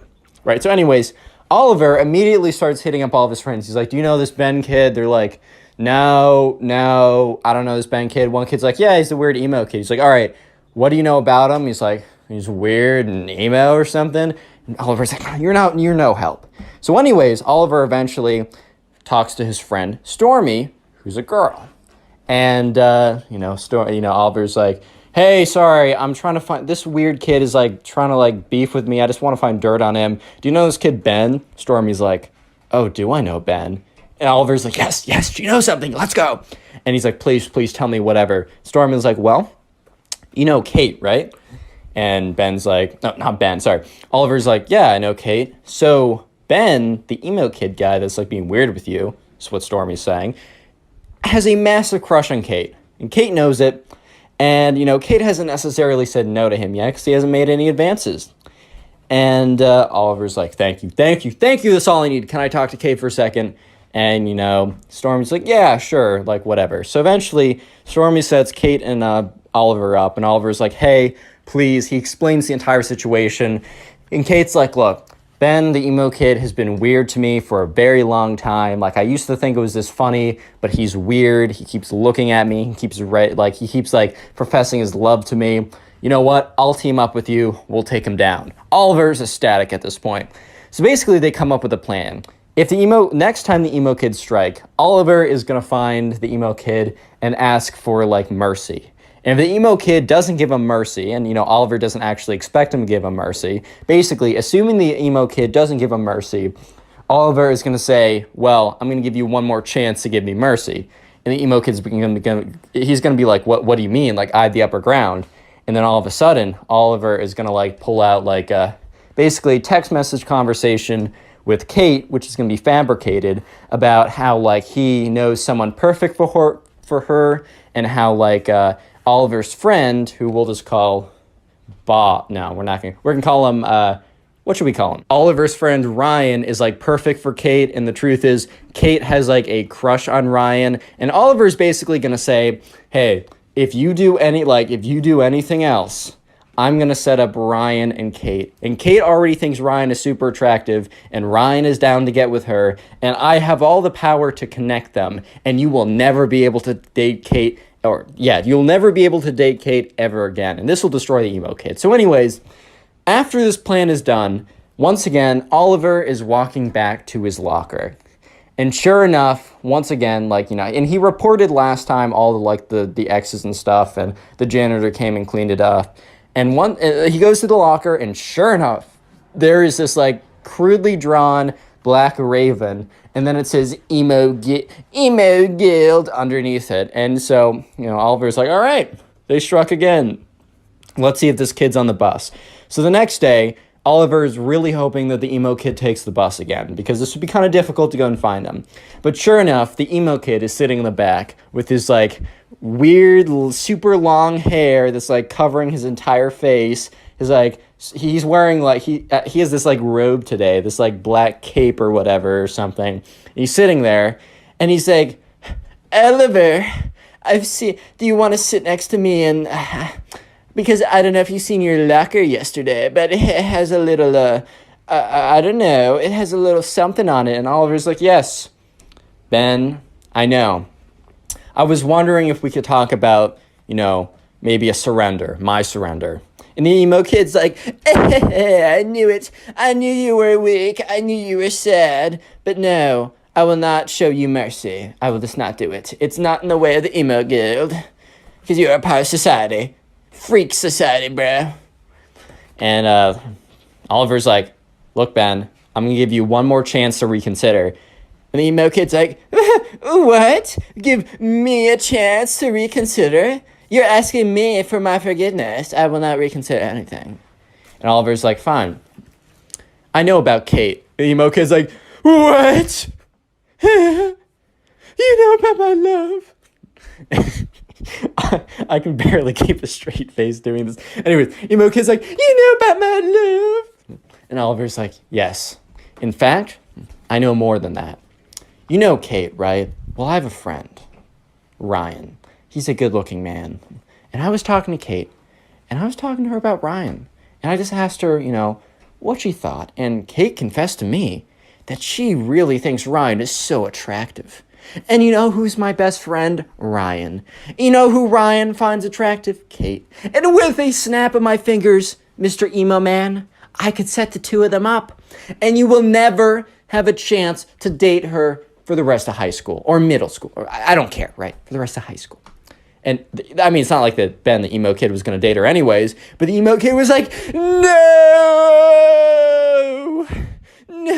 what do you want, you cruel beast, you cruel monster? I don't know why you put my love up like that. You can have whatever you want. You can have my riches. You can have my gold. You can have my Twilight limited edition series book signed by the author himself. You can have anything of mine. And Oliver's like, dude, I just want you and your weirdo friends to stop. Emo kid's like, the emo guild is not gonna like this. They'll know that I have a weakness and I might be kicked out of the emo guild. No. And Oliver's like, all right, well, if they're not gonna stop, if your buddies aren't gonna stop, you and your weirdos aren't gonna stop harassing me, well then, you know what? Kate and my friend Ryan are gonna be sitting in a tree. Emo kid's like, no, don't say it. Don't say it. K-I-S. No. S. I am no, G, no. Fine, Oliver, you cruel monster. You can have whatever you want then. Fine, we'll do it. No, nothing more will happen. I'll tell the emo guild that you surrendered to me and I was merciful because that's part of the emo guild. And Oliver's like, didn't you say that was the opposite? It doesn't matter, Oliver. I'm trying to work with you, idiot. And Oliver's like, okay, you know what? If this is true, Kate and Ryan, they're not going to be like that. But just so you know, if you or one of your little emo friends do anything to me, anything, Kate and Ryan are a thing. Emo kid's like, fine, you drive a hard bargain. I'll call off the attacks. And from that point on, Oliver has never received another emo style, I don't even know if you could call it an attack, but he never received weird stuff in his locker or weird carvings of the emo guild or anything like that. And he lived happily ever after.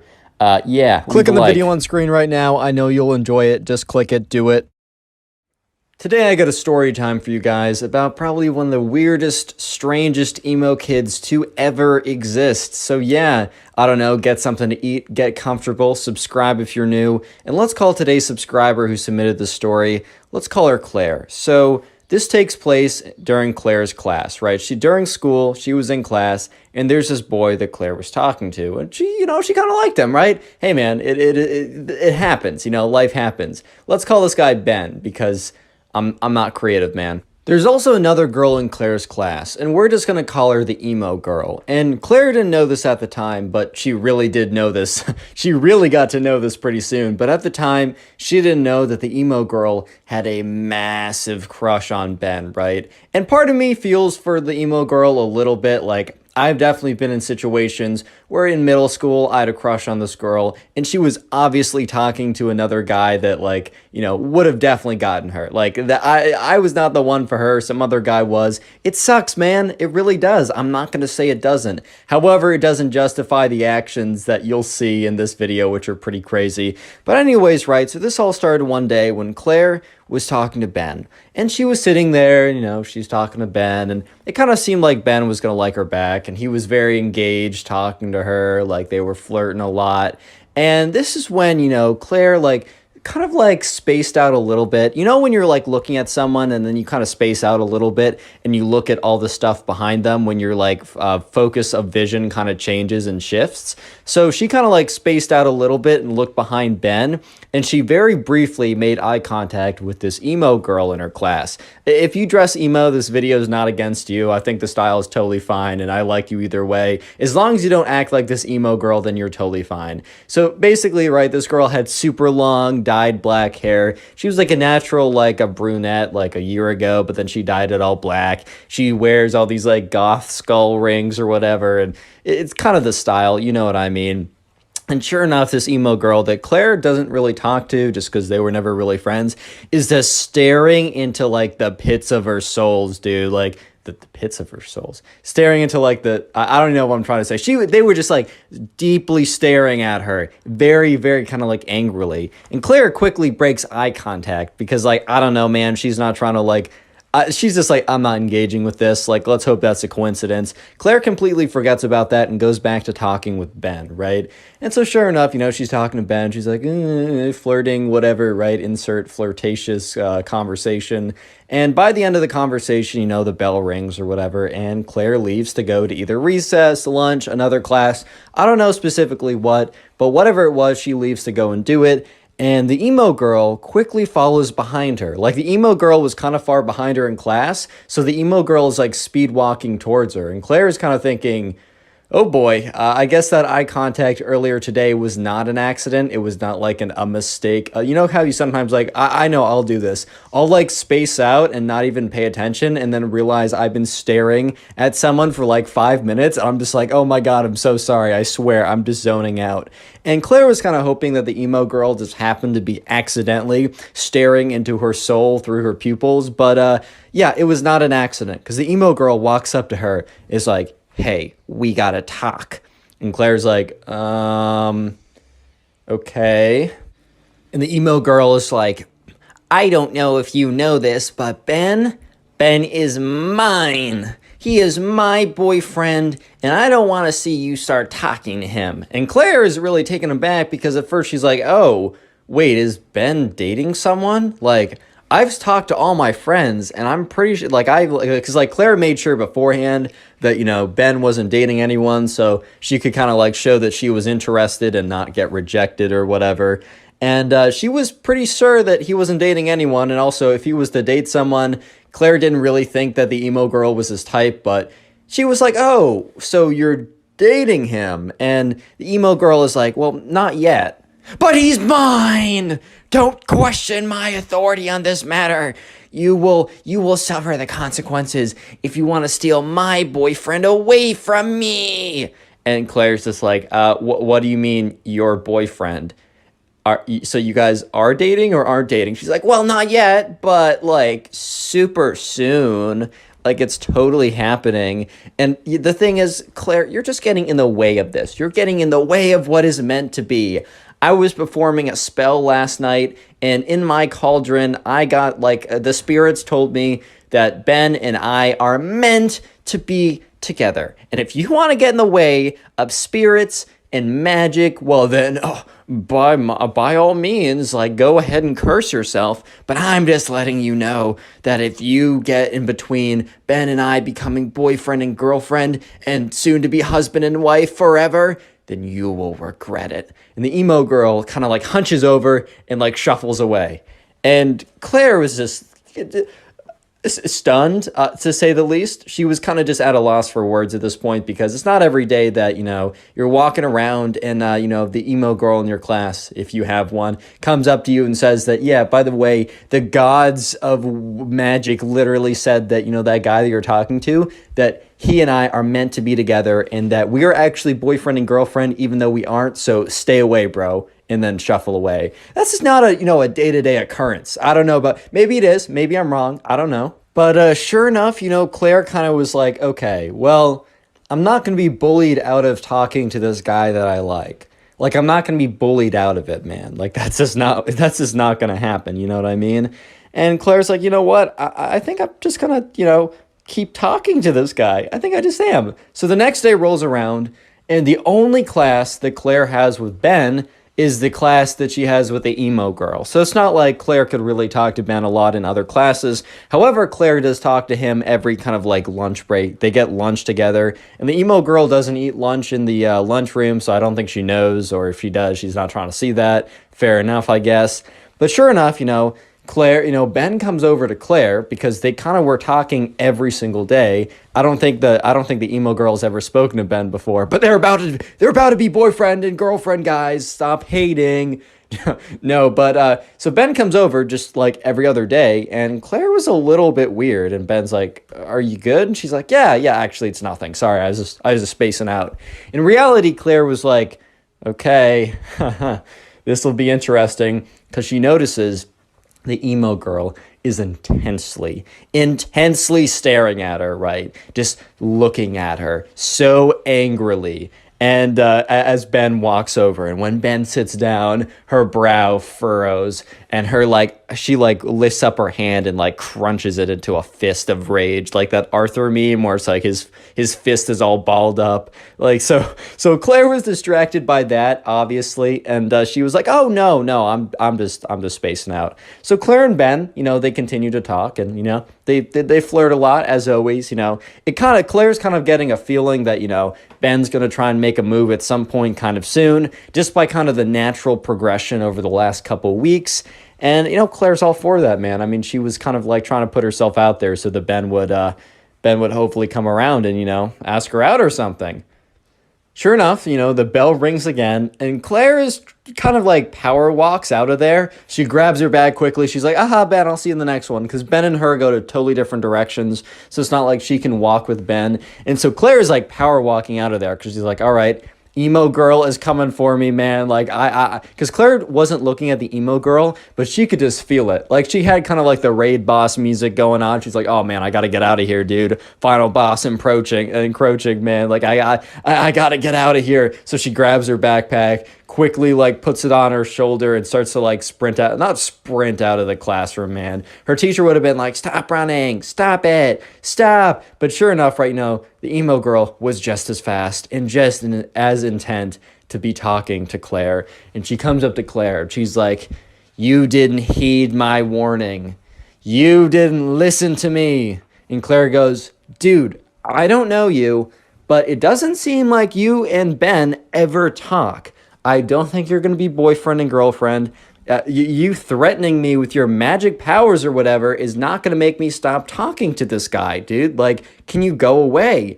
And the emo girl is like, fine, but just know that I will give you one last warning. And Claire's like, oh boy, kind of rolls her eyes or whatever. And the emo girl's like, if I see you talking with him again, it is on sight. And Claire's like, bro, what? What? Huh? And the emo girl's all like, stop laughing at me. It's not funny. It's serious. I will give you one last chance. And this is your final opportunity to cease your terrible behavior, or you, yes, you, Claire, will suffer the consequences. And Claire's just like, oh my God, you can't, you gotta be kidding me, dude. Like, there's no chance. So she's like, okay, thanks for talking to me. Is that all? And the emo girl's like, yes. One last chance. Don't forget it. Don't you forget it. One last chance. And once again, emo girl scuffles off. Little spoiler, Claire does not listen to the emo girl. And the next day in class, the emo girl does something completely crazy. But real quick, comment emo down below if you want to heart in your comment, as that is the secret word of the day, and I will try and heart your comment to say thank you. And also, if you want to support the channel, binge watch videos, or just watch a bunch of videos after this one, or in your free time when you're drawing, about to go to bed, playing video games, go watch one of the playlists. I got Emo Kid playlist, Spoil Kid playlist, and if you do, comment down below so I can personally say thank you, as it really does help. And also, profile pic army looking strong. So you thought that was it for the craziness from this emo girl, that going up and threatening that the evil gods of spells and magic and wizardry she will suffer the consequences. You thought that was bad? No. Pause, bro. You're not even close to what's about to happen, because the next day it rolls around. Okay, I keep saying that like that's something crazy. Oh no, the next day happens. Time is linear, rah. But anyways, right? Next day rolls around. Claire goes into class. And she makes sure that she's talking to Ben, and she makes sure that the emo kid, or the emo girl specifically, is seeing this. And Claire's kind of like a little bit upset, because she's like, you know what? This girl is bossing me around. I'm not standing for it. So Claire decides that, she's just going to make a move. Like, she's going to make a move. So anyways, Claire is talking with Ben, and, she sees that the emo girl is at an angle where she can see both of them pretty clearly. And so Claire looks at the emo kid and the emo girl in the eyes. This is a little mean, I'm not going to lie. However, it is kind of justified, since the emo girl was like threatening to pull up or square up, or like it's on sight if you talk to him, or talking crazy or whatever. So this is a little bit justified, not saying it's not mean. But, Claire is kind of like, oh, Ben, like, tell me about you or whatever. And what Claire does is she puts her hand on like a Ben's leg or whatever, kind of like as an indication of like, I like you. Don't go ahead and do this. Especially like you got to ask people first. Like, you can't go around just putting your hands on people, bro. As a Connor Pugs endorsement, don't do this. But anyways, like, I mean, she already talked it, like, either way she does it. And Ben reciprocates very nicely back, and Ben kind of like puts his hand on her chair, right? When you're like in the classic movie theater scene where it's like you reach your hand behind them to like, I don't know, you know what I'm talking about. And the emo girl legitimately snaps, dude. She freaking snaps. And you're probably thinking she's gonna go up and put a spell on them, or she's gonna like go raw and like sprint to the bathroom to have explosive diarrhea. No, none of those things are true. You know what this girl does? When she said it's on sight, she meant it. Because Claire, one moment, was like kind of relaxing in the company of her soon-to-be boyfriend, spoiler, Ben. In the next moment, she was on the ground. Do you know why? Because the emo girl freaking tackled her, dude. The emo girl got so angry at the sight of them, like, basically, they weren't holding hands, but they were like same level of like romantic intimacy as holding hands. She was so mad at that sight that the emo girl legitimately got up out of her seat, buckled her head down, sprinted like a D1 quarterback, and knocked Claire out of, like, tackled Claire basically, and was like, and started hissing. So right now, Claire's on the ground, the emo girl is on top of her, Ben is sitting there in complete shock, like, what?